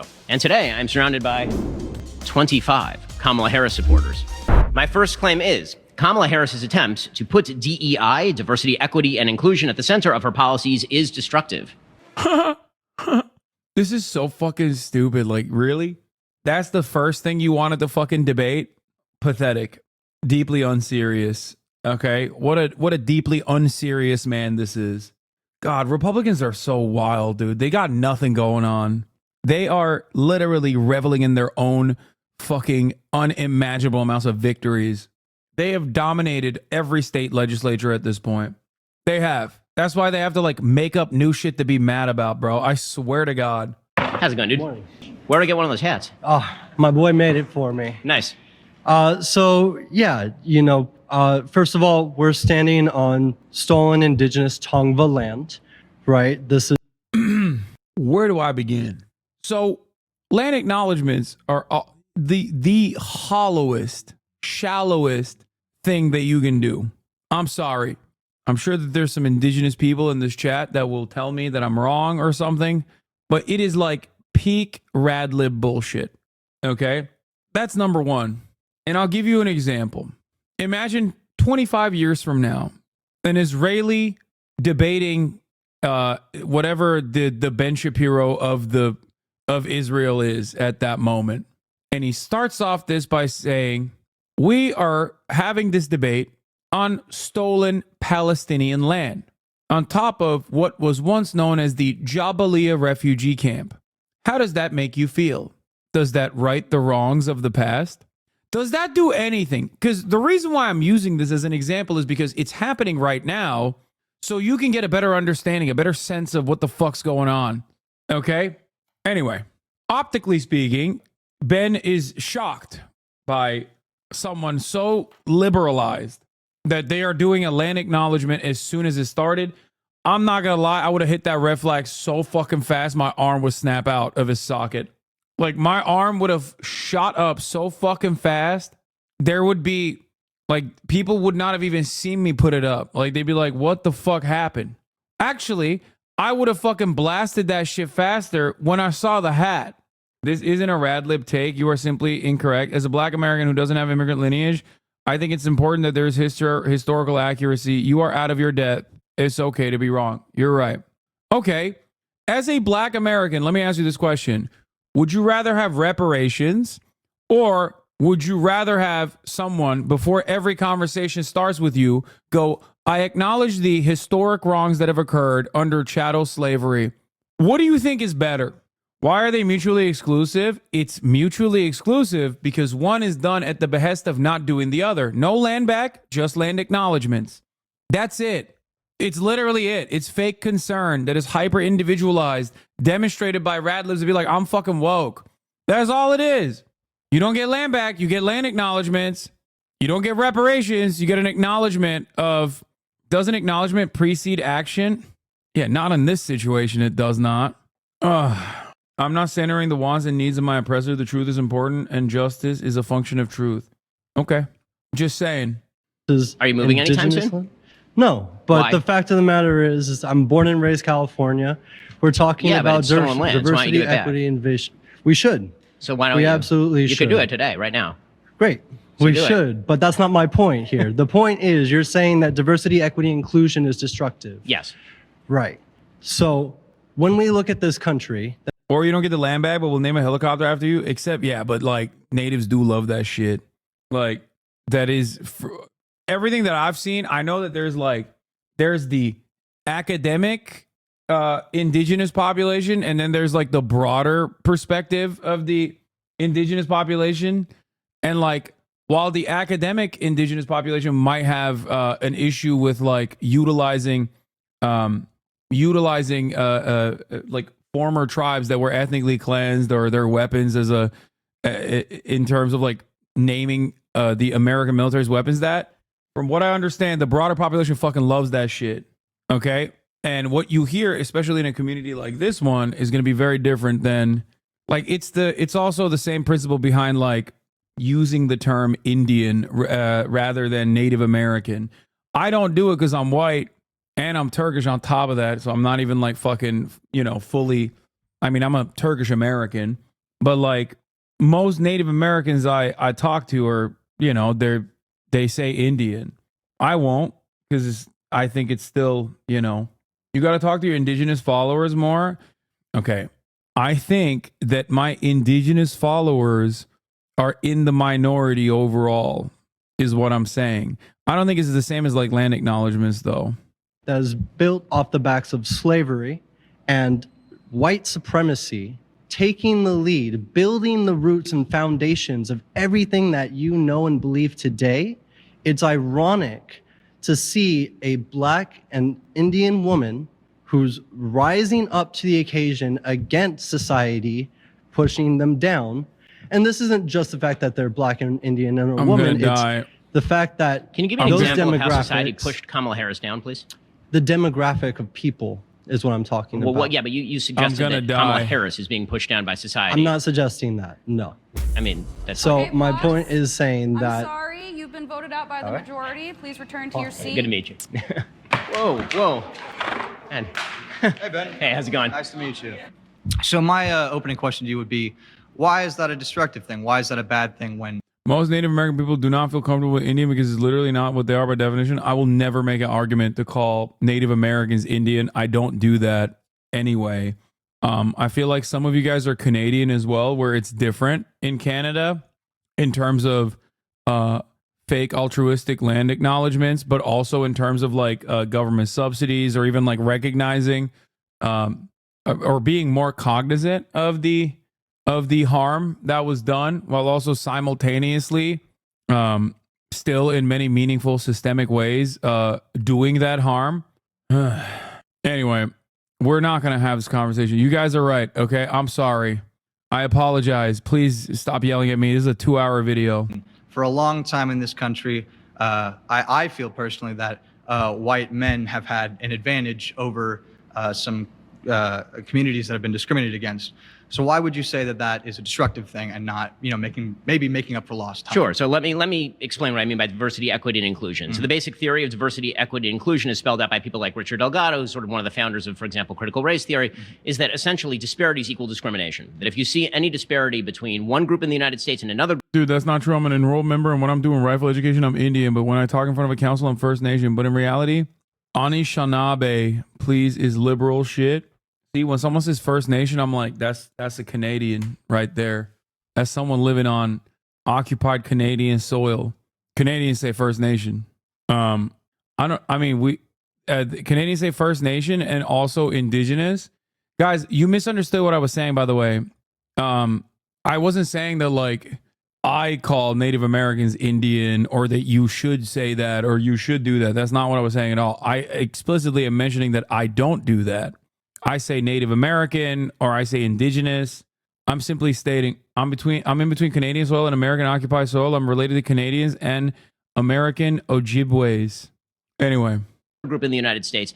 That is the result of some exterior discrimination. It is not the result of individuals within that group acting differently. It's not the result of cultural differences. It's not the result of aggregated differences within individuals within that group.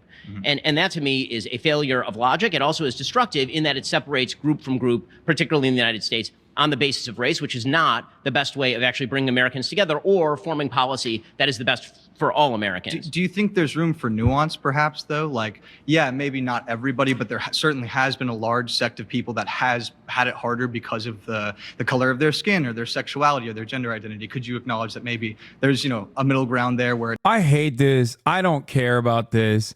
Like, Kamala Harris' attempt to put DI at the center of her policies is destructive is so fucking stupid. She doesn't do that. As a matter of fact, it's one of the best things that she hasn't done. And DEI, in the way that Ben understands it or Ben uses it, is a substitute for like what it actually isn't anyway. Like, he wants to say identity politics. Just say identity politics, which Kamala Harris doesn't do anyway. I hate this argument. I hate this entire conversation. It's so fucking stupid. It's so unproductive. Okay? Yeah, her only DEI is she putting a Republican in her cabinet. Exactly. It's just like I want to even skip this topic, even though they spent 22 fucking minutes on it. Jesus Christ. Yeah. I'm certain that this will also be a false premise. Kamala Harris's extreme pro-abortion stance is morally indefensible. Let's go. This is good. Now we're getting to the good shit. Fuck this DEI nonsense, okay? Dean does really good on it. Oh, I heard she ate, by the way. That's the HasanAbi head. She was at the fucking USC meetup. Yeah, like a jackrabbit. Thank you, guys. I appreciate that. I want to see what she says. Nice to meet you. Nice to meet you too. So, I kind of want to shift the conversation about DEI a little bit away Hassan, from that's what I culture, 'cause wanted to don't know say, if but my that's legs are necessary. short and I couldn't reach the chair. No, these Jubilee videos are like almost entirely comprised of HasanAbi heads now. I don't know if it's because I watched too many fucking Jubilee videos and you guys were like, oh, I want to be on it. Okay. Or what happened, but like so many of you motherfuckers go on these videos now. Like a helpful conversation to have. And I really want to talk more about representation. So 1 in 5 Americans currently is Hispanic. This country, like it or not, is not a homogenous country. We are a very diverse country. Do you not think that our legislators should be representative of the overall population? I don't see a way that you can have a quote unquote representative legislature with 435 members of Congress in a country of 340 million people, because you can divvy that up however you want. It's not by race. You could do it by sex. You could do it by gender. You could do it by sexual orientation. How exactly do you decide what is quote unquote the representative group? And also, I don't believe that individuals ought to be represented based. Here's how you do it. Fucking abolish gerrymandering and stop redistricting. That's literally one of the easiest ways you could do that. Okay? Number one, why is it that black and brown people are always seemingly not in areas where they are statistically viable to make a change in terms of who they vote for? Why do they all get shoved into one fucking district and then the remainder is like packaged into multiple other districts where they cannot actually swing an election? Perhaps that's one of those ways that the, demographic representation does not play itself out in Congress. Now, of course, Ben knows that, right? Ben knows that already. He knows that shit. He is taking that shit for granted. This is something that I need you guys to understand. Ben is very good at taking advantage of the oppressive structures that we all take for granted. We don't even think about it, okay? That's it. That's how he does it. He can always point to, oh, well, how difficult would this be? Hoping that the other person on the other side doesn't know enough to be like, well, one way that this doesn't play itself out is obviously through redistricting, which to Ben, he would immediately go, well, Democrats do it too. And it's like, okay, that's fine. Democrats shouldn't be able to do it either.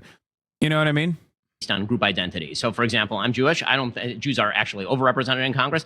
I don't think that we ought to decide exactly how many people in Congress are Jewish based on the Jewish population of the country. I think that's actually a pretty silly way to do representation. Well, we don't have to do it systematically, but fundamentally, there is an issue with the fact that we are not fully represented. Like, the entire population is not represented. We have never had a black female president.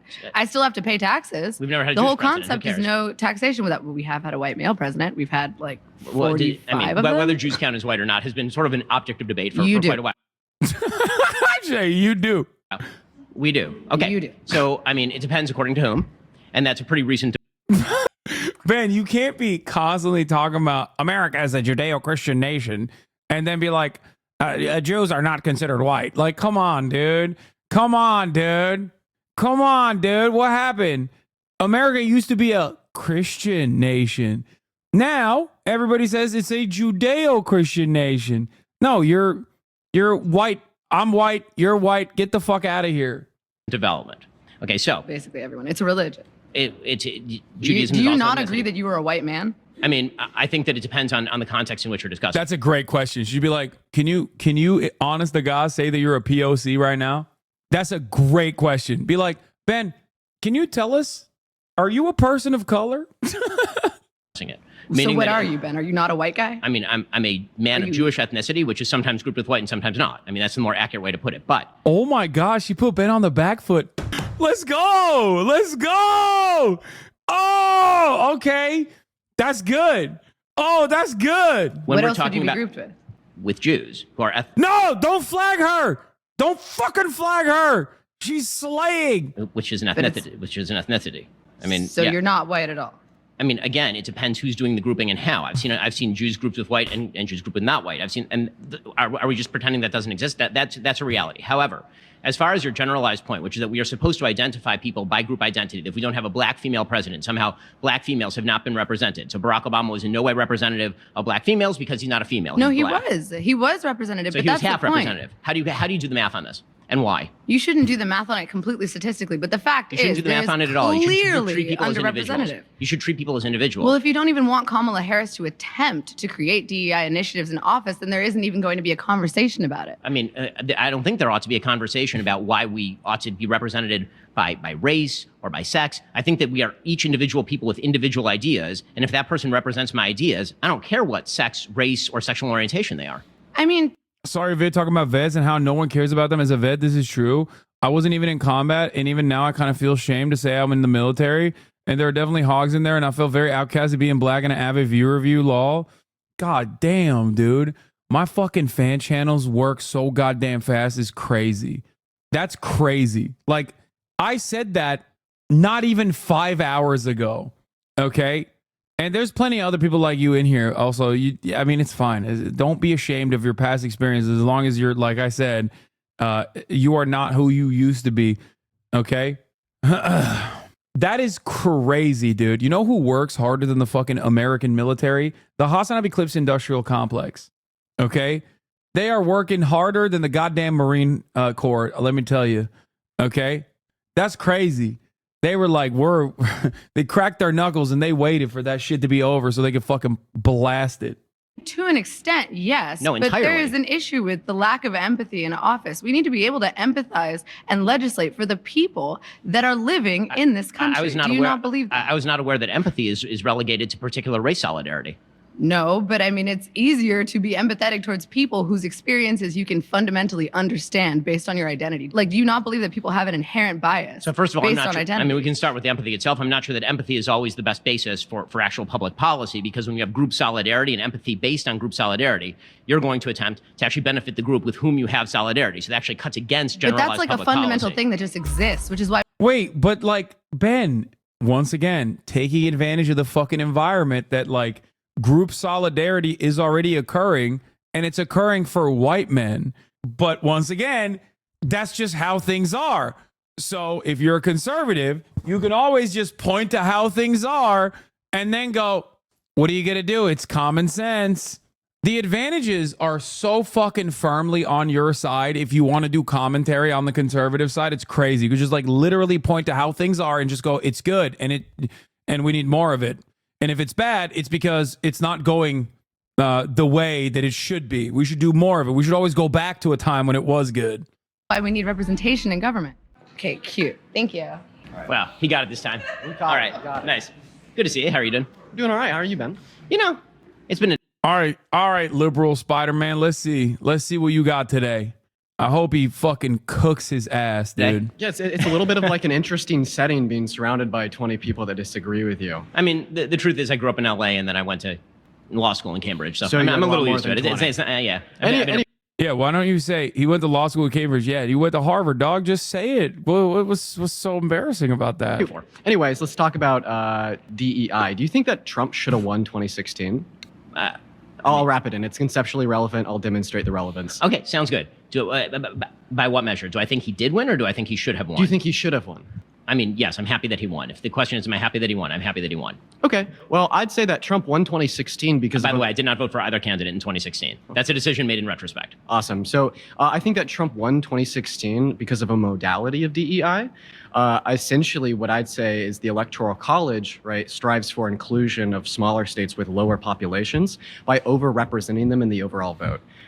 I love this argument so much. It's so dumb, but it very quickly gets to the heart of how fucking silly the DEI shit is. The Electoral College's DEI is the best.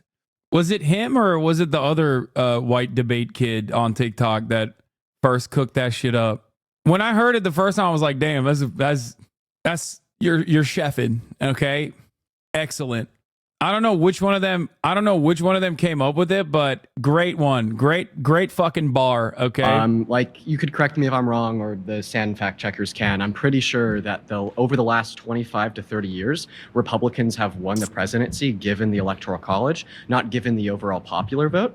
So if you're against DEI, if you don't want inclusion on the basis of race, inclusion on the basis of gender, or even what you're saying earlier, we could even say inclusion on the basis of class. Why do you want inclusion on the basis of population, rural areas, states, We should actually use a better in the example. Why don't you just ask if I believe in the U.S. Senate?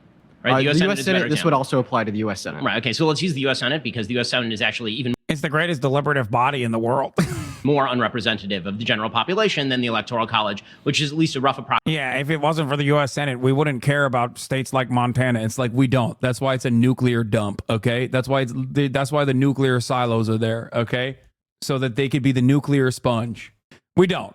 We literally don't. Don't act like you do. Shut the fuck up. It'd just be funnier to hear you say that you shouldn't have voted for Trump in 2016. But we could talk about. I mean, that's a different subject, but I'm very happy that he won, even though I didn't vote for him. I mean, we can talk about Trump later. Yeah. We've already done a bit. I'm sure we'll do more. As far as the idea that every elected body has to be elected based on population as opposed to based on the area of geographic distribution or the states that actually pre-existed the federal government. Okay, the way that the Constitution of the United States was created was as a contract between sovereign states, which is one of the reasons why, for example, you have a United States Senate as opposed to just a House of Representatives. So is that a form of DEI? That seems like a stretch to me. The kind of DEI that I'm talking about specifically would be separating human beings based on inherent characteristics, like, for example, race, as opposed to suggesting that the United States Senate, which is obviously Oh, he doesn't like it.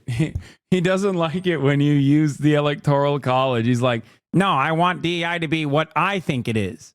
Okay? I want DEI to be what I think it is. You can't make the argument about diversity, equity, and inclusion for anything else. It just means black people. That's why I love this line of argumentation. It directly fits the bill, and it's just like it's like a good thing to just throw in the face of Republicans because they immediately have to turn around and be like, well, I think it's just black people. I'm saying black people when I say DEI. Representative of the general population. Well, seemingly my point is somehow bad. That's a check and balance, right? Well, seemingly my point is that this is another modality of DEI. I've like no problem with you explaining to me, right, why the Senate or the Electoral College would be given the U.S. Constitution and like some contractual agreement that they had between the sovereign states. That's fine. But what I'd say is that your claim here would just imply that the Constitution upholds DEI within our electoral process. Why are you ragging on what he sounds like? Disagree all day, but why shit on something he can't control? Because he sounds like a fucking nerd, okay? That's why. I'm having fun with it. Shut the fuck up, bitch. You sound like a fucking nerd, too. Excuse me, that's an ad hominem. Shut up, bitch. We're having fun with it. We're watching a fucking silly-ass Jubilee video, okay? He's a fucking ginormous piece of shit. You understand? Virtually every single thing that comes out of his mouth is bile. I'm sorry that it hurts your little fifis because Ben Shapiro might not hear you making a nerd voice when talking about him, but your friend who is a nerd will. He's acting like you're making fun of a disability. Yeah. Processes. If your claim is so, do you think that the Constitution upholds DEI in the sense of including smaller states with less representative populations? That is a true stretch of the meaning of DEI. But I get your point. I mean, if the idea is that the only thing that is not pure DEI in a democratic context would be sort of popularly represented votes, then I think you can make the case that basically you should get rid of every representative institution. We should go to a pure democracy because. Well, I'm not making a case for what we should replace it with. I'm making the case that it would uphold DEI. We could talk about what other systems should function in the case of the Electoral College or in the case of the Senate, but that's a completely different conversation than are these systems upholding DEI. So again, I think that you're definitionally stretching DEI. If DEI is the basic idea that all disparities equal discrimination and must be rectified by government interventionism, which is sort of the definition, then stretching that to mean the Electoral College seems like you're going pretty far afield to defend. No, he's not. No, he's not. He's using the appropriate language when he says the Electoral College or the Senate, if you want to talk about that, is a modality of diversity, equity, and inclusion. It is directly designed to create some sense of equity and inclusion from states that are significantly smaller. Okay? That's it. The problem here is that you either don't know what DEI means, or you know exactly what it means, but you're using it in a different way because you're using it as a substitute for non-white, non-man, usually just a substitute for black. But in this case, you know, Ben Shapiro is an equal opportunity hater for the most part. So maybe he means like non-white male. That's it. It's the same exact reason why we never say that like Tim Walz is a DEI pig. We never said Joe Biden is a DEI pig, right? They are. And a very broad concept as specifically badly applied. Wait, 1 second. I don't think that we need to say that DEI is equivalent to disparities equal discrimination. We could just see that DEI is like a qualm for disparities in general, right? And what we apply here in this certain modality when we're talking about the Electoral College, when we're talking about the Senate, is we're trying to qualm the disparities of the lack of population in rural areas. We're trying to qualm the disparities of smaller states compared to larger states. And seemingly, you haven't really given me a response to this apart from calling it a stretch, but I do appreciate you for no, I mean, it seems to me like the argument that you're making is that in order for there to be calm and sort of conciliation inside the United States, particular racial groups have to be given particular benefits. Okay, well, because that was the argument with regard to the states in the United States, right? When the Constitution was formed, the way that you came to an actual agreement in the Constitutional Convention is states were not going to sign on unless they got particular guarantees of the interests of those particular states, right? So if you're claiming that that's DEI, then the response that I would Ben is literally saying, Ben just described the concept of equity and then said, and this is why it doesn't fucking fit the bill of DEI. Would have is right, because that's how you have to come to an agreement. So if you're going to make the parallel argument with regard to DEI in, for example, the racial context, you then have to make the case that the only way that you can have conciliation in the United States is for particular racial groups to be given specific racial benefits, and otherwise the country is going to split apart, which is an argument with which I generally disagree, even if I agreed with the way the Constitution was formed. Yeah, so I mean, I don't see like your parallel here, right? I think that DEI could exist in multiple modalities. My argument in a nutshell is nothing more than the fact that he's saying DEI means give black people benefits is so slimy. Yeah, that's the problem. That's the problem. Ben keeps not saying the quiet part out loud, but pointing to it that DEI means black person. Okay. The fundamental disagreement here between Timothy Chalamet, woke Timothy Charlemagne, and Ben Shapiro is that technically the Electoral College, something that Ben would defend, or the way that the Senate is structured, another thing that Ben would defend, is built on the principles of diversity, equity, and inclusion. Ben is constantly going back to the argument that like, nah, it just means black people. But without openly saying it like that, because he would openly say it like that, then you would realize like he's a racist piece of shit. He's a racist piece of shit who avoids certain realities, like you avoid the top of the hour ad break, you know, by subscribing. That is Tom Holland, woke Spider-Man. He could be Libethy Chalamet. I don't know. We're being anti-white racist right here. Here's the 3-minute ad break now, by the way. Punkcussion, thank you for the 10 gifted subs. We see disparities existing in rural areas compared to metropolitan areas. We see disparities existing in the size of a state and its overall population. And you're qualming these. And you're right. Can't tell if you like this kid or not. No, I do like him. I like him.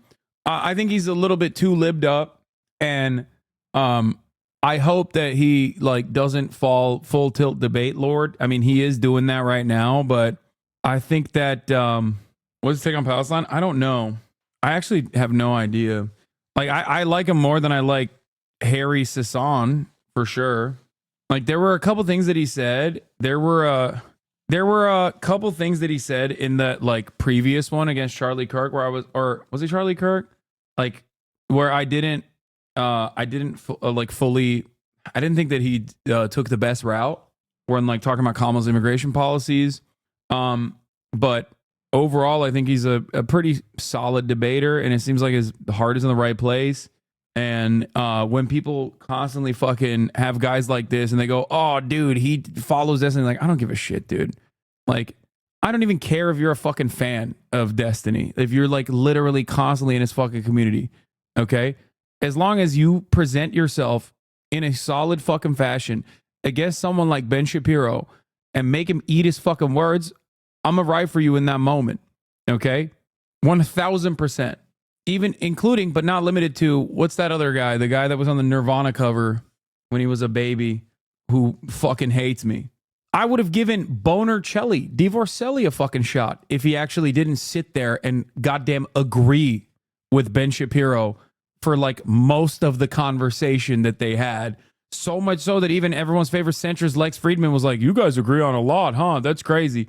Like that is, to me, that's unconscionable, okay? There's a couple things I don't like. There's a couple things I can't fucking stand. There's a couple things I don't like. One of those things is obviously like sitting around and just like fucking agreeing with Ben Shapiro. It's disgusting. It is absolutely disgusting.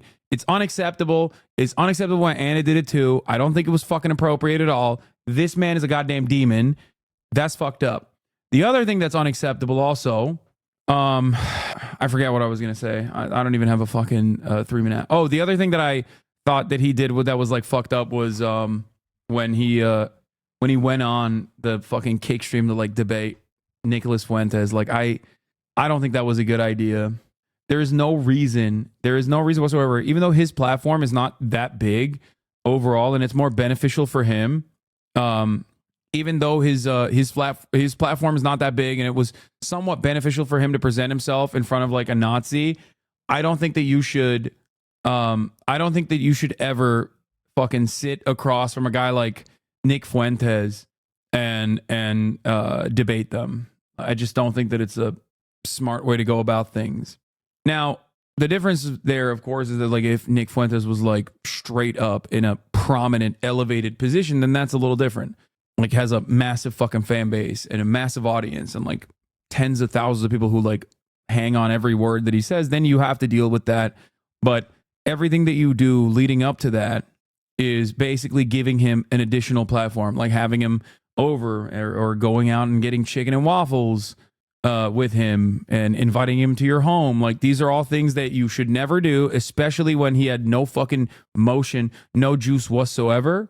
Like when you do that, or when you fucking bring him on to like other podcasts, you put him to the fucking podcast circuit, like you are giving him clout, which is insane. I'm not saying that Dean did that, by the way. There's another person that did say that or did do that.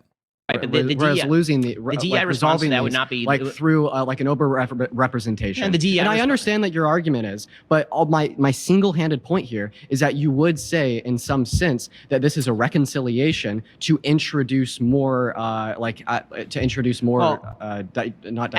inclusion in the sense of a state to state in their population. I mean, so if you make the concession that this is DEI, would you say in the same sense that we shouldn't have? I don't make other the concession DEI that falls practices? within the definition of DEI that I've used, and if your claim is that I'm now in favor of, for example, subsidies to rural areas at the expense of urban areas, I'm not actually. So do you think that that DEI would only apply in the context of race?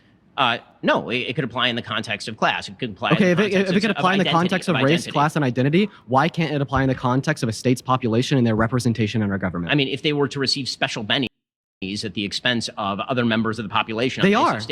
Wait, yeah. What do you mean? You're allocating political capital directly to a state that it does not. You're allocating political power to a state, not by the virtue of anything, but simply existing as a state.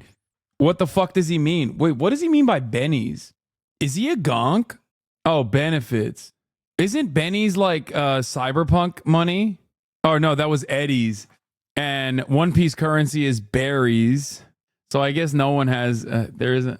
What the fuck did you say? Gonk. Is he a gonk or a choom? No choom, it's Eddie's. A lot of you are a bunch of corpo gonks, dude. You don't know what a real choom. You don't know what a real choom sounds like. I'm speaking cyberpunk speak. I'm gonna have a Johnny Silverhand moment. All of the words that I'm using right now that you don't understand is from a famous video game called Cyberpunk 2077.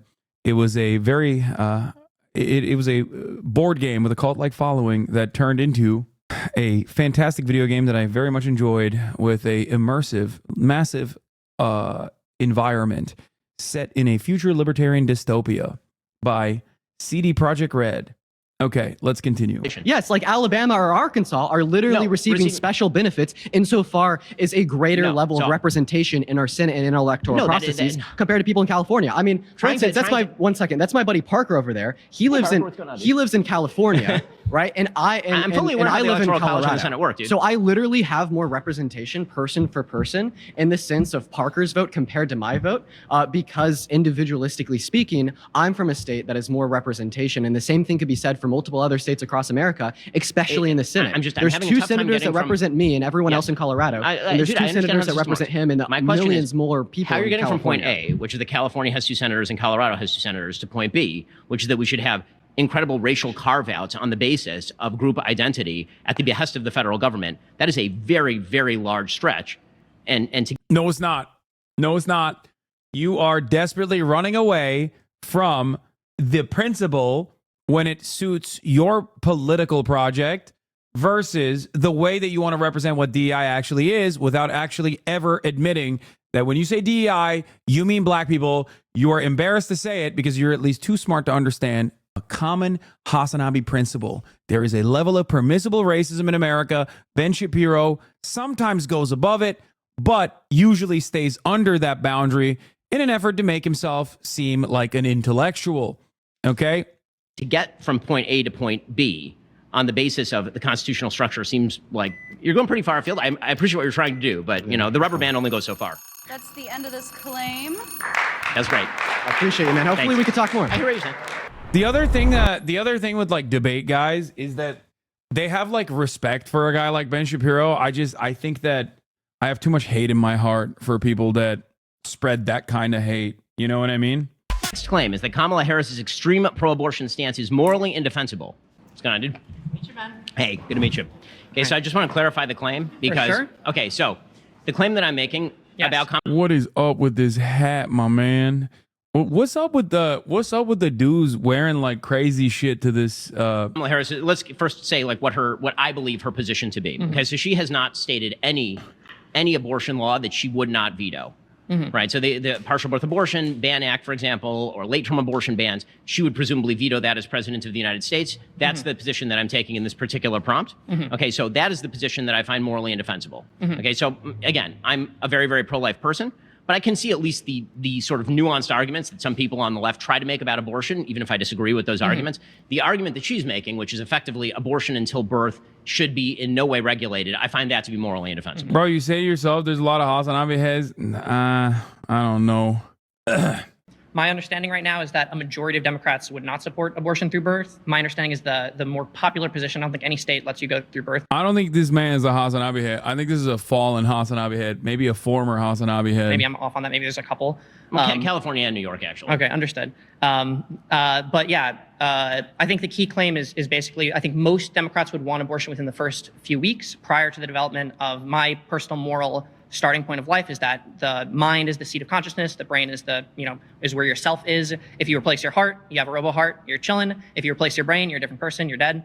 And I think that when that brain first starts to develop, that's sort of where I see the beginning of life and where the fetus gets their first moral consideration. Would you agree that abortion before that point is tolerable? No, I don't agree with that. But again, quick question, just as far as defining the positions. Yeah. So would you agree that late-term abortion is indefensible? Yeah, I would. Yeah, that's not my position. Late-term abortion. You have officially conceded the argument to your opponent. Number one, don't do this, okay? Do not do this. There's not a single state in the United States of America where you can get a third trimester abortion without some sort of medical necessity, okay? Every single state. You cannot have a fun abortion. A late-term abortion implies that someone is going out there and just getting an abortion for the fuck of it, okay? That's not how this works. Just letting you guys know, this is a rhetorical trick that Republicans apply all the time. Okay? It's not a real problem, and it also should not be legislated. Now, the reason why it should not be legislated is because the overwhelming majority, if not every single person that gets a fucking third trimester abortion is actually looking to carry a pregnancy to term. It is already a very traumatic experience for the fucking carrier and the family because they thought that they were going to have a baby. They thought they start buying cribs for the child. They start buying clothes for the fucking child. So you're unnecessarily complicating this process by adding a legal hurdle on top of it. And it will cause the carrier to potentially die. It is a silly fucking distinction that people make. Okay? It's a Republican trap. Okay? It is a Republican trap. That's it. When people say legal at any stage, what they actually still mean is that it is legal in the third trimester, but you still need to get some kind of medical, some kind of medical intervention, because you can't get an abortion at that point without like direct medical intervention. It has to still have some kind of medical necessity. A psychological trauma could be made as an argument. Anyway, where is it? Current legal status, waiting period, no mandatory waiting period, legal at any stage, Alaska does not require a minor to notify a parent. In September, Alaska Superior Court judge struck down the requirement that only licensed physicians provide abortions, meaning the procedure can now be legally performed by nurse practitioners. Why is it legal at all stages of pregnancy? Number of abortion clinics in the state decreased by 1%, going from state face the risk of unintended pregnancy. Abortion rights. Women from the state participated in marches supporting abortion rights. Stop the bans movement. Yeah. If the woman really didn't want the baby, don't you think they would have aborted it earlier? Exactly. It is a fucking stupid argument. Why the fuck would someone carry a pregnancy to 6 months? The only hyper limited circumstances, like so unimaginably fucking marginal, is if someone found out that they were pregnant too late and they were not able to get an abortion earlier than the 6-month barrier. Okay? That's it. That is the only case. And even then, you can absolutely make an argument that this is to save the carrier. After all, abortions can still be deadly in the United States of America. As a matter of fact, much worse mortality rates than any other OECD nation. I think we're like in the bottom. Anyway, too fat to know they're pregnant? No, that's not how that goes, man. Not all pregnancies are the same fucking... Why don't Kamala say that instead of saying we hate third trimester abortions? Because people have a hard time describing this shit. For the record, it's really stupid. And it is a ridiculous argument. It's a ridiculous argument to fucking present. They're just trying to find like something that sounds not so right. The entire process for the Republicans is to make it seem like women are being sluts and fucking around, and then they just like want to get a fucking abortion because they were just like, again, fucking around and being slutty, and they need to be punished by carrying a pregnancy to term. And they want to do it at the last second for fun. It's so stupid. It doesn't make sense. It literally is not a thing that happens.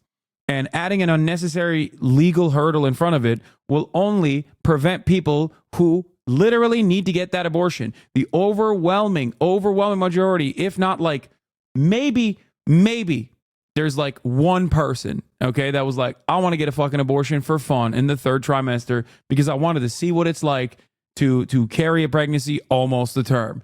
There could be one person in the fucking history of the United States. That does not matter, okay? There are tens of thousands of fucking women that literally go through this complicated process all the way to the third trimester and then have to get a fucking medically necessary third trimester abortion, which is a tremendous medical intervention, by the way. It's basically like, where you are chopping up the fucking mother a little bit and the fetus too. And it is a devastating process. So it's fucking ridiculous that these guys want to shut that off because they have invented a person that is going to go and do it for fun. Okay? Arizona is legal up to the 15th week of pregnancy. Patients must meet a physician at least 24 hours before the procedure, and a licensed physician must perform the procedure. Minors under the age of 18 must receive parental consent. Total abortion ban was passed in Arizona territory. That was a famous one. Anyway. Did you already react to the Ben Shapiro Jubilee video, my king? I'm currently in the process of reacting to it. I just wanted to briefly mention that the concept of third trimester abortions are no different than like any sort of abortion restriction at any other stage. Once people realize that it's fucking stupid, Once people realize that that framing is fucking stupid, you can have a better, more productive conversation. Okay, so I mean, so you actually agree with me on the prompt. Okay, so now we get into the broader abortion conversation. That's fine. I mean, no worries. That's totally cool. So yes, no. And do you feel like a majority of Democrats support through like the moment before birth? A majority of Democrats have not supported any abortion legislation on the federal level in my entire lifetime, nor do I suppose that they will.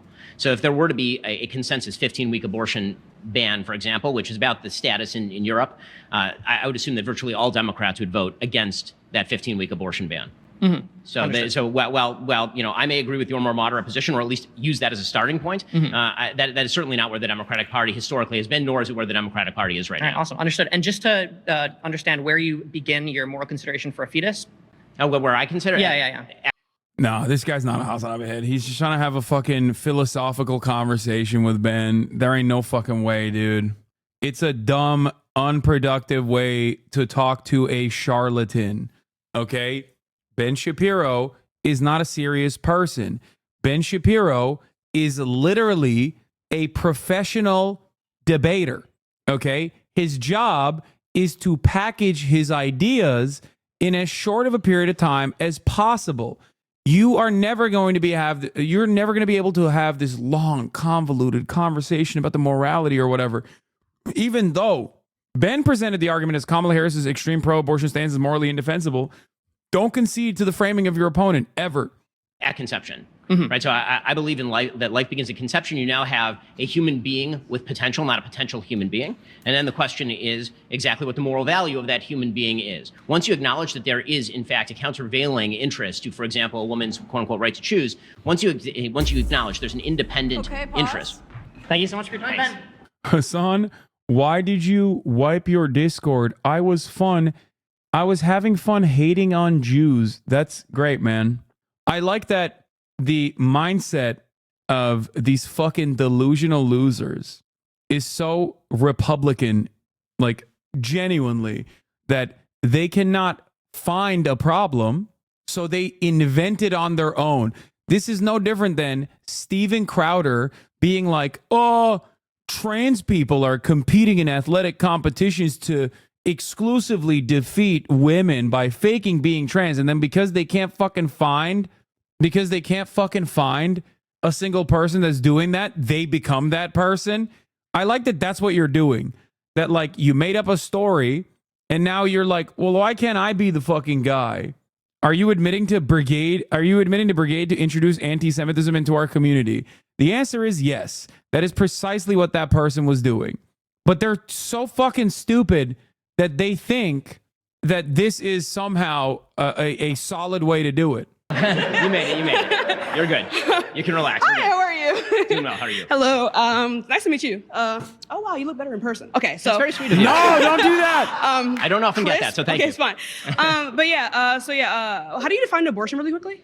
Abortion would be the forcible termination of an unborn human life. Yes, but like, why do you hold that definition? Like, would you not assume like something like a C-section would be considered an abortion? No, because the baby is born alive. So how would that be an abortion? What does the definition of abortion have to include the death of a fetus? Because that's literally the definition of abortion. It literally isn't, though. Where are you getting this definition from? Where are you getting your definition from? Let's go to do you like in like Mayo Clinic, like any fucking like hospital you've ever gone to before? It's not a ha moment. She's not wrong. It's just like abortion is like, I guess it doesn't really matter, but like in the medical sense, what she's saying is not entirely incorrect, but it doesn't fucking matter. It's like being like, well, anti-Semitism, I'll have you know, Arabs are Semites. It's a Semitic language. Like, it doesn't fucking matter. It's a semantics argument that I think is not the best avenue of approach, unless she's going to use that as a jump off point for a broader point that she's going to make. A C-section ends with the birth of the child. Right, but I know. But abortion, both I and all three of my siblings were born via generally. C-section. Yeah, I understand this. I'm here. I'm talking to you. I know, baby. Thus I was not aborted. I understand this, but like yes, but like no. Well, yes, but like no. But no. You could simply say that abortion is simply the ending of a pregnancy, right? Did you really nuke your whole Discord server? No. Also, I have no control over my own Discord anyway. I have no fucking idea. If you think that I have the capacity to fucking nuke an entire Discord server, I would have fucking nuked it a long ass time ago. What is happening? What is this Discord not? Is this a new talking point? Is that what's going on? This is what we've moved on to. I like that I like that because you can't find anything that isn't fucking clip chimped into oblivion that I have said that I personally believe that you have issue with, that we have now decided we're going to move on from that to random people are being anti-Semitic to me online on Twitter. And even if they don't fucking follow Hasan, it still doesn't matter. It's still his fault. Good luck, dude. I'm sure you will be able to find a fucking goalpost that you're going to arrive at, that you don't have to fucking move on. Okay? That you don't have to fucking motorize as much. So the ending of a pregnancy outside of the natural can't say that. birth of a fetus. So No, I don't see that. I don't see why you would say that like it would have to end in the death of a fetus, which is why I'm pro-abortion all 9 months, right? Because say if a woman is not able to pass a fetus in the natural way, we could have these other abortion processes that would say like, okay, like she needs some type of induction that doesn't include the actual natural expulsion of a fetus. But it doesn't always end in the death of a fetus. So I don't see how you could say that Kamala Harris' stance is immoral in this sense. I just don't understand how you're removing the death of the fetus from the equation. Yeah, if your baby dies inside of you in a miscarriage, you still have to get an abortion. Abortions are a medically induced miscarriage. If your baby dies inside of you, you have to get an abortion to end the pregnancy, even though the baby's already dead. About abortion. That's literally the entire moral issue. You and I would not even be arguing if we were talking about C-sections or about natural birth. But it seems like at its core, though, we disagree on what the inherent definition of abortion then is. You could leave away. We could very easily solve this. Let's just not talk about the word abortion. Let's talk about the forcible termination of a baby. Okay. So then, what do you value in the fetus then? The life of the fetus. Okay. So then, when is this? You said it begins at conception. Yes. And why is that? Because that is okay. This has been two debates, like two debaters so far, and I feel like they haven't been able to. They really think you have they really think you know how to do anything in your Discord.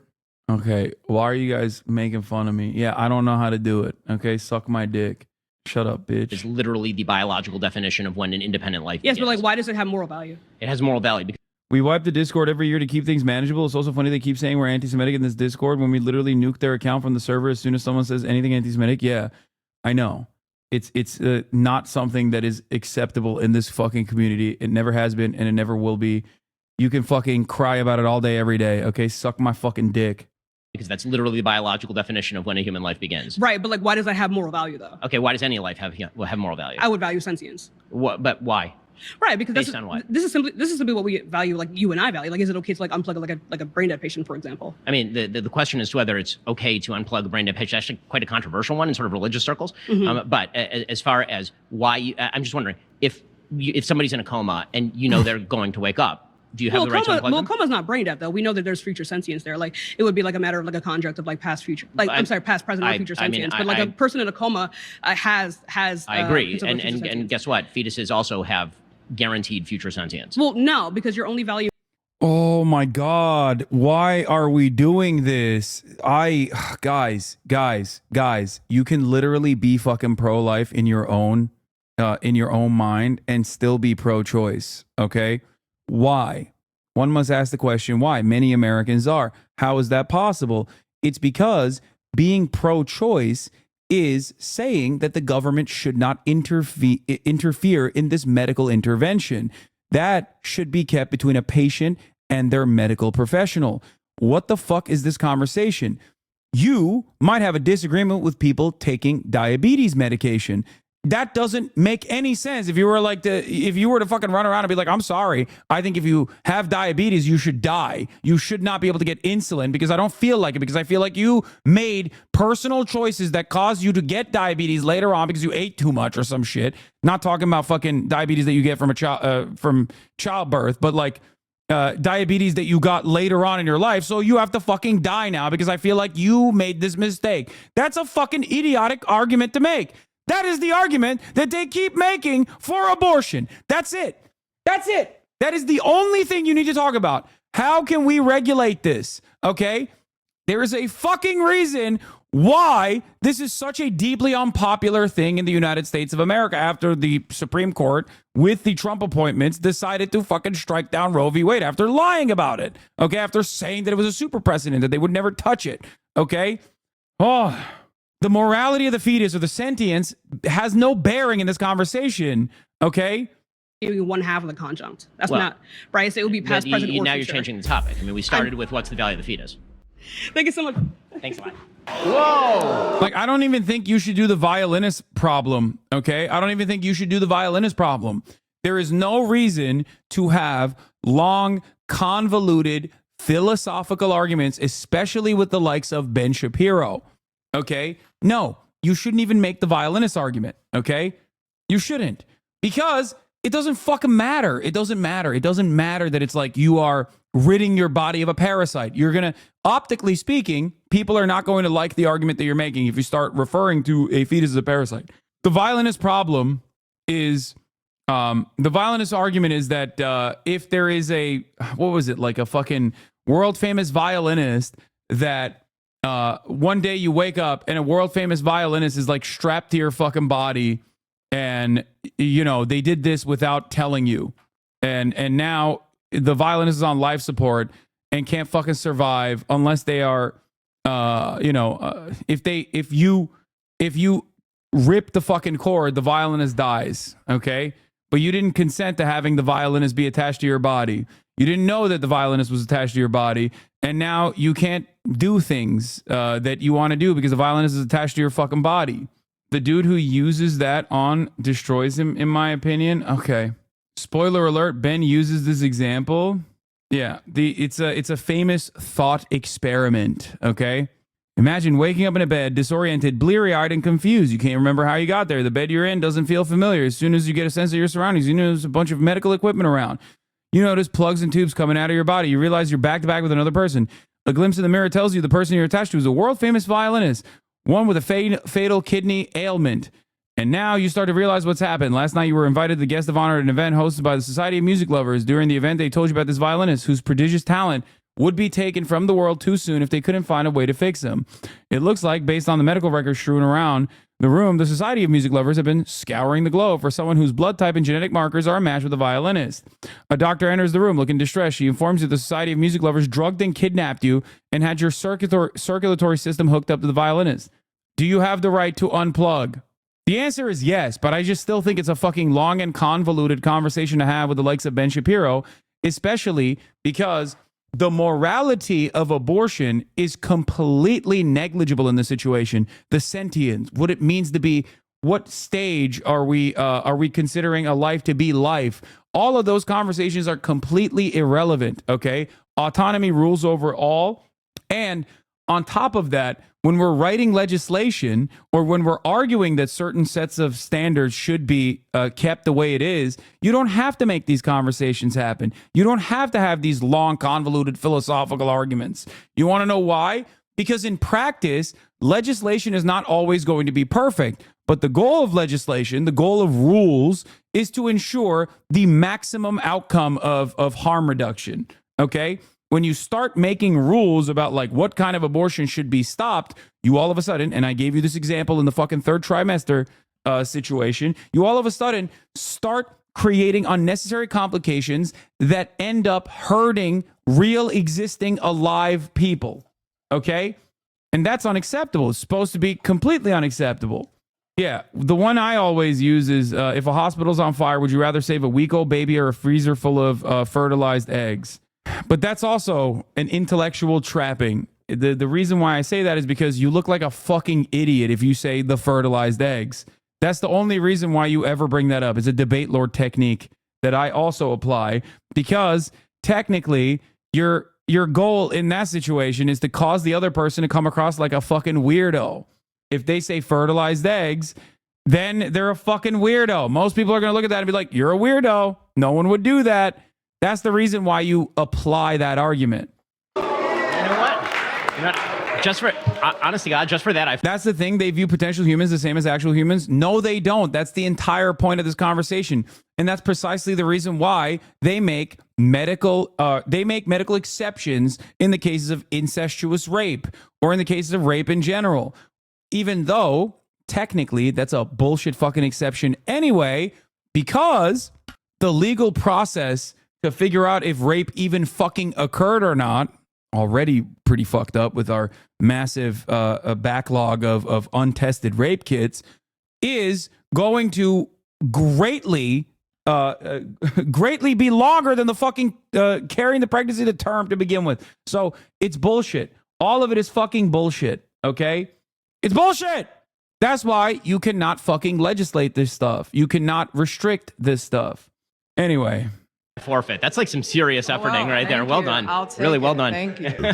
Yeah, so on the topic of abortion, I think we have a big focus on the moral aspects of abortion. They say they view them the same, but they genuinely don't. That's how you that's how that argument catches them off guard.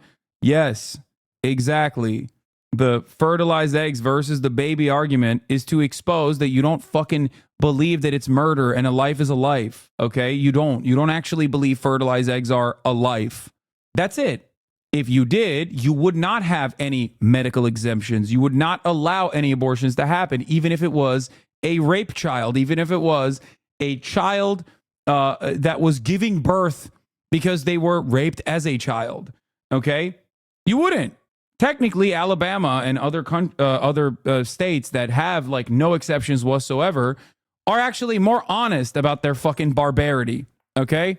Abortion, but I do think we should talk about the legal aspects of life, because when a baby is born, two things happen: birth certificate, social security card. When there are fetus, when it's like cells in the body, you don't get the birth certificate. You don't get a social security card because it's not alive, it's not born yet. Therefore, when it comes to like the moral repercussions of having abortion, I feel like that's very different than legally, because if a cluster of cells in a woman was equivalent to a baby, I should be able to have tax deductions on that kid.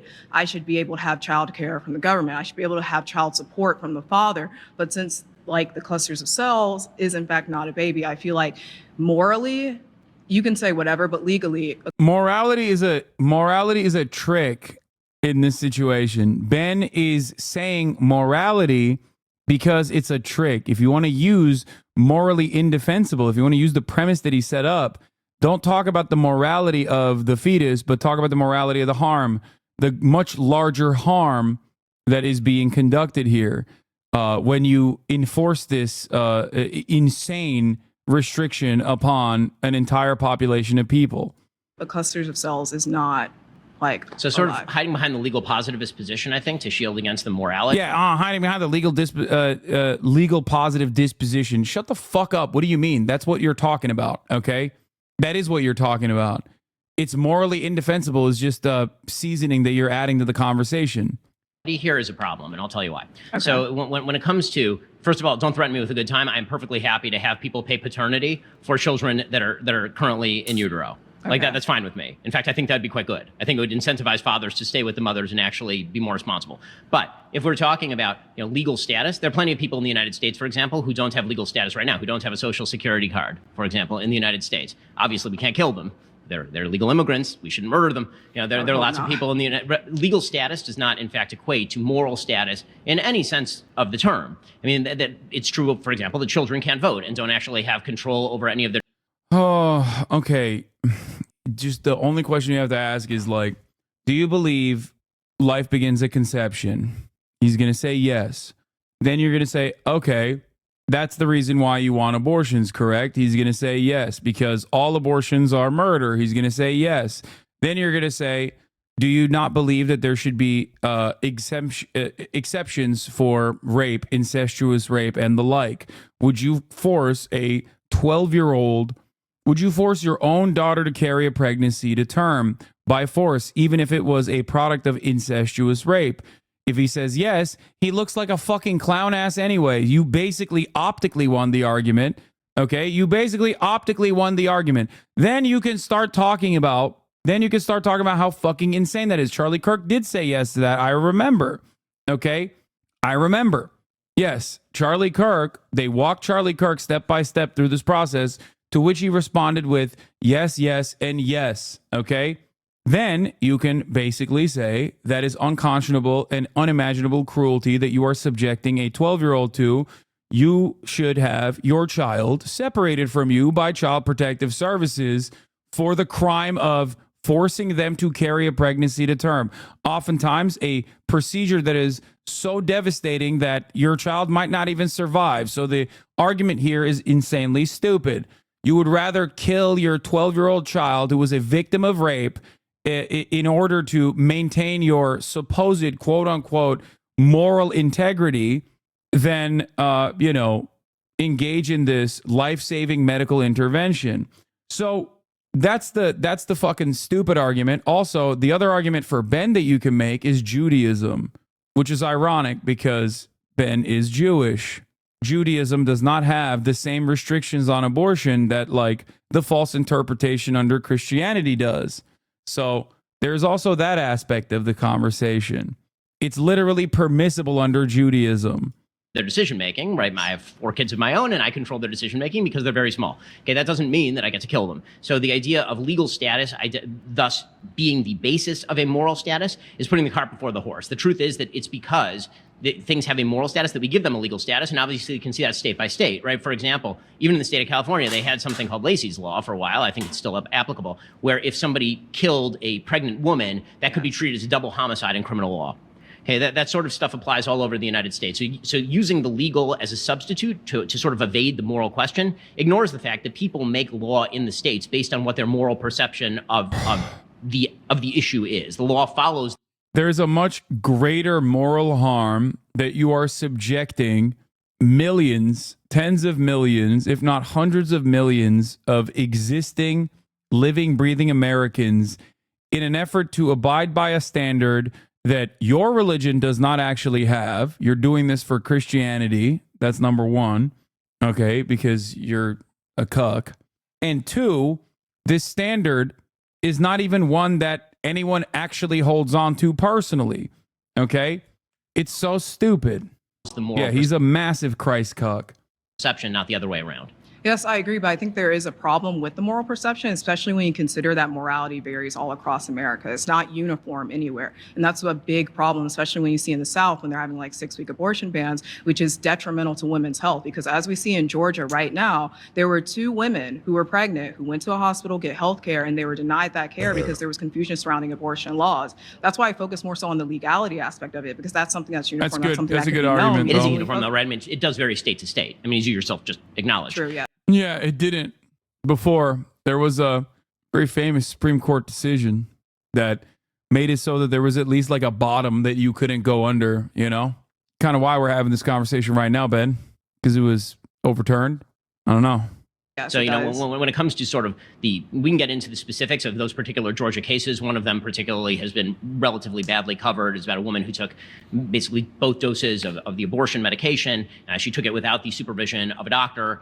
She then experienced essentially sepsis, and she went to the hospital late. And then under no interpretation, by this point, she had twins. Both of the fetuses were unfortunately dead by this point. So there actually was no legal problem with performing a DNC at that time, and the hospital misinterpreted the law. You know, but without getting into more details about that particular case, the real question when it comes to abortion was, and always will be how we weigh 2 separate considerations. One is the moral value of the life of the fetus, and the second is the woman's right to choose. The problem is that these are sort of mutually exclusive, meaning that I don't have a right to choose about your life, right? About whether I get to kill you or not, or about the children that I have who are already born. And so the right to choose is obviated by the acknowledgement of a moral status on the part of the child, and vice versa. Right? If you're willing to say that the child has no moral status whatever, then there really is no problem with abortion. The big moral problem I have with the sort of Kamala Harris position and the position that I have.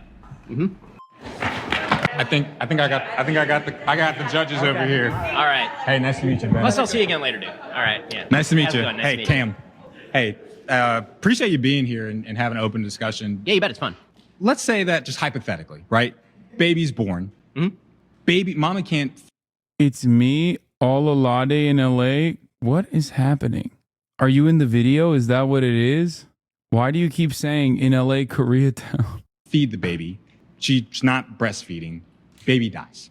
Morally, do you feel like that would be better than if the baby would have just been like aborted before it was born? I mean, I'm not sure that there's any.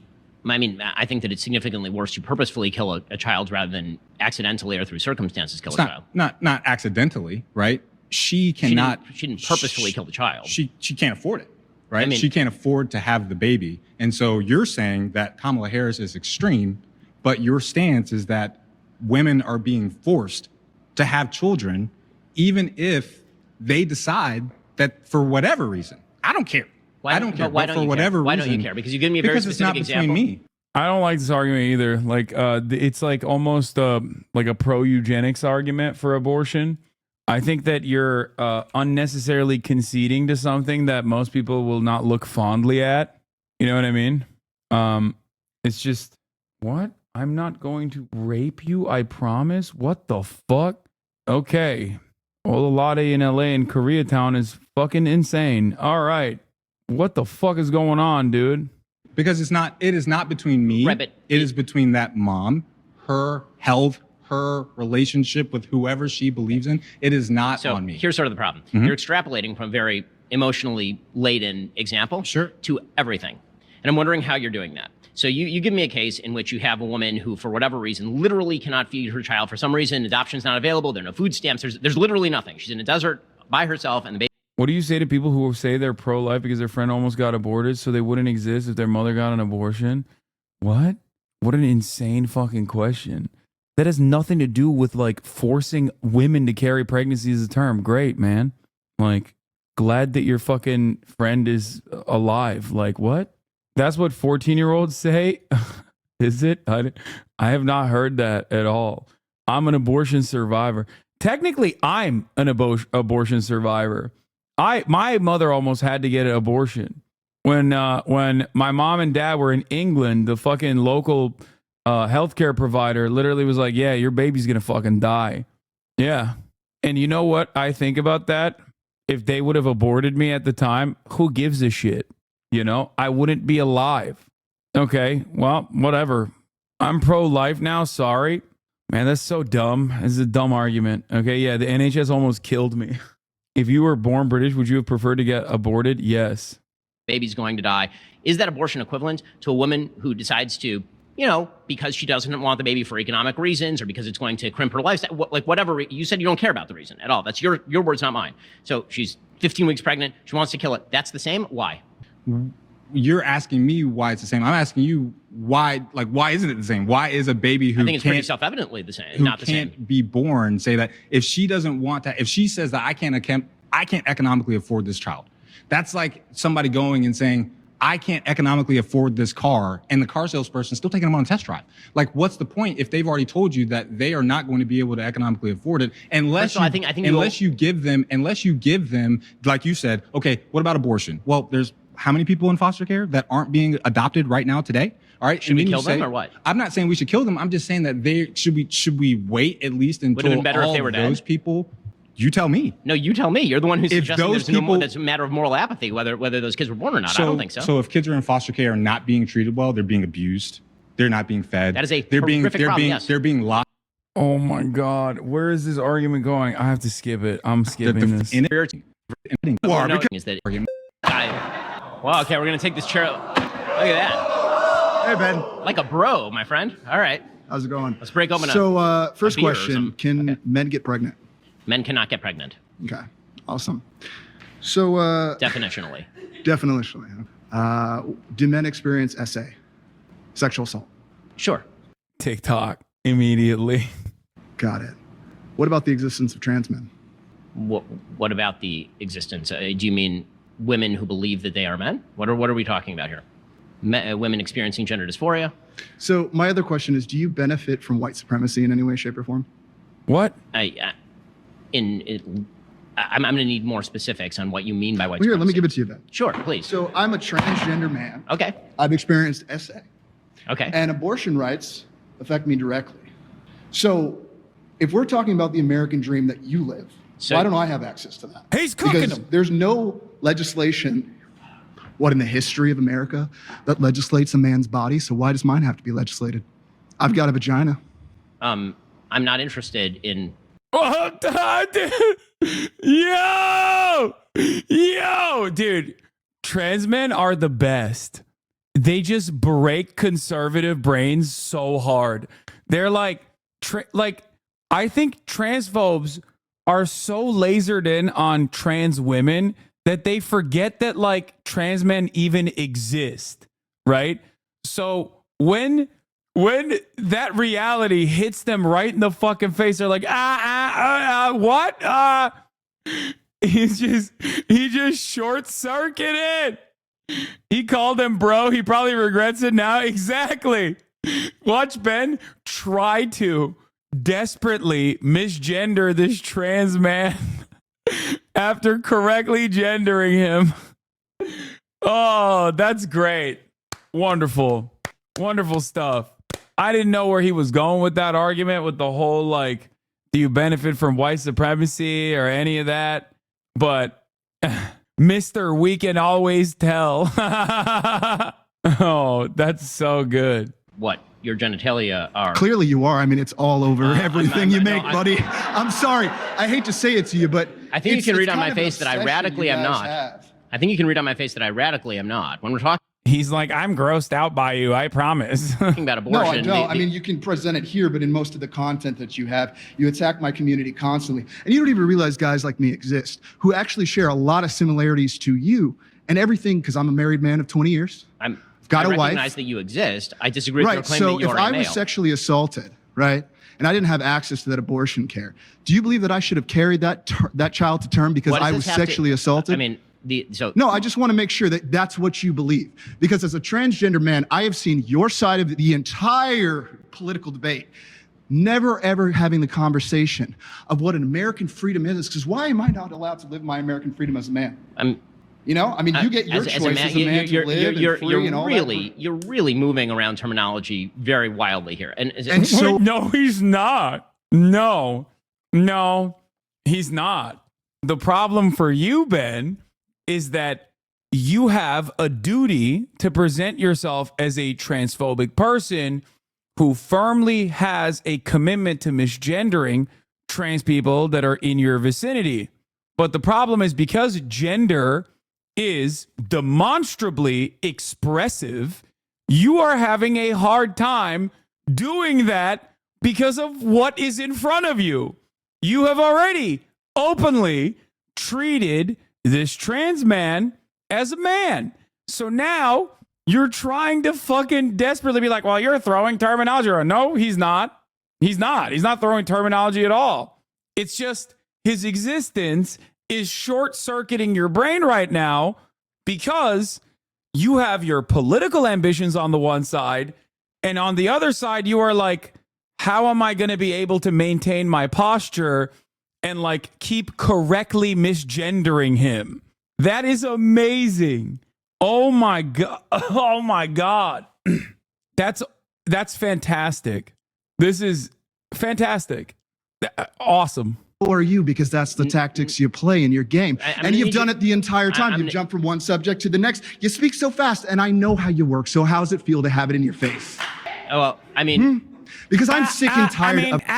He's literally short-circuiting. He's like, dude, it's so awesome because he's also like a larger presence. Like oh God. Oh, this is so perfect. Oh my God. I never in a million years, I used to pray for times like this. Oh my God. Oh, pack watch bozo. Holy shit. This is like the fucking, the Ben Shapiro tweet that I made like a couple years back, being like, dude, obviously gender is not as rigid a binary as you fucking claim it is, because you don't even fit the fucking mold. The man in front of you, literally in a lineup, fits more masculine features and has a more masculine outwardly presence than you do, Ben. He's taller than you. He can grow a full beard, you know? He's bigger than you. What's up, Ben? What the fuck's up? What's up? Now he has to just sit there. He already broed him. So now he just has to fucking sit there and eat it. Yeah, Ben, you're 5'3", can't grow facial hair, and weigh 100 pounds soaking wet. If we can both be considered men, you should probably be a bit more open-minded about gender expressions. It's clearly not as rigid a binary as you try to imply it is. 131,000 likes. Masculinity and femininity exist. Outward indicators of masculinity and femininity exist in nearly every human culture. Boys are taught to be more masculine in virtually every human culture because the role of men is not always the same as the role of women. That's so fire. God damn, that shit. Of the shit that you have put against my community, especially black trans women, because you constantly disregard all of our needs and then use us politically as a pawn when we're 1% of the population. Why not focus on the economy itself? All of us are struggling, and you want to focus on trans people. You want to focus. Oh, damn. Yo, he had an agenda. God damn, this is great. Yo, why are people throwing up flags right now? Okay. Some of you need to fucking dial it back and let my king speak. Okay. I cannot believe people are like, they're not talking about abortion. Ben's getting fucking mogged over here. And you're like, put that flag down. That's transphobia. Oh, god damn. This is so sick. That's how you know he really fucking hates trans people, by the way. God, he can't even fucking be in the presence of a trans person. He's just like, it breaks his brain. On a black woman when this is clearly a glass cliff situation. America's falling apart, and let's give it a woman right when it's all falling apart. When we had, what, 50 men run it and it looks like shit? Oh my God, he even did the glass cliff argument. Yo, that's crazy. He's right. Yo, he's cooking. God damn.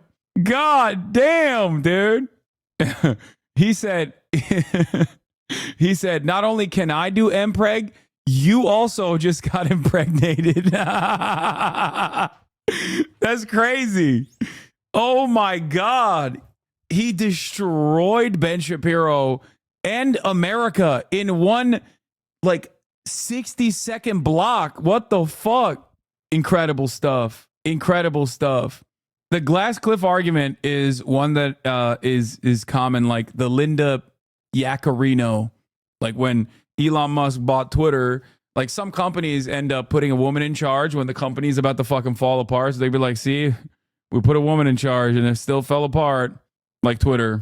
Look at where we're at.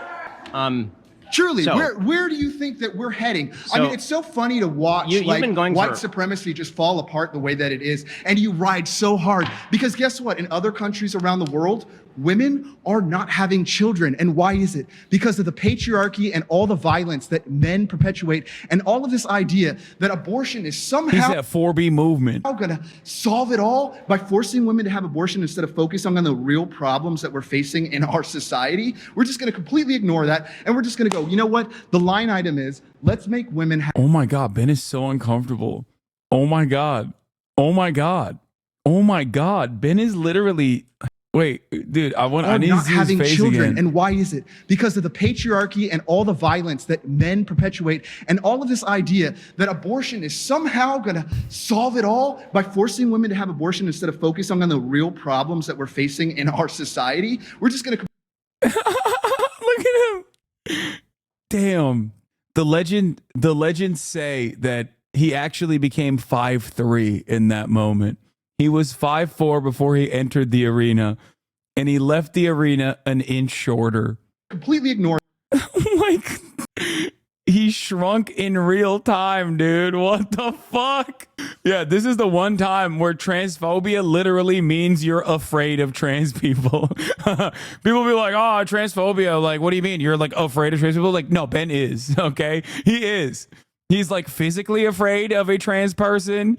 He's figuratively afraid of a trans person. He is the most transphobic he has ever been in his life. This is so good. Or that, and we're just going to go, you know what? The line item is, let's make women have babies so that we can continue this capitalistic society that we have. Why are we doing that? What? Damn, people are like, he's cooking so hard. People in the audience are like, God damn, he's right. I mean, why? Because you want to push white supremacy and because you want to make your check? It does great for you. Meanwhile, people like me have to live with the consequences of all of your rhetoric that you put on a daily basis, and including my entire community and the intersectionalities of black women, men that experience SA, trans people, everyone that comes in. And I'm so sick of the idea that you can come in with this bravado, that you're this big guy that knows things because you can talk fast, you have statistics. But really, what does it really matter at the end of the day if you are harming the entire American... This guy's been accused of rape, Trump, in like court documents, and you're backing the guy. Like, you have children. How could you do that to your own? Don't you have a daughter? Like, what is wrong with you, dude? I've never seen such a party just completely like the American idea, what we believe in as a country is not what you're perpetuating. It's diversity. It's giving you tired, hungry, and poor. The Google phone you have in your pocket is because of all of the diversity we've had. Damn, he fucked him so hard. The referees the referees had to come in and be like, please stop. Ben's gonna leave. he got scolded like a child. That was kind of sick. That was a cool moment. That was wow. Ben won by being quiet. Wake up, bro. I don't think we watched the same thing. That did we just? I'm cute and kind. Oh my God, it's Ben Shapiro. Oh my God. Oh my God, it's Ben Shapiro's alt account. No one will know it's me if I call myself cute and kind. Stop it, Ben. That was sick. Yeah, that's how debates are won, by being quiet and shrinking into your safe space. I thought debates were won by, making a convincing argument. What happened? What convincing argument did Ben retaliate with? Yeah, he won by going nonverbal. I win all of my arguments by going nonverbal. You don't understand. Pleasure to meet you. Oh. Yo, he's dope. There's a lot of tension in the room now. Let's stay cordial. Let's stay respectful, please. Please, please. Yeah. All of my haters that are constantly trying to clip me out of context to be like, he should get banned, fail to recognize that I just showed you pornographic violation. Like that, if you clip this out of context, if you clip that entire segment and be like, Hasan is literally showing porn on stream, I would probably get fucking banned. Okay. That was insane. Hi, how are you? Nice to meet you. So let's say that I'm voted out by my friends here and I stand up and immediately collapse onto the ground. Paramedics rush in and through some magical means, they determine that the only person who can save my life is you. You can do that by giving me a transplant. Mm-hmm. Can you be forced to give me a transplant? I cannot. Why? Because I do not have a parental relationship with you, and thus I do not owe you a duty of care in the same way that I would if, say, you were my son. Can a parent be forced to give a... Ben knew the violinist argument was coming and immediately deflected by saying, I do not have a duty to give you parental care. Kid a transplant? Yes, a parent can be forced to give a kid an enormous number of resources, or should be. Can you be forced to give me blood?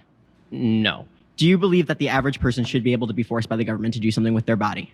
It depends what, because that Why that can is you the not be nature of forced law. to give me? Why can you not be forced to give me an organ? Because I do not owe you a duty of care sufficient to remove an organ. Because from you me. cannot be forced to use your body to sustain my own, and that is the crux of Because the I do not owe you a argument. duty to Because care. you cannot be used. You cannot be forced to use your body to sustain my own, and that is the crux of the abortion argument. And the problem is, and it's very morally You're ignoring the inconsistent. parental relationship. but because there's a point. Yeah, here that- see, Ben knew that Ben's heard the fucking violinist argument before. He immediately tried to counter it like off the jump. There's a very morally inconsistent part to your argument right here. If you do not believe that you should be able to you should be forced to sustain my body using your own, then you should also not believe that a woman should be forced to sustain a child that they do not want to carry in utero. Is the same basic argument. Well, it doesn't matter how you get there. Let's say that you crash into me on the way out of here. Well, no, it's if actually, you hit it's into not me, the, it's actually yes, not it the is. same But it is. If you say It that, isn't, let's though. say that you run into me Okay. on the way out of here. If you crash into me, it doesn't matter that that is the reason why I am in that state. You cannot be forced. I think going forward from this point on, Ben is always going to be worried about using gender pronouns because he thinks like every single person is a trans woman or a trans man under the random moment where he gets hit with another trans person, that he dare not make that mistake and accidentally correctly gender them, which is really funny because now he has arrived at being woke on accident, where he's like, he needs to ask people their gender pronouns. Tell me what your gender pronouns are and if you're trans or not before we get started with this conversation, please, so I can correctly misgender you. Oh, dude, that's so sick. To give me blood. You cannot be forced to give me an organ. You cannot be that's not forced to actually use your how body to abortion sustain my works. own. An abortion includes a pre-existing physical connection between the two bodies. So a better example would be the so-called dead violinist example or dying violinist example that was put forward by a philosopher. I can't remember her name. The basic idea there is that you wake up in a room and I'm connected to you, right? And you have some sort of health condition. I'm connected to you and I'm giving you a blood transfusion. And if I remove that, you'll die. Do I have a duty not to remove it? I think there's actually a fairly decent case that I actually do have a duty. No, you do to not. remove it. You do not have Well, a duty to be you can't- forced to. Why No, are you because defining my do- moral position? You do not have a duty My to moral sustain position is someone not else's yours, body clearly. using your own. This is the chatter who said he had short legs. It's been tough to get in there. Yeah. Yeah, I'm 5'2". You made it. I'm the only one in the room shorter than you. Okay, so honestly, my understanding of Kamala's plan is a return to Roe v. Wade, but in the legislative level. That seems to be the majority opinion by the American people. They were not for the removal, right? Trump is not really for an abortion ban, right? I mean, In he his himself has said personal he is level. not.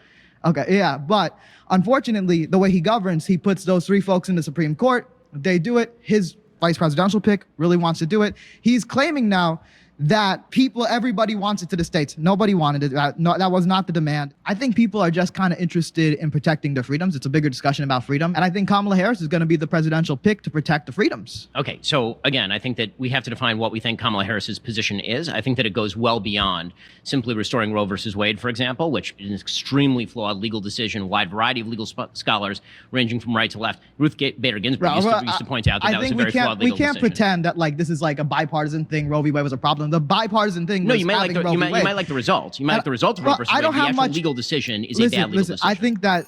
That's the end of this claim. I'm glad you finally made it, though. Hopefully, I can come back. Yeah, exactly. Hey, before we go any further, we want to take a moment to say thanks so much to Straight. Fucking Jubilee. One Republican, 25. Kamala Harris border policies will turn America into an unsafe and bankrupt nation. Let's go! Some of my colleagues Let's fucking here in go! circle really talk about. Let's go! Even though Mason is like the 8th HasanAbi head that is actually encountering Ben in this debate so far, but still, let's fucking go! Fuck Jubilee for normalizing right-wing positions. Yeah. Why they appreciate Kamala Harris's right shift when it comes to border policy, trying to deter the amount of people that are coming through the southern border. That's not something I'm particularly passionate about. So I'm more inclined to talk about specifically why you, somebody who purports himself as someone who's uber capitalist, want to remove the labor pool from this country, which always increases to business and economic growth. Right. So I'm not interested in removing the labor pool from the country as a general rule. However, I don't believe that it's an economic benefit to the United States to bring in a low skill, low education labor pool that is drawing significantly from public benefits. For example, there are very good data to show that there's huge reliance on, say, emergency rooms, educational. Oh, Mason, this is you should have heard me fucking use this against Ann Coulter or any number of different instances. That is actually 0.09% of overall cost of like that. It is so marginal. It is so unimaginably marginal. That's the only thing that Republicans can correctly identify in terms of like whatever semblance of social safety nets that like undocumented immigrants can take advantage of. Facilities. Based on the Center for Immigration Studies, there's a net cost to low-wage, low-skill immigration coming into the country. You're in favor with emergency rooms just deterring people based on what they look like or what might be perceived as someone with a lack of citizenship? No, I'm very much in favor of limiting the amount of illegal immigration to zero and then allowing a fair bit of legal immigration. Did I forget to run the ad break, by the way? I did. Fuck, here it is now. Thank you, Chatter, for reminding me. We're interested in decreasing the pool of people and population in this country so there are less emergency room visits, or are you more in favor of actually documenting these people so we're able to track like exactly who is coming through? Like I'm kind of lacking what your argument is. It's not about number. It's about the people who are coming in. I believe that everybody who comes into this country should come in through a legal mechanism, and that the United States ought to be able to select the people who are coming in, who are the best, brightest, and most useful to the American population, because that is the prerogative of any nation. So do you think that the way that we do allow people in through our legalization process, especially with how much egregious obstacles people have to go through, might incentivize people to come through non-legal means? I mean, on average, it takes about 10 years for somebody to gain citizenship in this country. And if somebody is fleeing political persecution, I really find it interesting how conservatives always like to talk about the response to certain behaviors instead of what the... For the record, let's put to bed the emergency room conversation very quickly. Okay? He's ass blasting him, and I'm gonna start it from the start for a second. But I do want you guys to know something very important. Okay? The Emergency Medical Treatment and Labor Act and to Emergency Medicaid, there is a paper published in the Journal of Health Affairs that shows that undocumented immigrants between the ages of 18 to 64 consumed about $1.1 billion in government healthcare benefits in 2006. This was 0.13% of the government healthcare expenditure. 0.1. Okay? So what Ben is talking about here is literally 0.1% of the overall healthcare expenditure. Okay? That was 2006, though. It doesn't matter. It hasn't like greatly expanded since then. You have to look at the percentages. The American population increased. The American undocumented population increased. The percentage overall did not. Okay? This is undocumented immigrants specifically using emergency rooms. Okay? That is an important number. Okay? That is an important number to understand. Why is it an important number to understand? Because that is one of the only ways in which undocumented immigrants can directly take advantage of like government social safety nets of some sort. Outside of that, they actually pay into the system, but they can't get anything in return. So all of this argument is bunk, which is why Republicans usually lie and say undocumented immigrants cost, tens of billions of dollars to the American taxpayers every year. This is untrue. But why do Republicans say it? It's because they add natural-born U.S. citizen children of undocumented immigrants into the equation. But they are not undocumented citizens. So you cannot use them, the children born on U.S. soil that are constitutionally American citizens, in that equation. Okay? Just know the tricks. When people say undocumented immigrants cause tens of billions of dollars in social services, they're not talking about undocumented immigrants. They're talking about the children that are natural born U.S. citizens that are going to fucking public school, that actually are in some way, shape, or form taking advantage of like American social safety nets. Why? They're American citizens. So just remember that. Okay? Hospital lawyer here in Texas attended the CLE today about how we're going to navigate Greg Abbott's directive to create a mandatory registry, aka list of undocumented individuals, PHI, provided quarterly to the state on the monetary value that goes towards their care. The point is to deter those people from seeking care. It's gross. Yes. In my recent video, I studied this. Asylum seekers get on average $350 max of 8 months, 12 if from Haiti or Cuba. Also, every single economic boom for the U.S. was following large migration waves. War production relied on immigrants too. Also, they only get housing if it's assigned for homeless because our systems can't tell them apart. Also, if you get benefits as a normal immigrant, you are deported or forced to pay a fine and pay them back. Now, let's get back to the way Mason handled it, which was also good. Interested in decreasing the pool of people and population in this country so there are less emergency room visits? Or are you more in favor of actually documenting these people so we're able to track exactly who is coming through? I'm kind of lacking what your argument is. It's not about number. It's about the people who are coming in. I believe that everybody who comes into this country should come in through a legal mechanism, and that the United States ought to be able to select the people who are coming in, who are the best, brightest, and most useful to the American population, because that is the prerogative of any nation. So do you think that the way that we do allow people in through our legalization process, especially with how much egregious obstacles people have to go through, might incentivize people to come through non-legal means? I mean, on average, it takes about 10 years for somebody to gain. Come on, Ben. Come on, Ben. Come on, Ben. Come on, dog. You forgot? You forgot, dude? You should have a counter to this. God damn. This is like basic. This is like 101 introductory shit, dude. Yes. The process is rigorous and long, which incentivizes undocumented migration patterns. Come on, Ben. Has no one approached him with this?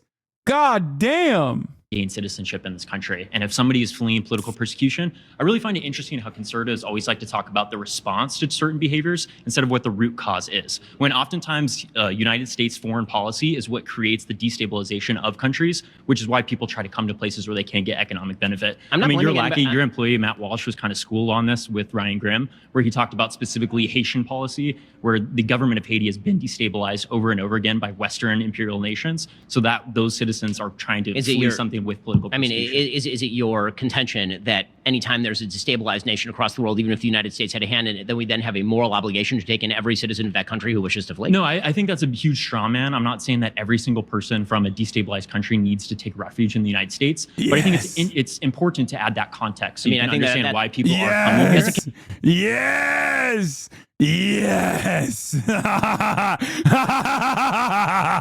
Cook him, Mason. Yes. Oh, so good. Oh, that's a HasanAbi head, not that other fucking weirdo with the long hair who was like, let's debate the morality of abortion. Okay, that right there. Oh, that was so good. Case for a different foreign policy. That's not a case for an immigration policy. The idea is people are coming in here to mooch off of our emergency rooms or mooch off of our social services, No, I don't think which that's is just true. not true at all. I mean, no, that's no, your that- big contention for why you're... That is not my contention. Okay, My I'll contention let you is, speak. I'm not claiming that the intent of people is to mooch off the system. The result of people is that they may be a net draw on benefits rather than a net. Okay, that's also false. Again, it's false. Immigrants put more into the system than they take out to the tune of hundreds of billions of dollars. That's ridiculous. They literally pay taxes. They pay sales taxes. They pay a multitude of different taxes as well. They get like, they are paying into the system and receiving nothing in return. So you're false on that. It's not a fucking boon on the system at all. Okay. Oh, it's so Contributor good. to the economy of the United States or to the culture of the United States, because I want people who are coming here who actually have some sort of belief in, say, American-style freedoms. I don't think everybody from all over the world has the same ideology. Oh, he's trying to get racist with it. He's trying to get racist with it. It's like, oh, they don't understand our superior American culture. That's another problem. Oh my God. Oh my God. It's a boon, not a bane. Sorry. Yeah. They just don't understand our culture. They don't understand our super sick culture. Does it feel like sending a student for your dojo? It's fucking awesome. With Nick Fuentes, that like a lot of these people just don't have the exact same culture. These people don't have culture and they can't come here. I know that you're making that face. I know that he's an individual that you guys obviously disagree. He's somebody that's like increases calls for violence against people of certain communities. I'm not saying that you're Nick identical, Fuentes, but I'm saying on this issue particular, he literally makes videos trying to stab me. So see this that's not quite disdain the in your same thing. face though. Like this is the type of disdain I have for the exact ideology that you guys are in agreement. I don't understand why there is anything wrong with the idea that you ought to not think screen that people can for their assimilate? viewpoint. Of course, people can assimilate, but you ought to select from a pool of people who are most likely to assimilate. Boom. No, wrong. There is no cultural differences by the second generation. It's virtually indistinguishable by the third. It doesn't matter. That's precisely the reason why all those racist dumbasses who were like demographics or destiny are now loving the fact that a shit ton of Hispanic men are voting for Donald Trump. It's just all arguments that are presented towards like undocumented immigrants is ridiculous. It's all fucking stupid. Okay, it does not matter. The idea that like people cannot assimilate to American culture is so stupid. There is no fucking American culture that has not actually benefited from immigration. All American culture, all United States of American culture, as we understand it, is a byproduct of virtually unrestricted immigration. Okay? Yeah, everyone can eat burger. But Ben's being a racist. That's it. He's like, oh, they can't immigrate into they can't assimilate into our culture. This is fucking bullshit. There is no metric that you can apply to any single person in terms of their immediate ability to assimilate to American culture over others. You can't. Okay? That doesn't mean that everybody has it. Do you think everybody on Earth has an equivalent ideology? Try and get into the country? We shouldn't. It has nothing to do with ideology, Ben. That's also silly as fuck. Like there are diverse groups of people that are coming over the border. Some of them are conservative. Many of them are conservative, as a matter of fact, and some are not. Are we supposed to restrict immigration patterns on the virtue of ideology? What the fuck are we doing? Like what? How would you set that standard? Well, we already kind of do that. If you want to become an American citizen, you have to literally sign a paper that says that you've never been a communist. The U.S. does screen for ideology, not Nazi ideology, but communist ideology. Screen for ideology at all. How would you screen for ideology? Like a basic test to show what people actually value when it comes to attributes? Sure. What would that test look like? I mean, I think that would look very much like a citizenship test. Okay, great. Fine. The problem isn't necessarily a citizenship test in and of itself. The problem is that there is no citizenship test for people who have to wait 10 fucking years to be able to get to that point. Okay? The problem is that there needs to be a faster processing for people that should be able to, as long as they do not have any sort of fucking criminal background or anything like that, can actually legally work inside of the United States of America, and then they can also continue along their pathway to getting a full-blown citizenship. But this is not determining the ideologies of this person coming in. These are, Yeah, see, they take the take is crazy because they already screened for your ideology. They literally asked me if I was a communist in my paperwork. Yeah, you can't say that you're a communist in your paperwork. Yeah, there you go. Question 5B on page number 6. Advocated or supported for any of the following. Been a member or any of the following group or associated in any way, shape, or form. Been a member involved in any way associated with a communist or totalitarian party anywhere in the world. Advocated or supported or promoted any of the following. Been a member of, involved in any way associated with any group anywhere in the world. Opposition to all organized government, world communism, the establishment of the United States of a totalitarian dictatorship, the overthrow by force or violence of other unconstitutional means of the government of the United States or all forms of law, the unlawful assaulting or killing any officer or officers of the government of the United States, the unlawful damage, injury, or destruction of property or sabotage. It's so funny. Who the fuck would say yes to that? Like, who's like, oh man, I got to this stage of my citizenship test and then I accidentally clicked yes. It's over. Sabotage? Question mark? Anyway. Werner von Braun got the pass though? Yeah, obviously. It says communist, dog. That's what they care about way more than, like, you know, fighting against American soldiers at any point. This is a determination. I mean, of they at least have to understand the that basic. people can actually have. No, but people would actually have to understand the basic How ideology. many of the U.S. born citizens do you think could pass a citizenship test? This part got a little, got a little out of control, but he fucking cooked them. Good to meet you. Kamala Harris supports the bipartisan border bill that was negotiated by conservative Senator This is not a fucking good victory. This is not the W. Again, no gendered greeting. Yeah, I know. This is not a W, man. It's not a W. Wait, so we don't like this guy? I mean, we'll see. Maybe he cooks Ben. I don't know. I just don't. I think it is a shallow victory to have over Ben Shapiro if you are arguing on the virtues of a right-wing border bill that literally fucking establishes the underlying premise that immigrants constitute a national security threat. James Lankford and supported by Mitch McConnell. Do you not support that bill? And I do not support that bill. So what is your solution then? I mean, my solution is that this actually ought not be done in a comprehensive fashion. So I have a general critique of the way that we deal with immigration in the country. Instead of trying to solve all problems at once, which is very likely to end in nothing, what we ought to first do is we ought to close the border. And but the border is closed right now. Do you agree? The border is certainly not closed right now. What do you mean? There's a small trickle of people coming over. The numbers are similar to the end of the Trump administration, no? Well, now because of executive order, they have been reduced significantly, but... Do you not agree that they're the same number as the end of the Trump administration? Right now, it is on a monthly basis, but that's after letting in 6.5 million illegal immigrants. So do you think Trump was failing then at the end of his administration? I think that Donald Trump did a better job than Joe Biden. He certainly did not do a perfect job on illegal immigration. So Joe Biden is matching with Donald Trump. This guy's a Reddit orbiter, Israel defender who got mad at you for being too pro-Palestine. Yeah, I remember. I know.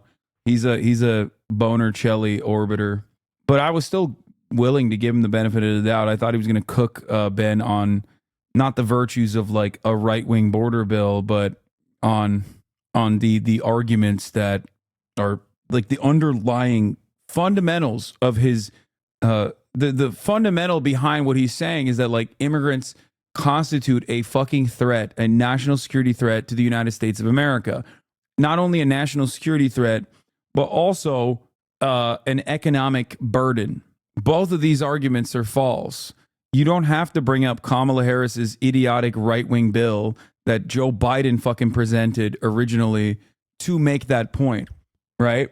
But, you know, we'll let him Trump cook, is doing right now. So after you letting applaud in Joe Biden? After letting in 6.5 to 11 million illegal immigrants, Well, I don't think those you are get to border- fill in that gap those are by border- doing like 4 months of good border policy. Those are border encounters. We don't know how many of those people were turned away. We don't know how many of those people are still in this country. But those people make up a significant portion of our labor force as well, including in states like yours, Florida, where they make up like 5%. So your argument is that it's not happening and it's good that it is.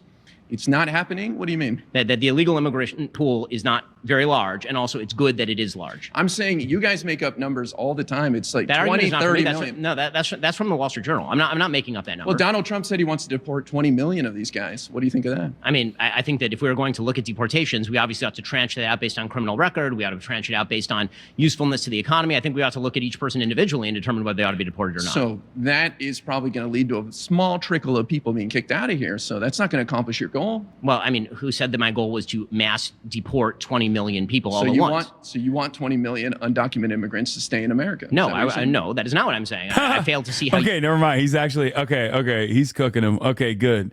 Never mind. I'm back. That's what Donald Trump did say. So, okay, lib redemption arc, fucking divorcelli, dick rider redemption arc.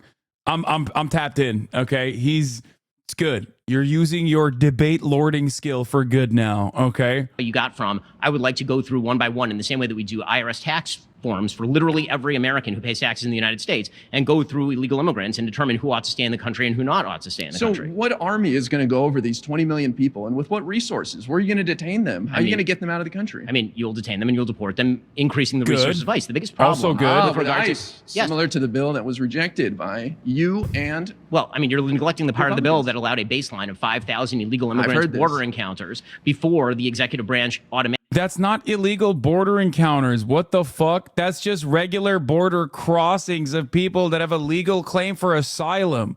Okay? The Border Act would have allowed the Secretary of Homeland Security to block entry and remove illegal immigrants from 100 miles of the southwest border if daily crossings average 4,000 over 7 days. That part is also insanely restrictive. That part is also fucked up, man.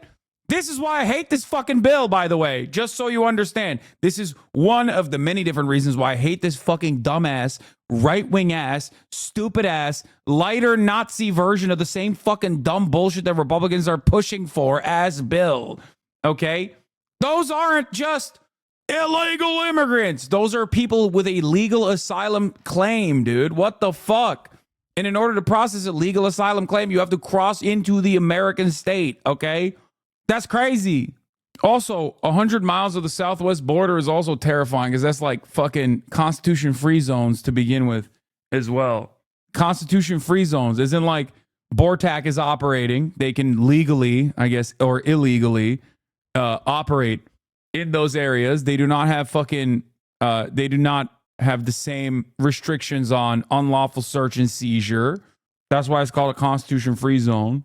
And they have very little, they're very little legal limits. They can just like stop and frisk and be like, you are apprehended and detained under the suspicion that you are Mexican looking. No, this part is only for the southwest border, 100 miles over the southwest border, not the real Constitution-free zones, which basically is like where 90% of Americans live in the United States of America right now. 100 miles from international airports, 100 miles from any fucking water, land, or a border entry to the United States of America. That is basically just the entirety of where people live in the United States of America. But that's not what this is. This is just one version of that. Why would the U.S. government agree to this asylum stuff when we literally ruin most of the countries, our landmass hemisphere, giving everyone a valid asylum claim? Are they stupid? We want slaves. That's it. That's literally it. Yeah. Like it's like slavery 2. Slavery 1 is still practiced.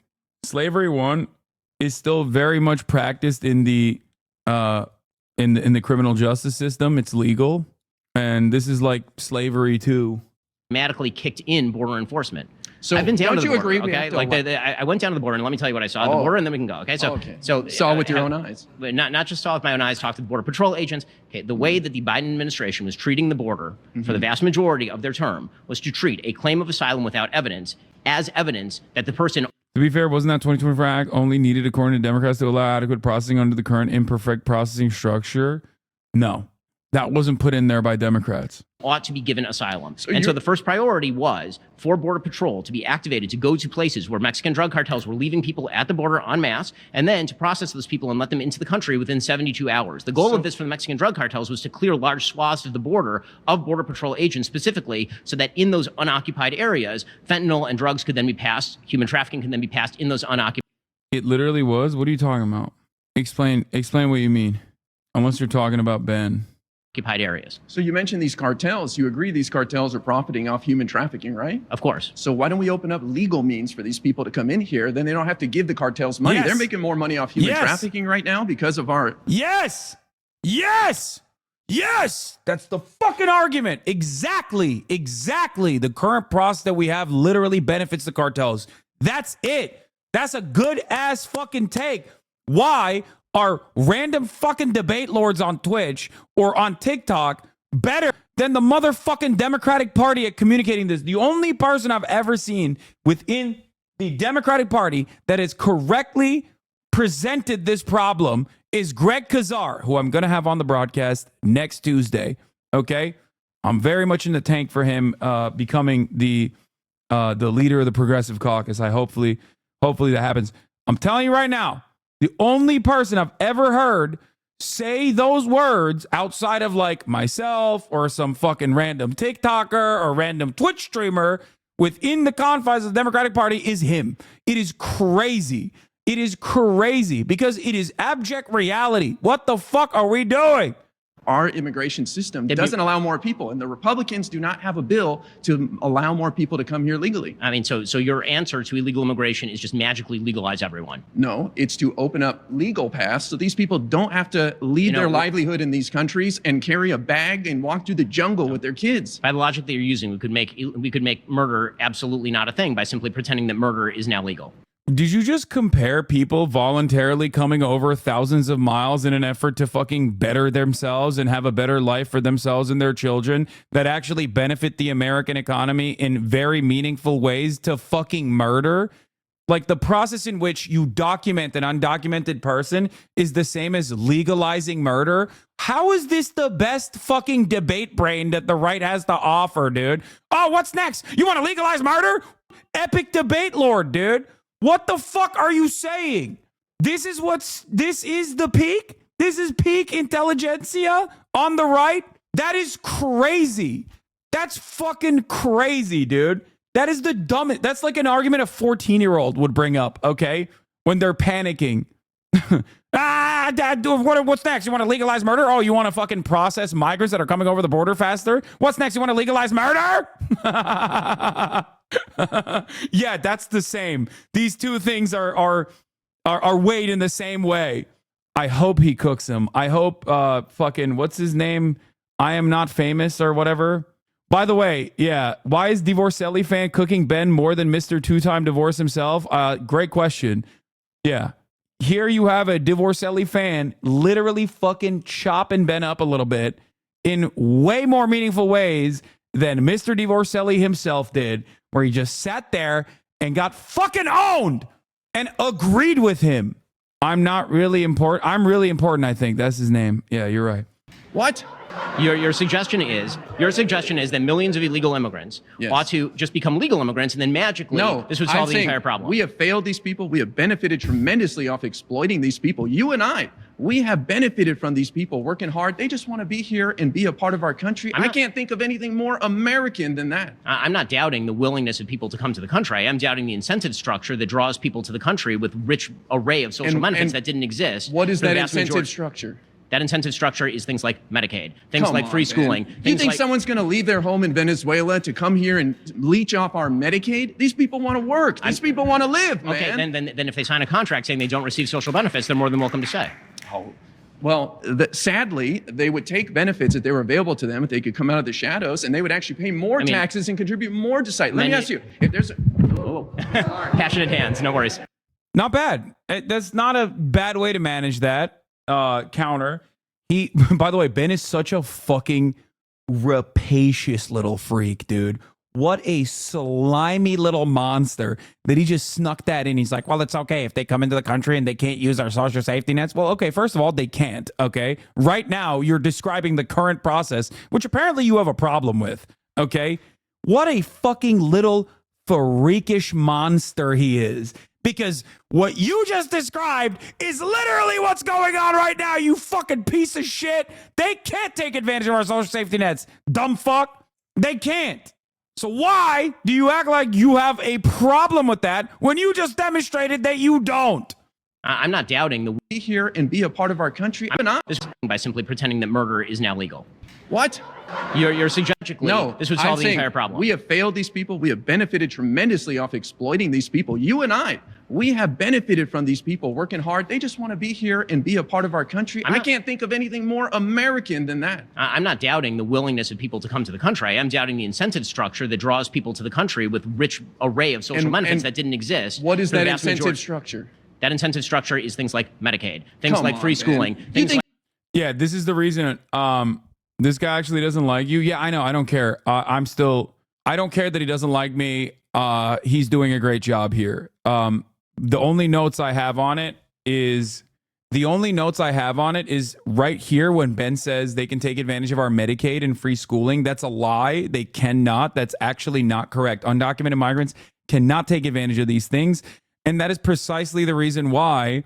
I know for a motherfucking fact that Ben here, when he turns around and still advocates for deportation or still advocates for, Kamala Harris destroying and making the country bankrupt, is actually fucking lying. Think someone's going to leave their home in Venezuela to come here and leech off our Medicaid? These people want to work. These people want to live, man. Okay, then if they sign a contract saying they don't receive social benefits, they're more than welcome to stay.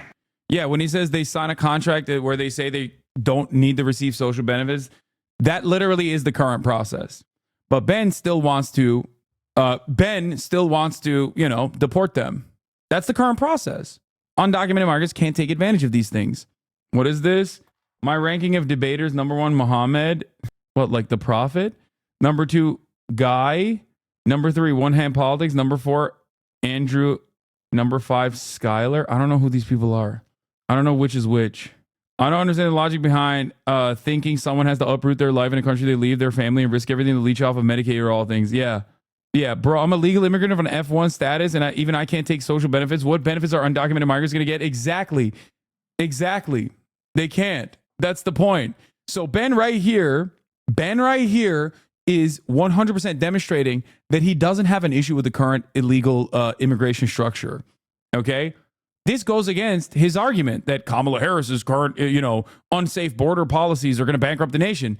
Well, clearly you don't have a problem with it. You just said you don't have a problem with it. So the best thing that the IRI, I'm really important, could have said in that situation is, well, it seems like you don't have a problem with the current order of business in terms of undocumented migrants because they can't take advantage of our social safety nets. So there you go. Well, sadly, they would take benefits that they were available to them if they could come out of the shadows, and they would actually pay more taxes and contribute more to society. If there's passionate hands, no worries. This also was a decent argument as well. I'm just saying that the better argument in this situation, if you want to fucking make him really squirm, is to just be like, well, you just advocated for the current order of business. If there's an accident, and let's say your wife's in an accident, a car accident, the only person that witnessed it is an undocumented immigrant. They're not coming forward to be a witness, Ben. Doesn't that trouble you? This is the reason that I should allow. Also a good argument. Damn. Okay, he's cooking. This is also correct. This is the reason. This is the underlying reason as to why sanctuary cities exist. A policy that was first implemented and advocated for by law enforcement. Fun fact, many people don't know this. People think sanctuary cities, like, what the fuck is that? That's some woke-ass libtard policy. No, as a matter of fact, it was the local law enforcement that wanted sanctuary cities to be implemented so they could directly communicate with the undocumented citizens, because the undocumented citizens would routinely not report crimes to the police out of the very real fear that they would get handed over to federal law enforcement and INS would ship them out of the country. Yeah. He's right. That is the real reason why sanctuary cities exist. That was very good. Good job to another point for IRI. Millions and millions of illegal immigrants into the country is on the off chance that they might be a witness. It's one reason that these people are being treated as second-class citizens, even though they benefit you and I. Can I ask a question? What is your standard for whether someone should be allowed into the country? My standard? Yes. What do you mean my standard? Like as far as their education or their ability? Yes. You're creating immigration policy. Who should be allowed? Oh, that's crazy. I don't know. No. That's bullshit. What do you mean a standard? Did your fucking great-grandparents have a standard when they came in here on a boat? At some point, every single American citizen that is on U.S. soil right now came here through an identical fucking process to what you're talking about when you talk about like the Honduran man or the Guatemalan abuelita, okay? Every single one. Did they have a standard for it? They didn't, okay? allowed into the country. I think we should allow a wide variety of people. This So country, everyone. not everybody starts out as a doctor, Ben. So- Some people start out doing menial tasks. So everyone. Yeah, there you go. That's a decent argument, but you can also literally point to every single fucking American now, with the exception of some that were brought here after they were kidnapped and trafficked and enslaved, and some that already were here that were genocided. With the exception of those two categories, virtually every single American citizen was a criminal of some sort that fucking came here by boat and they became American citizens. Okay. So you have no limit. How about numbers? No, Do you have any there's number limit? No numerical limit. 20,000 people die or retire in this country a day. There's only 10,000 births. We need more people. I agree. That's why we should all have more babies. So, okay, well, guess what? People aren't going to have them because you're not in. Divorcelli fans not realizing they're HasanAbi heads? I wouldn't say that. I wouldn't go that far. Incentivizing it. Kamala Harris is with her things like $6,000 child tax credit. Meanwhile, you guys are just trying to cause more problems and make it harder. Like, I think that one of the major differences between us is, aside from like being a mercenary that will debate on any issue just for the thrill of debate itself, there are certain things that I find completely unconscionable, defending genocide being one of them. And another one is just like being fucking bigoted, even if it's for like funsies. And I know that a lot of people will turn around and be like, oh, you say gusano or whatever the fuck, right? To fake care about certain slurs that you consider to be really bad slurs. But it's like, I think I have a pretty decent standard. It's like, if you're a white dude and you advocate to say the N-word with a soft A, like, no, I'm not, you're not a serious person. I'm not interested. I'm not interested in whatever the fuck else you have to say. And I think that fan base, for the most part, aside from obviously genocide denial, just don't really care about those sorts of things. Don't really care about those sorts of things at all. And only care about it from the optics perspective. And even then, they just don't really care. Like, you have to, at the very least, not give a shit about those sorts of things in order to still maintain being a fan. Anyway, he's an anti-Zionist right now. Oh, shut the fuck up. No, he's not. Get the fuck out of here, dude. Come on, dude. Okay. I guess his fans are finally coming to the reality.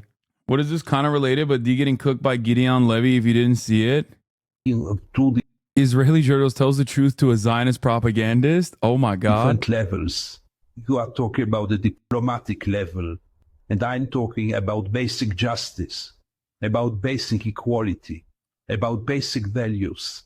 And this interests me 10 times more than what Abbas declared or not. I want to live in a just state, and I don't live in a just state. I live in an apartheid state. And this will not be solved through diplomatic arrangements. It will be solved, first of all, when Israel will realize what we have done to the Palestinian people over the last 100 years. Until we realize this, we cannot get to anything. And we don't realize it. We deny it. And you really reflect all the talking points of the Israeli propaganda, which is fine. I was in your place. Yeah, Bonacelli fans about to be like, he owned him because he was silent, bro. When I was young, I believed in everything you said, until I realized that my brain was washed for years. I was told we are the deity, and they are the Goliath, that they want to kill us, that they were born to kill, that we are the just ones and only the just ones, that we are the ultimate. He's going nonverbal to own Gideon Levy. Victims, all those things I was told, until I started to look around and to realize that I was brainwashed. But why would I have the right to settle everywhere, and they don't have the right to settle everywhere in their land? Why? Because we are what? Yeah, Divorcelli isn't even indoctrinated from an early age. He like literally used to have the exact opposite positions and like all the way up until like 2019 on Israel. He just picked it up post October 7 when he came out of the gate swinging and be like, oh, they just got to finish the genocide. Ha ha ha. And then was basically firmly committed to that position for the past 12 months. So that makes it even stupider to be like a bandwagoner. You are comfortable with the state that did a mass killing. I don't want to use the word genocide, even though this. He believes U.S. and Israel sidestep Palestinians caused October 7. Oh, wow. He hate watched so many of my videos. He finally learned what the truth is. He believes Israel's doing war crimes like siege, blockade, and bombings. He believes that the occupation of West Bank and Gaza is indefensible and needs to stop. He believes Netanyahu is a war criminal. Sounds like an anti-Zionist to me. I guess he watched all of my fucking videos as he was cutting drama about how fucking anti-Semitic I was while simultaneously doing like Holocaust jokes and shit on the side where he accidentally arrived at the correct position. Also, I don't really believe you at all, but that's fine. Yeah. Didn't he go to Israel? Yeah. He... This is what debate lording does. You end up having no fucking clue what you're arguing for. Yeah. He said, speaking to Arab Knesset members changed him in Israel. I can link if you want. Yeah, I don't really give a shit about him seeing the tide shift and then still full tilt trying to fucking take me out and simultaneously being like, I've actually come to my own conclusions here. Mr. fucking cookies are used to make rockets literally 3 months ago. Yeah. If Israel is also literally losing fucking Divorcelli, who basically attached himself at the hip to their actions. Oh no, what do they got left? Brianna Wu? Brianna Wu and fucking Noah Smith, the last defense for Israel. Yeah, no wonder they're trying to fucking take out content creators on Twitch and shit at this point. The desperation. So what happened? Was he groomed into being a pro-Israel guy at the age of like 37, dude? Is that what happened? By reading Wikipedia pages, he radicalized himself? Don't forget about Shai. That's true. We have Shai Davide. We have Eve Fartlow.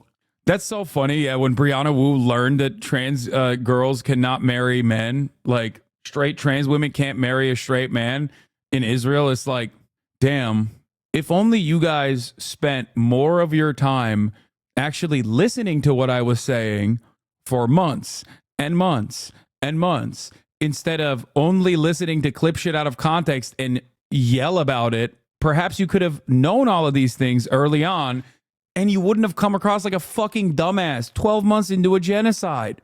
Genocidal elements who killed masses of people in Gaza, who distracted the whole Gaza Strip, who is now doing the same in Lebanon.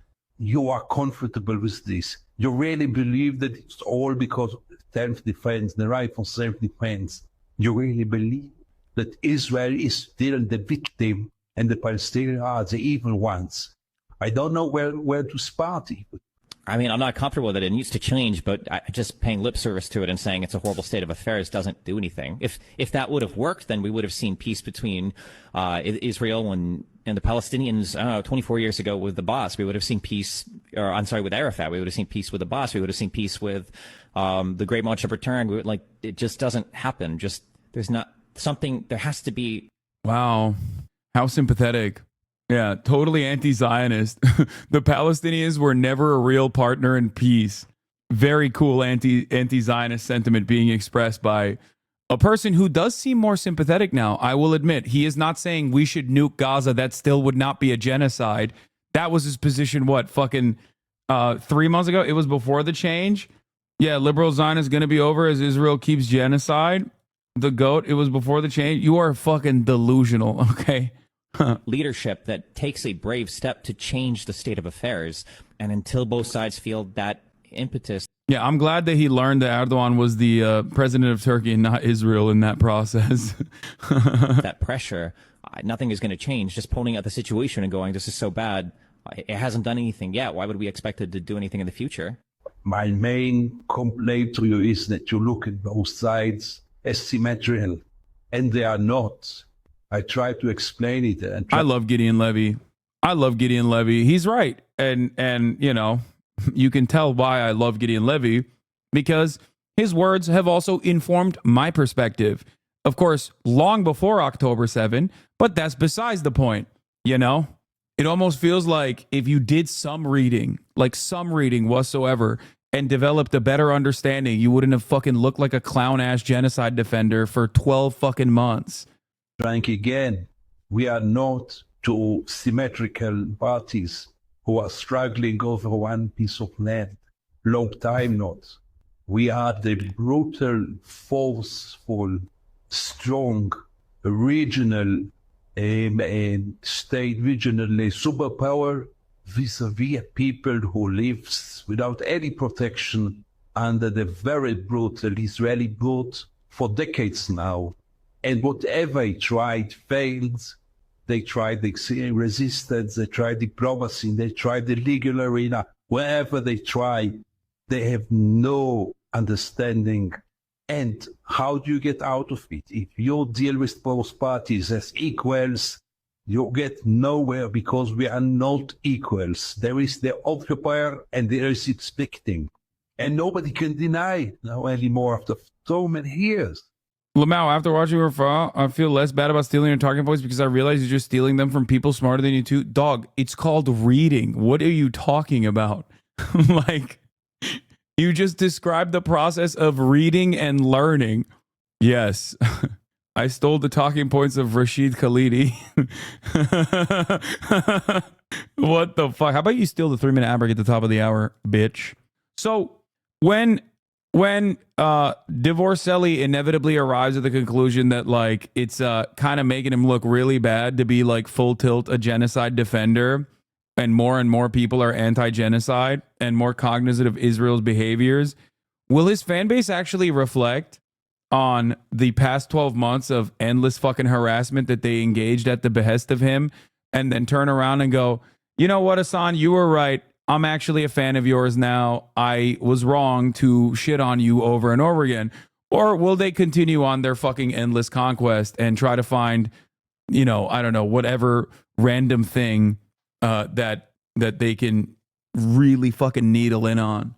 Do you think he would delete his past videos? No, fuck no. He doesn't give a shit. He's a shameless fucking monstrous pieces of shit. He's a goddamn mercenary. This is what I've been telling you, okay? It is not shocking to me if he like actually did legitimately change his perspective, or at least like change the way he communicates about these issues in an effort to like win over a new fan base. It's gross. Anyway, they'll just say you hurt the Palestinian cause with your terrorism or shit like that. Yeah, except I can fucking like, I can see your background. When you say stuff like that, I can just like click at your social footprint and see you saying unhinged Islamophobic shit, like trying to change your stance into they had an entire anti-Islam arc all over their Reddit. It was literally the thing that forced me out of their community. I got messages saying I'm a pedophile because of my religion. No, I'm not exaggerating. Like, nobody cares. These people do not have real fucking convictions. That's the point. They're there for the thrill of debate. They will literally debate both sides of an argument with the same fucking intensity. Do you understand? They will debate both sides of a fucking argument with the same intensity because it's not about the actual morality of the situation. It's about the pure blood sport. This is why I fucking despise debate perverts. This is why I kind of like Dean, because it does seem like he has like an actual moral rudder steering him. And he's not just like doing debates for the thrill of debates. Okay? I'm not in the business of cultivating a bunch of fucking Kiwi Farms 4chan style fucking basement dwelling losers so that they can prop me up and keep making it seem like I am this like intellectual beacon. Okay, that's not my purpose. My purpose is to get you to change your fucking mind. Like, if I were to swap my positions with the same intensity that Boner Chili has over the course of like from 2019 to 2022, right? I would expect my entire fucking audience to despise me, okay? I am trying to give you the tools so that you can also advocate for these sorts of things on your own. My goal isn't to just simply win debates. Let's continue. Harder for people to raise families. Okay, as a person with 4 children, I can promise you I have a very, very strong incentive structure in allowing people to have more kids and incentivizing people to have more kids. Because I wish that government benefits were more effective in doing this. They simply have not been in particular areas of Europe. There's a different argument than the illegal immigration argument. When we're talking about illegal immigration, you seem to be making an argument there ought to be no baseline standard for who gets in and no baseline cap for how many people get in. I'm not saying that. So we can come up with a figure. We can come up with numbers. So I'm not a lawmaker. That's what we elect people to go do and work out those figures. I but need Republicans are just fighting everything. I need some standard. You need me to come up with a number. No. Your goal isn't to win debates because you were scared of debating anyone other than teenagers and video essayists. So this is precisely the reason why I despise the Boner Chili community and just like debate lord communities anyway. They have like talking points that they associate with each individual, and then they just engage in like a serial harassment campaign. And even though it's like patently untrue, I interview Knesset members, academics, scholars, journalists, people who are literally on the ground, direct victims, activists, community organizers on a regular basis. But that doesn't fit your agenda because you only know me through clips that you've watched. And I've also debated many people, right? Including, but not limited to, professional commentators and the like.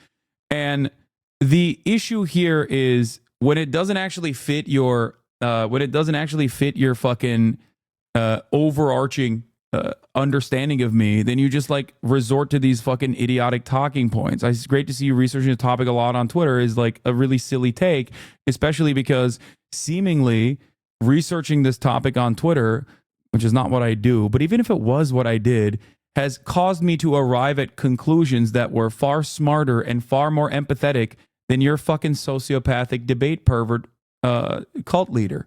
You know, I also, the moment that you bring this sort of shit up, the moment that you even invoke the name of this fucking weirdo, his fan base immediately swarms you. It's gross. It's not good. It doesn't make you look right. It doesn't make him look right. It just makes you look like a fucking gross loser. This too, look at this. They have alerts on or something? No, they just have no life, dude. They're online 24/7. They're all like, it is a collective of like 45-year-old IT guys living in the fucking Midwest. And they have alerts on or something? No, they just have no life, dude. They're online 24/7. They're all like, it is a collective of like 45-year-old IT guys living in the fucking Midwest and Europe as well that have literally nothing going on in their lives. So they spend every waking moment fighting the battles of their fucking cult leader. It's nuts. I want to help you get out of this system. I want to help you get out of this fucking hole that you're in because no healthy, happy human being behaves like this. Okay? Why do you concede the research topic on Twitter point? You're reading real-time reporting from accredited journalists who use Twitter as their primary means of reporting. It doesn't matter. Even though that is the case, it doesn't fucking matter. Those people will go, oh, you read on Twitter. It's like, okay, dude. Well, I guess Twitter is more valid as a means of breaking fucking news than reading Wikipedia articles after the fact to like scour talking points. Your most deranged haters are EUD fans. Sound like Nazis half the time. I know. It's like the fucking Swedish, I'm a social democrat, and that's why we have to kill the Muslims. Okay, a number or a characteristic or some sort of standard for who you would let into the country. Because right now, all I'm hearing is you just want lots of people to come into the country without any standard and any cap on the number. No, not at all. I want people to come here who want to work, who want to be a part of this country, and we all benefit from that. Okay, do you think you're not benefiting from these undocumented people? Who do you think is going to build the houses that we need with our shortage? So do you think the people who come into the country should be eligible for all social benefits? If they're contributing and they're allowed to contribute fully, right now they're not. They're using other people's social security numbers to pay social security tax and Medicare, and they're not able to get those benefits in the long run. So again, I'm wondering how you're balancing the cost benefit to the American body politic if what you're suggesting is that day one you arrive in the country and now you're eligible for all social benefits. I'm not saying day one with you're no eligible to all education, social low wage benefits. labor. Well, we can work all these details out. You're fighting over the that's the core of that's the core of the argument. Really, you're upset that somebody who comes to this country and works hard and makes your life better and the reason why I would have cut what Ben's argument was short with like, well, that's the current process that exists right now, and it kind of seems like you want to fucking deport all these migrants, is because now there's no reason to have this conversation. But if you want to have this conversation, then that's also fine, right? Social safety nets being afforded to undocumented migrants that become documented is no different than social safety nets being afforded to a new child that is born on U.S. soil. There is no difference between a human being that was born on the other side of a fucking border, okay? They're still human beings. They still have dreams. They still have goals. Some of them are productive. Some of them are unproductive. It doesn't fucking matter. It's ridiculous. Considering that there's no lump sum of labor that is like readily available, it doesn't fucking matter if they come into the country and they still have, they still get all of the rights and responsibilities that a full-blown citizen has. Cheaper is going to get Social Security 40 years from now? No, not Social Security 40 years from now. Medicaid today. So wouldn't you rather than get Medicaid and get preventative care than go to the hospital? He would have said that there's still a problem with security. No, there isn't. As a matter of fact, if we actually process migrants at a more expedient rate, you would literally fucking cut out a lot of this undocumented immigration. And if you were to do that, you could literally personally figure out if someone had a criminal background or not, or what the severity of that crime was.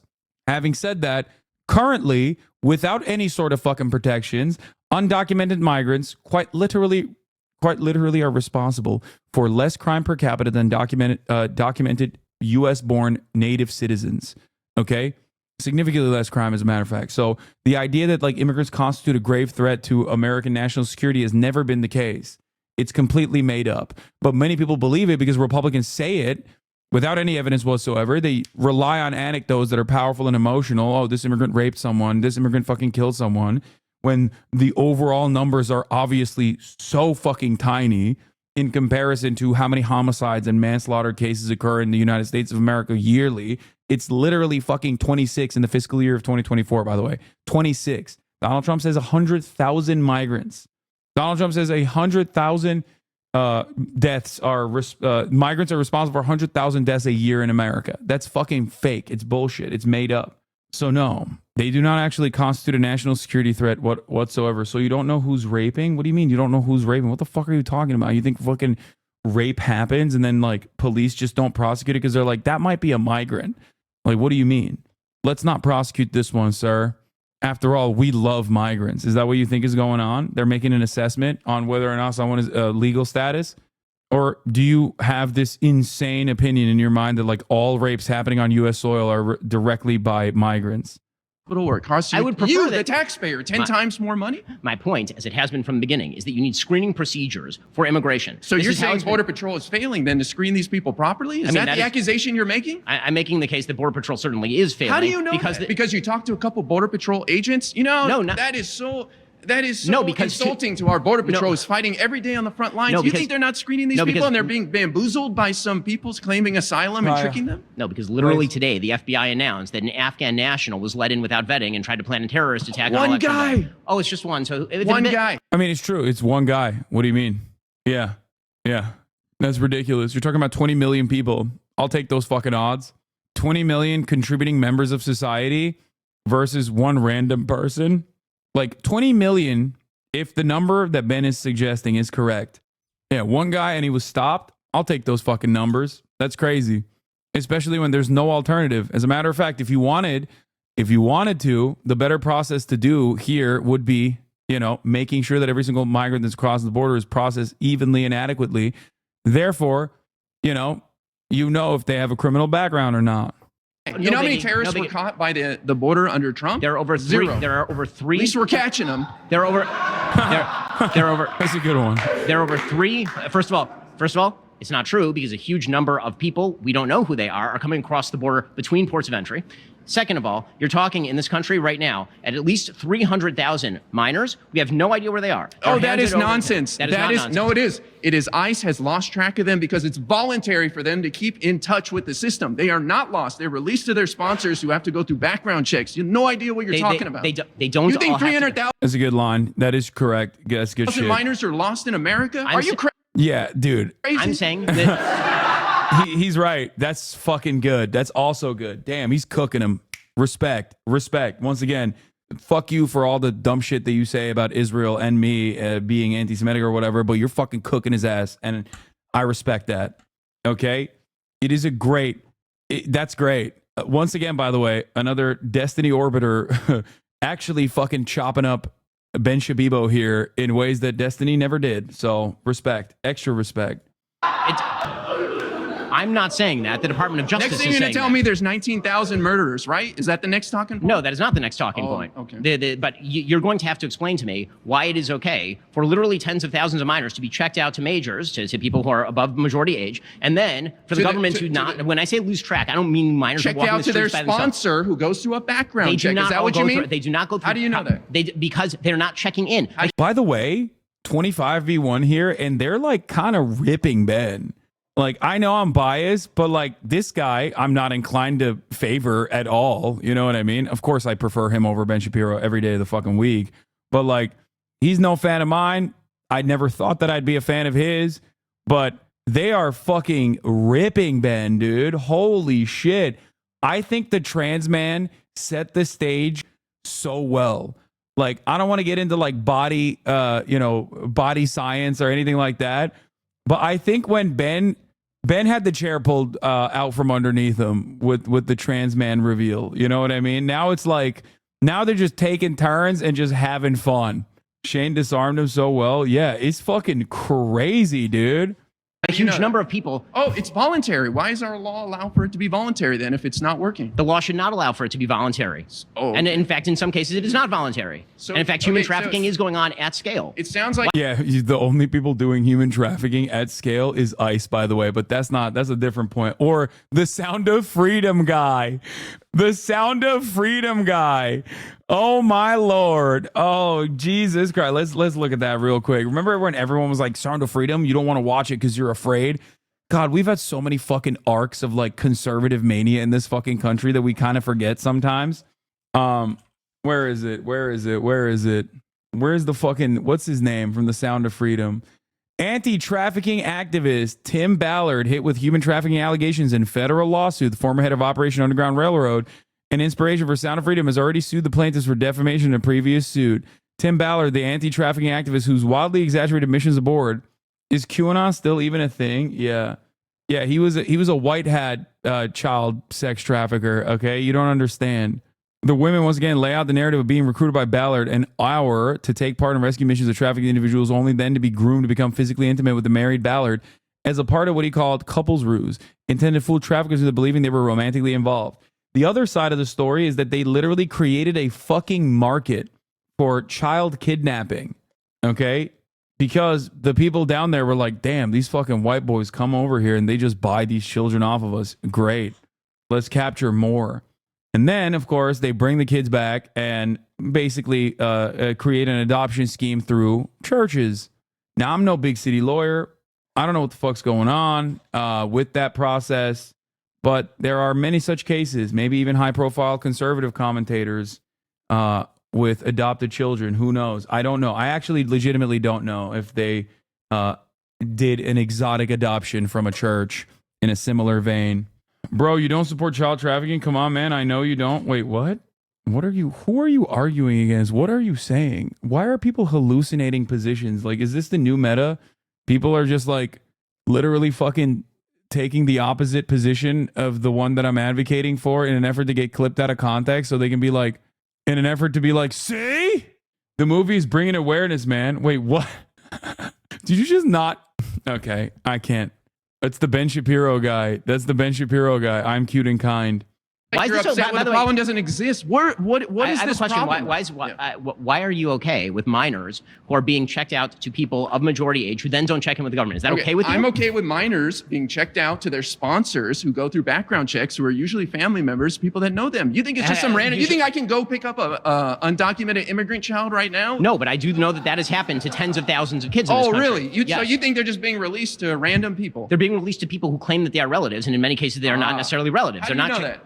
Because they are not checking in for their follow-up appointments. Oh, because they're not checking in for the voluntary follow-up appointments. So you're assuming the worst. You're assuming they're probably being kidnapped and trafficked. I'm happy for you that you're assuming the best as to what happens with minor children. I'm always going to assume the best about my fellow Americans. And of course, if these people are their sponsors and their background checks by these agencies, I'm going to... Yeah, Ben's argument is so insane because it basically fucking implies that like the federal regulatory agencies are like not doing their due diligence in terms of like background checks. Like they're in the pocket of big child kidnapping in a meaningful way. And they're just like letting it thrive. They're letting it rip, folks. Scary stuff. I'm going to assume the best. Unlike you, that's a weird thing to assume all this weird stuff. No, actually, what's kind of weird to me is that you assume that anybody who picks up a kid without proper verification and background check doesn't check in for months at a time. Proper verification and background check? What do you know about the parents? What do you know about the people who are picking them up? What do you know about the cousins? I've read that these people go through background checks and they are sponsors, usually family members. You don't sound like you read anything about this. You just have some fantasy you made up about me being able to go pick up an undocumented child. Why don't you and I go try to get one later? We'll see what happens. I have a question. Where are you possibly coming up with that since I've actually said the opposite? You want me to name the article? You can go Google it yourself. Maybe you'll learn something. Which article specifically are you talking about? Ben, when you get home, go on Google Why don't you and type Google? in how are undocumented migrants' children released and what is the process. You'll read all about it. I can read all about it. And one of the things that I've read is that the immigration services in this country have not done proper follow-up. Well, you read it with hundreds of you read it on Gateway Pundit or no, what? on Wall Street Journal, at the Department of Justice, in all of the legal tell claims me- by the federal government. Yes, this is in the New York Times. Okay, So I don't. again, I just want to make sure we're on the same page. 300,000 children Do are not being have exploited in America right now. That is not the claim. Okay, the, so what is the your claim claim? is that the federal government does not know where they are. Oh, that is the claim, So and that is what- absolutely valid. Do you know where they are? Do you think the federal Do you government think knows the where all of them federal are? government should be I have a question. tracking Why is it, everybody? I think that the federal government has a responsibility to release children who come across the border only to people for whom there is follow-up available. Yes, and if I find it very bizarre that you're totally fine with people signing off. Yeah, because they already did that with the proper background checks ahead of time. No, I saw when he fucking turned around and said, "Whoa, you think we should go and pick up some random immigrant children? See how that goes." And one of the things that I've read is that the immigration services in this country have not done proper follow-up. Well, you read it with on hundreds. you read it on Gateway Pundit. Or? Ooh, the Gateway Pundit drop is mint. No, on Wall Street Journal, at the Department of Justice, in all of the legal tell claims me- by the federal government. Yes, this is in the New York Times. Okay, So I don't. again, I just want to make sure we're on the same page. 300,000 children Do are not being have exploited in America right now. That is not the claim. Okay, the, so what the is your claim claim? is that the federal government does not know where they are. Oh, that is the claim, So and that is what- absolutely valid. Do you know where they are? Do you think the federal Do you government think knows the where all of them federal are? government should be I have a tracking question. Why is it, I think that the federal government has a responsibility to release children who come across the border only to people for whom there is follow-up available. Yes, and if I find it very bizarre that you're totally fine with people signing off on handing over children to people who merely claim to be relatives without any follow-up merely whatsoever. claim. Why do you say merely claim? You don't know what that background check Because is like. usually you should have evidence that that is in fact the case. How And do the you fact know that- it's not? Why is So the you, assumption again, that it your is? claim is that people are taking out Why? kids like library books and not providing the proper identification and background your information. lack of concern about what happens to those kids when proper verification and follow-up is not done Because seems you guys disquieting to me. create fantasy scenarios where things that aren't happening. Are there cases where some children are going to be You're saying- exploited? wait, Of course, there's tons of people in this country. So We're what the should we do third to stop largest that? country in the So world. what should we do to stop that? Well, you sound very passionate about this. Maybe you should write your Congress member and say we should tighten up these laws and make it mandatory instead of voluntary. You know, in order to do that, one of the things you might want to do, close the border. The border is closed, Ben. No, it is certainly Yes, it not. is. In Yes, what- it is. It is certainly not Do closed. you think the Close the border, then you know we won't have to deal with migrant children. Okay, yeah. Ben's argument here makes no fucking sense. Also, the border is literally closed, so it doesn't make extra sense. Having said that, like I hate whenever these fucking dipshits act like it is actually the humanitarian thing to deny children entry into this country. Dude, what are you saying? Like, you are such a giant piece of shit, okay? Yeah, it's the humanitarian thing not to let these dang Mexicans into the country. That's why we put fucking barbed wire on, like, lifeboats on the fucking Rio Grande River, okay? Because we're doing the humanitarian thing. Like, get the fuck out of here.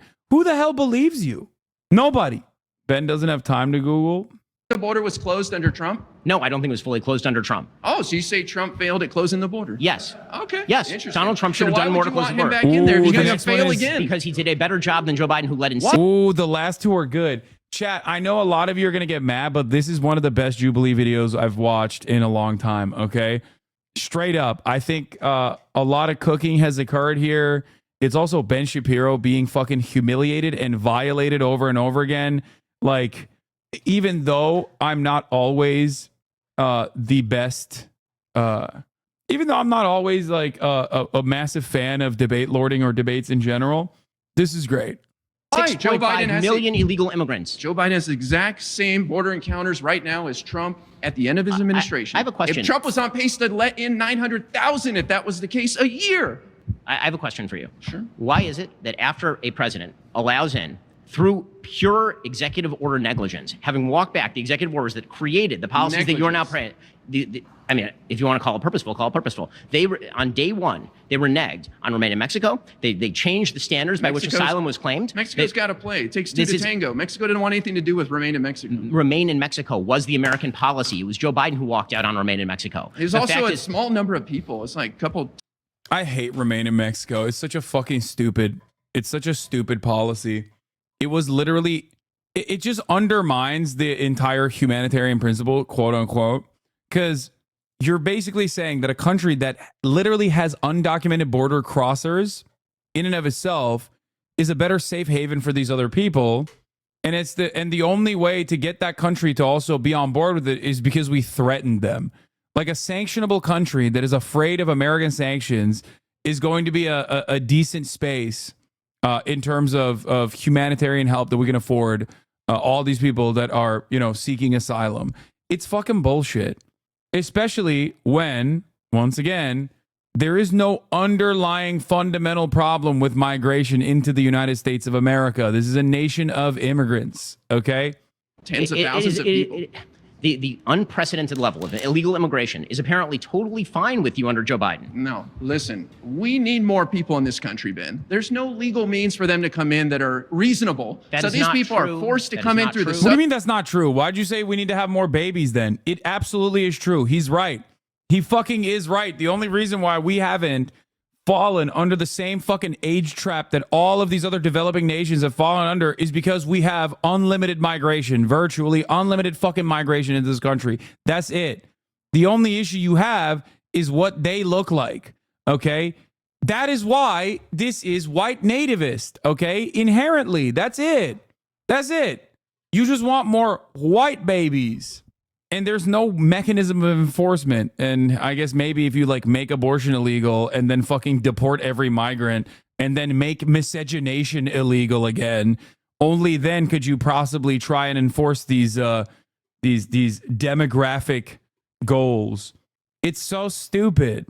And one must ask the question, why? Why should we do that? What the fuck? Who gives a fuck? Southern border, because there's no other way. There are hundreds of thousands of people who come into this country every year legally on visas. Yes, and that process is difficult. We need a lot more people than hundreds of thousands. So you're making a case for broadening legal immigration, yes! But you are not setting any standard or numbers by which we are supposed to adjudicate whether this is good or bad. That's not my job. All I know is it's too difficult so right you're not now. making an argument at all. You're making an argument that basically we should just legalize everybody who wants to come into the country. Not at all. I'm fine with the number. Hold on. You have not set a number. You have not set a standard. You have suggested you're utterly fine with what happens to minors if they are released to adults without proper evidence. I have not. You have not suggested that there is no major problem with exploitation. He's big man, dude. God damn, he's so upset. Holy shit.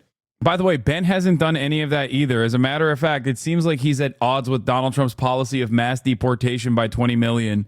Like that was a very unique thing that we found out in this debate as well, where Ben openly admitted that he doesn't want to mass deport 20 million undocumented migrants on U.S. soil, which I didn't even know he was against that.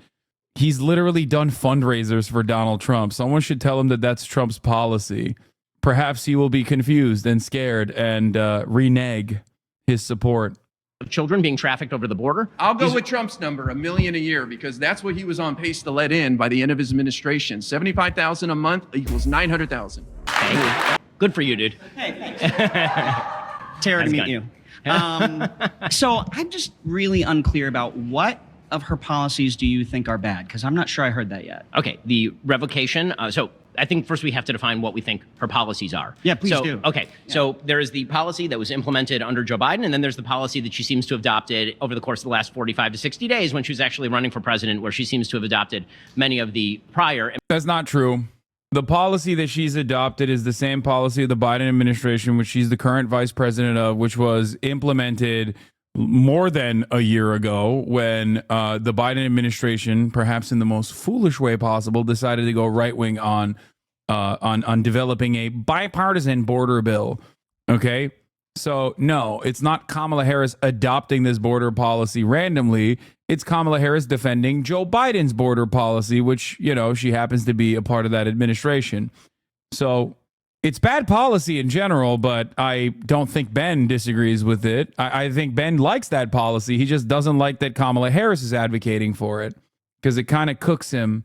It kind of cooks his position.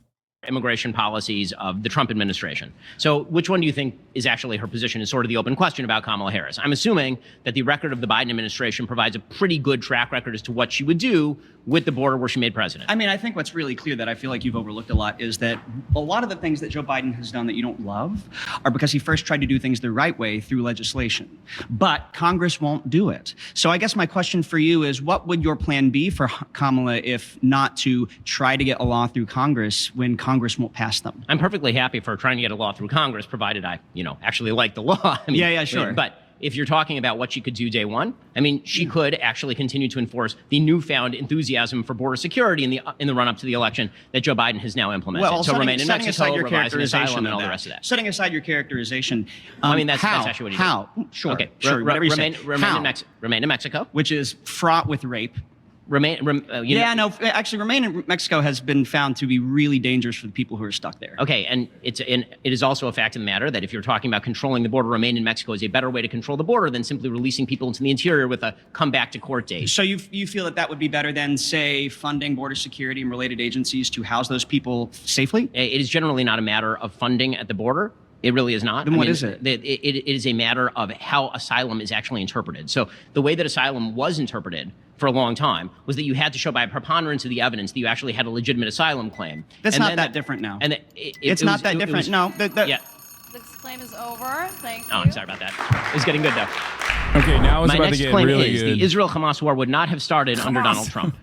It's good. This process has gotten more conciliatory So this is Mohammed over the course of time. Okay, so what evidence do you have to support that claim? Okay, so the latest reports from the New York Times of internal papers from Yahya Sinwar suggested that he was essentially counting on Iranian interference and help with the October 7th attacks, and that was incentivized by the fact that Iran was attempting to forestall any sort of deal between Israel and the Saudi government for Saudi to join the Abraham Accords. It was very well known at the time. And yeah, sure, Ben. Yeah, that definitely was gonna happen. They were like, damn, the Abraham Accords were so sick. What a fucking dude. I really want to talk to Ben about, I really want to debate him on Israel Palestine. That is such a fucking idiotic argument to present. If anything, Abraham Accords accelerated the likelihood of an October 7th style attack happening because it completely shut off Palestinians from the conversation, leaving them to recognize that they had no way out of this structure other than to cause as much harm as he possibly can, as much harm as they possibly could, to incur a penalty for 76 years of apartheid. So you are so unimaginably wrong on this. Oh my God. And I happen to know that the Saudi government was very much ready to join the Abraham. Like, the Saudi government was already fucking dealing with Israel in a positive fashion anyway. Just putting that on paperwork doesn't change the outcome for Palestinian emancipation at all. What kind of fucking stupid argument is this? If Donald Trump had been reelected, if that had happened, that would have forestalled. Yeah, dude, it really would have changed the dynamic. It would have really changed the dynamic that, like, all these Gulf states that already have independent security partnerships with the United States of America, they don't give a single fuck about Palestinians at all for decades at this point, would only solidifying that partnership on paper, changing the dynamic into what? So that a fucking a Tel Aviv to Riyadh flight could occur, that was really going to shut down the Palestinian need for emancipation after 76 years of occupation? What a stupid argument. Yeah, dude. Once that fucking direct flight from Riyadh to Tel Aviv happens, it's over, It's over. No more Palestine. All of those Palestinians, okay, 5 million of them, 2.5 in the West Bank, 2.5 in fucking Gaza, they just perish. They go, no! Has this guy ever talked to a Palestinian American? Probably not. The only Palestinian he's talked to is the son of Hamas guy, the fucking Mossad agent. Hamas action, because the incentive to have done what happened on October 7th would largely have been gone at that point. The entire purpose of that attack was to prevent the formation of a broader Sunni-Israeli alliance in the Middle East. Do you think... Ben, How can you have this argument while you simultaneously fucking claim that each individual Arab state still fucking hates Israel? Hamas are Sunni. Iran is Shia. How does that work? Oh no. If Saudi Arabia and the UAE decide to be openly, because they were already in partnership with Israel, but like openly in partnership with Israel, then the broader Sunni-Israeli alliance would completely destroy any sort of emancipatory need for the Palestinians, dude. Imagine supporting terrorism. You guys are all fucked. Dog, you are so off base here. I'm going to tell you right now, okay? I do not support the Saudi government. I do not support the Israeli terror state. And nor do I support America's foreign interventions in the region. I do not support terrorism at whatsoever, okay? If you come in here and reflexively hit that, imagine supporting terrorism, you guys are all fucked. Do you support Hamas? Do you support Israel? Do you support Israel? Do you support Israel? I understand why Hamas exists. Do you support Israel? I support neither. Okay, supporting neither while Israel is doing a genocide is basically just supporting the genocide then. Good job, big brain. I support neither. What's the solution then? Yeah. Meanwhile, Israel is fucking blowing up Beirut, leveling Beirut, destroying Gaza, doing an accelerated version of its genocide in northern Gaza. And he's like, both sides have some flaws. Yeah, dude, I know. Good one. He's not a centrist. Don't fucking say he's a centrist. He is a Israel supporter. He supports Israel. He's just too ashamed to openly admit that. So he tries to do this cowardly fucking thing where he's like, I support neither. I think the incentive of October 7th was simply Iranian plot. I think that the Iranians were certainly interested in facilitating the Hamas attacks, Now- and without Iranian support, it would have been very difficult for I Hamas want to to. do I want it. to ask you: do you think that the conditions in Gaza in any way factor into October 7th? I mean, I think that the conditions in Gaza certainly factor into support for Hamas. As far as the specific attack of October 7th as opposed to rocket attacks, the distinction between, for example, continuous rocket attacks that have been happening since 2006 when Hamas took over the Gaza Strip and the wide-scale terror assault of October 7th is sort of a difference in kind. Now, since 2005, what has Israel done to the Gaza Strip to formulate or allow kind of the otherization of the Palestinian people who live in the Gaza Strip? Well, I mean, in 2006, Hamas took over, promptly killed everybody who's associated with the Palestinian Authority, has never held an election since, and has... What happened in that process? Surely America was not involved in it at all, where there was a deliberate fucking mechanism led by the United States, led by the CIA, the Bush administration, to basically forcibly coup after the American government didn't like the election results that, caused Hamas to win the election because they didn't listen to Fatah. They didn't listen to the Palestinian Authority that fucking openly stated that this is not the right time to do an election whatsoever. Yeah, they just went in and they were like, we love murder. Hello, I am Hamas. I love to do murder. I'm going to kill everybody.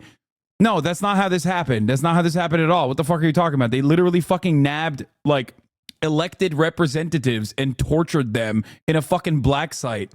The fuck? has been running the place with an iron fist. No, I want to understand now. With an iron fist, is Hamas the one who is putting forth the land, sea, and air blockade in the Gaza Strip? The land, sea, and air blockade is specifically because Hamas is in control of the Gaza Strip. Now I'm confused because wait a minute. That's crazy. But that doesn't make any sense because there was an airport there. There was an airport there. That was before Hamas took over. What happened to that airport? That's interesting.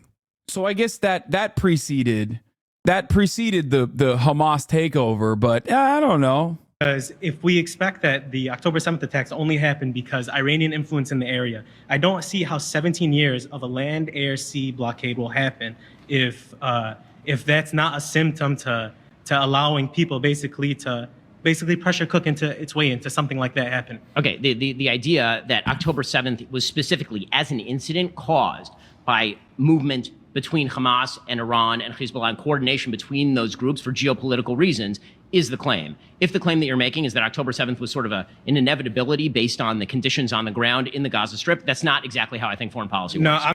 Wait, what? That's exactly how it works. What do you mean? If you fucking keep pummeling people, relentlessly, yeah, they're going to fucking strike back, especially when you have openly showed them Why are you scared to debate someone face to face? You seem confident in your argument. Crazy how he told you his opinion. All you say you're lying.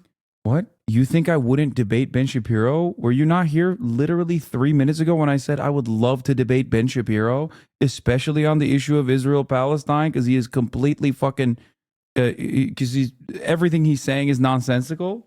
It shouldn't have to be Ben. Wait, what? Why shouldn't it be? Ben Shapiro is the person that we're talking about. I would love to debate Ben Shapiro, especially on this issue. Ask who he suggests, lol. Yeah, who he suggests is going to be fucking Mr. He's an anti-Zionist now. He's not the only one to debate is the point. Yeah, I know. And then I'll debate someone, and then you'll turn around and be like, well, that guy was stupid. You should debate a smarter person. And then I'll debate them. And then you go, that guy was also stupid. You should debate a smarter person. And we'll just keep playing this song and dance over and over again. You got it. I'm saying foreign policy works in the sense that you can't ignore the overlying cause of an issue. So, yeah, I've been on Piers Morgan multiple times at this point debating this exact issue, by the way. I guess we forgot about that. I guess I forgot about that too.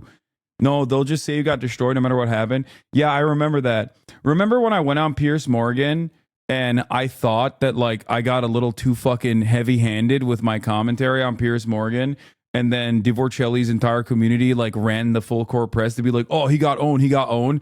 And then TikTok started coming out and everyone was like, that was the coolest thing I've ever seen. Please do that more and more. We love to see that. That was cool. That was fun. That was yet another moment where like people had a different opinion that they fucking in their hug box collectively thought everyone else would see. And then the broader marketplace had a very different perspective on it. For its maintenance. 120,000 likes. God damn. So now when we talk about the Abraham Accords, do you not think that the Palestinian people not involved in the Abraham Accords plays any part into the region remaining unstable, specifically with these two groups of people? The region got specifically much more stable while Donald Trump was president because of the Abraham Accords. With again, I don't know how you can go and quantify that when the Palestinian people are not involved. 2023 was the deadliest year for Palestinian children on October 6th, according to a UN report published on October 6th. Now, if we go and keep ignoring the Palestinian problem, then I don't understand how we can continue to act like forging partnerships between Gulf Arab countries is going to promote stability to the region when we're leaving out 2 million people in Gaza and then 2 million people in the West Bank. It was promoting a lot more stability in the region. For the Saudis, for the Bahrainis, for the UAE. And then, yeah, October 7th still, you're telling me October 7th still happened because of geopolitical reasons in that area. If the Palestinians are not addressed in the Abraham Accords, why do you think that there was a need for October 7th to happen? The reason October 7th happened was specifically because of the confluence of Palestinian desire to put the issue of Palestinians back on the front pages and an Iranian desire to use that as a wedge issue to destroy the Abraham Accords. Front pages as opposed to what? As opposed to it being silenced through political plays under Donald Trump to promote these Abraham Accords that, again, don't achieve the root issue of the problem. The Palestinian people cannot be left out of the table when it...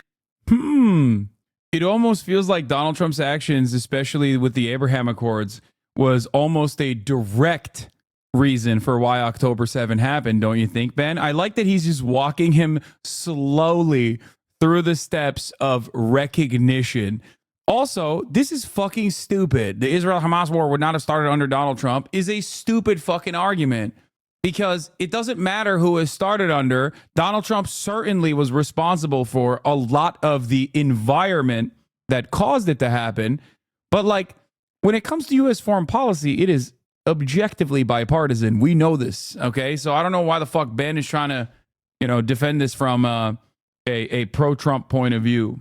It comes to a resolution or an accord dealing with the conflict. Okay, so the root issue of which problem specifically? Of the problem. Do you agree with the legal settlements in the West Bank? With the illegal settlements? So it is... Do you consider settlements illegal? No. Under international law, it's considered illegal. That is not true. The UN and most international foreign bodies have decided that those settlements are legal. Now, do you think that is just a case of... I think the UN is trash. But so that's what I was... Oh, sorry. What do you mean? The United Nations is trash. Okay, give Israel back then. The fuck do you mean? Who created Israel, dog? Fuck you mean? What are you talking about? That's crazy. He's like, the UN is trash. Good, convincing and sound argument from Ben Shapiro. Okay. Oh, that's awesome. was gonna say is that if the UN is trash, if nobody around this area can be brokered into as a third party, if Israel's not allowing third party investigators to come to the Gaza Strip and determine what's happening there, who can justify, who can have the moral authority in the region and say that this is what's happening, that this is a reason of this, or that putting them towards the backside of the conflict is this reason? I need to understand from you, what's your prescription for the area, for the Palestinian people? Are you like Ben Gvir, who says that there's three options: willful emigration of the Palestinian people, like live under subjugation as a second-class citizen of Israeli rule, or third, die? What's the option? No, I mean, moderating and then electing a government that is worthy of actually governing its people and not stealing billions of dollars from its people, either the Palestinian Authority, Islamic Jihad, or Hamas, would be an excellent start. So I need to understand, do you feel like they have the opportunity to do so when they're under the subjugation of 17 years of a blockade by an occupying power? If for 17 years, since the disengagement of Israeli settlements in the Gaza Strip, Israel was able, by the flick of a switch, to turn off the electricity, water supply, and fuel reserves. Right now, we know that in the north of Gaza, up until today, 2 weeks went by where no humanitarian aid was going in. There is no Rafah border anymore. There is no humanitarian going through there. It's been demolished. Okay. And then in the other, it's not true that humanitarian aid is not going in. Actually, just a couple of days. That literally is true. It was also it also was true when the American State Department actually also arrived at that conclusion independently from every single humanitarian organization and the United Nations that was involved in the process on the ground, when they revealed in a memo to Anthony Blinken that is precisely what was going on, in direct violation of international law and also American law specifically, which Anthony Blinken, of course, just didn't agree with and claimed it wasn't real. What is this? Richie Torres tweeted about me? Oh, you know, that's some ADL ass dog shit right there. Richie Torres, you're a FARA violator. What is this fucking... It's a 17-second clip from behind the block. The leading streamer on Twitch, Hassan Pikers, and apologies for the sexual violence on October 7th. This is... Oh, God. It doesn't matter if rape happened on October 7th. It doesn't change the dynamic for me. Hassan declares before finally admitting that Palestinian resistance is not perfect. A social media influencer openly defends rape and mass murder. Wait, what? What did I say in the 17 seconds before this in this 140p fucking clip that you found, dumbass? I'm saying that it most likely did happen, but that doesn't change the dynamic of the genocide. That's correct. I wonder if I could just can I sue a sitting congressperson? Oh, it's his personal account. I wonder if it's different. Let me see this clip. Doesn't matter if fucking rapes happen on October 7th. That doesn't change the dynamic for me even this much.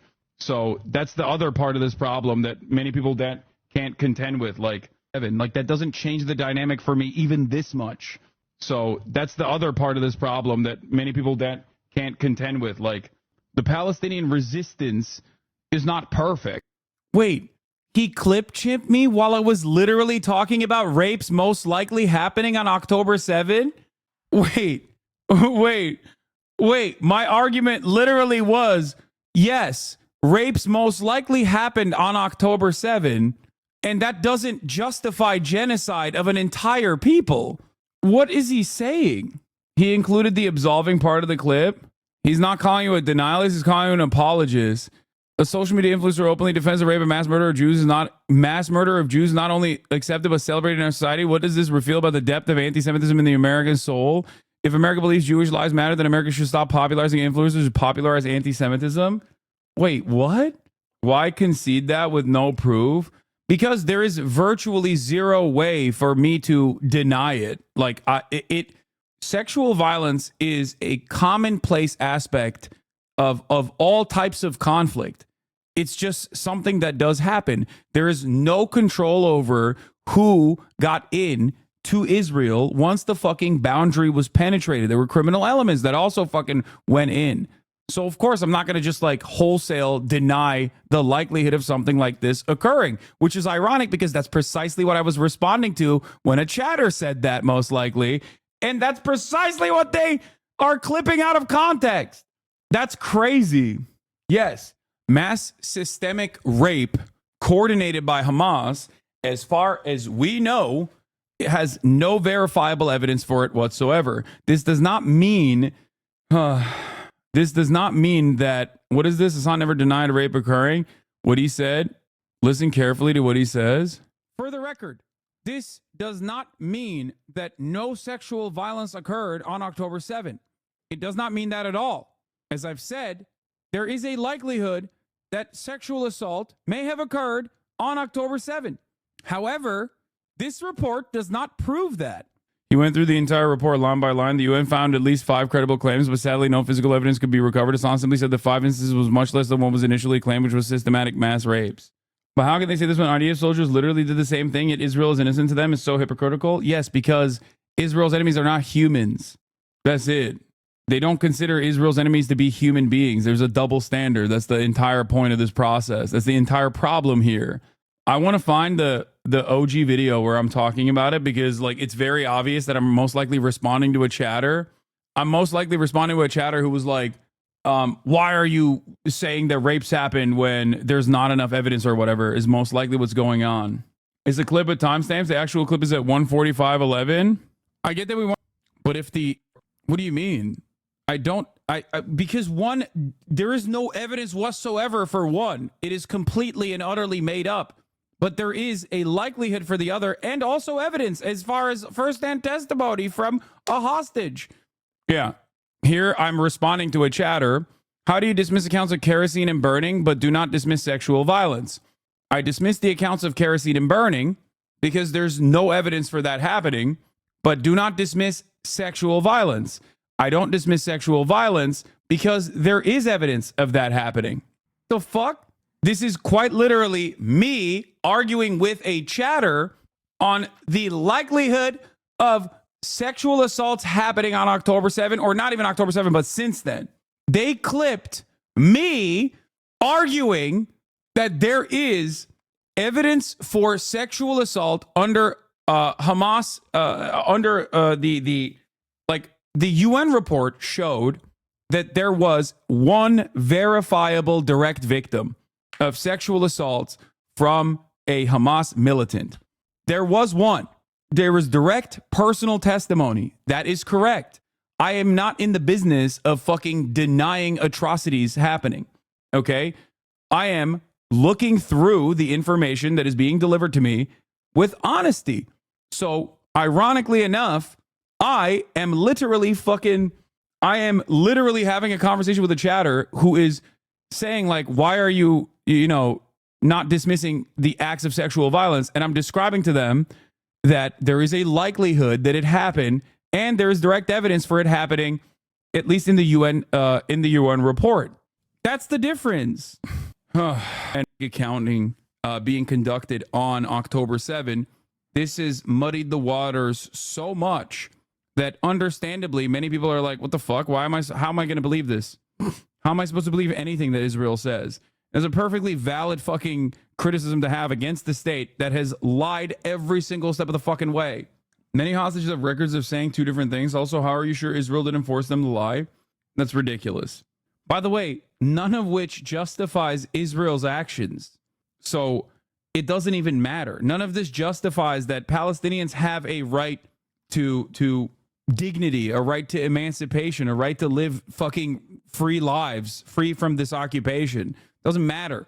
Doesn't matter if fucking rapes happen on October 7. Like, that doesn't change the dynamic for me even this much. Wow, I wonder why they clipped the beginning.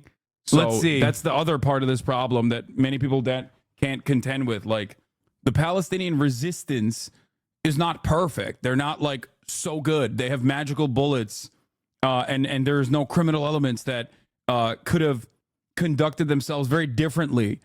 Like that doesn't change the dynamic for me at all. It's so fucking stupid to act like, no, they're perfect. They were perfect on October 7, and they were conducted themselves perfectly. Yeah. What's the, like, they are not perfect victims at all. This sucks, to be honest. Wait, what do you mean this sucks? My argument sucks? You think it justifies genocide? What are you, fucking stupid? This is me recognizing that there were atrocities that took place on October 7 in the hands of both the Palestinian militancy and also criminal elements that fucking escaped the Gaza boundary. The fuck are you talking about? I'm saying, yeah, they did a bunch of fucking heinous shit. That still does not justify genocide. I don't think he means the situation, but I don't know. Maybe they meant the situation sucks. What sucks is having a 3-minute ad break at the top of the hour for those who are unsubscribed. No, the UN report does have direct evidence. It was not circumstantial at best.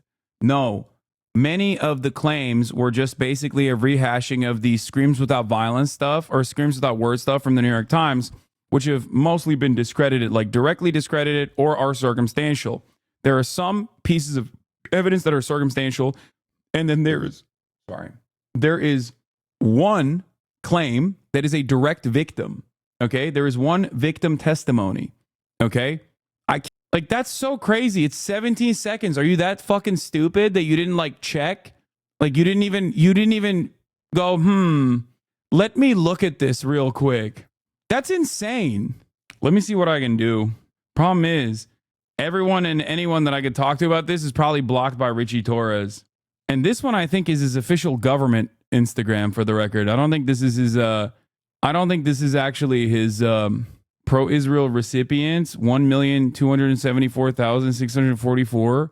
Your Uncle Sam Cedar will be very, very upset to hear this from Richie. That's interesting. Watch him delete it now, Lamau.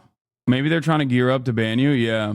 Oh, this is his government account. Never mind. Richie Torres, New York 15 is not his government account. I'm confused. How does this help the people in his district? It's good to have these receipts in broad daylight. I do see a massive campaign to get you banned before November 4th is fucking wild. Yeah. It's so gross to like use a clip of me literally openly defending, like openly arguing with a chatter that said, how could you say that how could you say that no rapes happened, to make it seem like I'm pro Israelis being raped? Like, what a fucking gross person. Like, you're a goddamn elected representative. Like, what the fuck are we doing, dude? 17-second clip? Like, are you insane? Deep fried 17-second clip? I'm honored that Richie Torres used the clip I made. This is actually fucking insane. Like, it's not as bad as like the 9/11 stuff, but it's certainly pretty fucking bad. It's crazy because you haven't done anything bannable recently anyway. Like, if you get banned, that'll just mean public institutional pressure works on Twitch moderation. Yeah, but it does. Can you sue to end the era of clip chimping, please? No, it doesn't work that way. Like, there's nothing you can really do about it. People just fucking yell. You just let it go. People yell into the fucking void for the most part. All right, let's get back. Just a couple of days ago, because since October 1st, there was no aid going to the northern part of Gaza. Because there are ongoing anti-terror operations in the north of Gaza. So does that mean that the civilians who are in the northern Gaza are not subject to humanitarian aid because there's a military action by an occupying force? It means that there's no actual excellent way of distributing that aid. This has been a major problem with the humanitarian aid throughout. The last time they sent 100 trucks, this is what I was going to mention, they sent 100 trucks of humanitarian aid in just a couple of days ago. Before October 7th, 500 trucks were needed to sustain life in Gaza. 100 trucks were supposed to say thank you. At least half of the aid is being stolen by Hamas and then resold at higher prices. I need you to understand that almost every international humanitarian rights group says that this humanitarian crisis is man-made. It is man-made. I agree that it's man-made. And I know who you think the man is. Yes.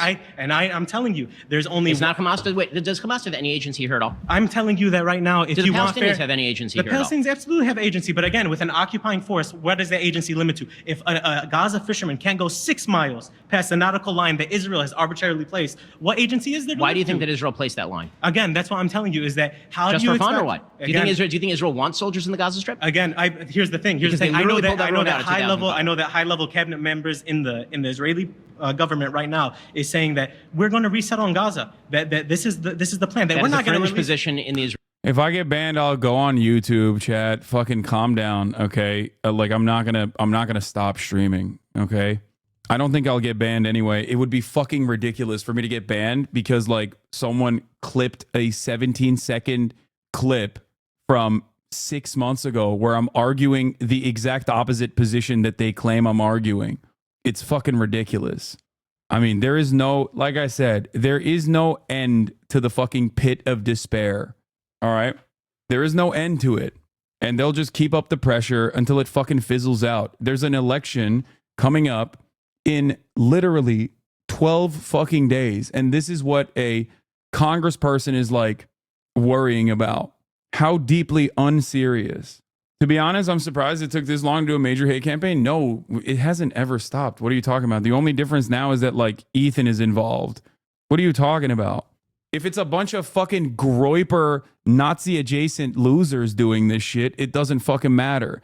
When it's actually a massive content creator with a relatively progressive audience that has been around for fucking 10 plus years, that's also now making these exact slanderous claims, it's going to be a lot more, I guess.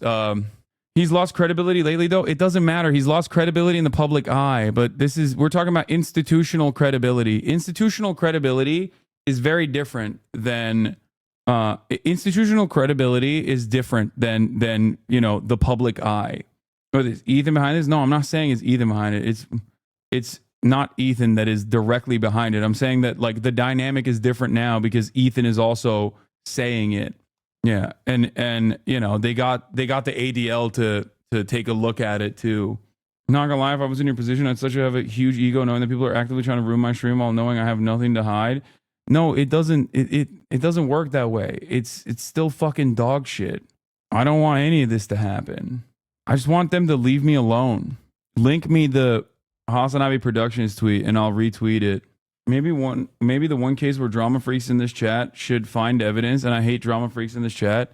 Yeah, I mean, compile everything that you see, but it's more so like a mass letter writing campaign that stuck, that like got ADL. Here.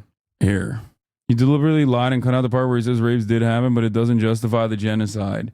Not only that, but it's like I'm arguing with someone who's saying their goal is to either get you to quit streaming or to get you banned from everything. They're even pressuring people who collaborated with you like Maya and harassing you. It started immediately after the whole Asman thing. They won't stop at any point until they make you stop. Yeah, the problem is the more they do this, the more stubborn I get. So it's not, this doesn't change my convictions. And more importantly, it doesn't change the truth of the matter. They send direct messages. They send direct messages to fans all day, every day. They try to make it like as toxic as possible to fucking collaborate with me and shit like that.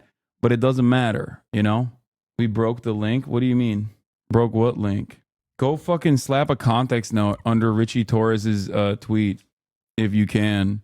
Because it's like, that's the other ridiculous shit. Little bro watch himself in clips of himself. Yeah. Richie Torres is fucking insane. I mean, he is a psychopath. New York Representative Richie Torres doxes his college teacher for mentioning Israel genocide in class. Like he is vicious monster. It worries me because the TwitchCon panel got banned even with the context. I know. Anyway, all right. I'll get back. This is 9 hours today, dude. I'm tired. I'll get back. I'll finish the Jubilee video tomorrow. We'll do the Israel-Palestine section on the Jubilee video tomorrow because it seems like, dude, it's just, I can't fucking finish it. It's too long. But you already expected that because it's a fucking 1 hour and 40 minute banger. Banger after banger. Anyway, love you guys, and I'll see you tomorrow, all right? Peace, everybody. All the shadows trickling in has helped people hate. Sunny Los Angeles, California, says Hasan. The starlock to the starlock to the topic just begun. There he is again. Hasan is streaming. Hasan is streaming. There he is again. Hasan is streaming. Hasan is streaming. Review in the P.O. box. Uncle Uger's face. Sat in Discord active prop. Great names take on break. Tiny Bernie Sanders, LGBTQ Air Force. The whole left at your fingertips, Ane at your door. H3 crowded debate, the Young Turks online show. 3 full fucking years of this, plenty more to go. 90-day fiance talks of champagne bourgeoisie. A Trump rally live reaction, a mass riot at DC. There he is again, Hasan is streaming, Hasan is streaming.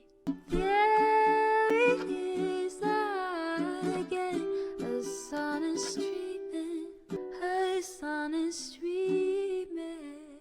Reading live stream fair comments, Austin show chat advice, and all the ways the right-wing pipeline can suck you in online. JCS react, Lord frame gets broken, cover blown. A full-blown mass pandemic monster streaming at your home. Total radicalization coming out to find. The system you were taught to trust in was broken the whole time. All these daily streams, whether big or whether small, have helped me and so many find the meaning through it all. There he is again, Hasan is streaming, Hasan is streaming.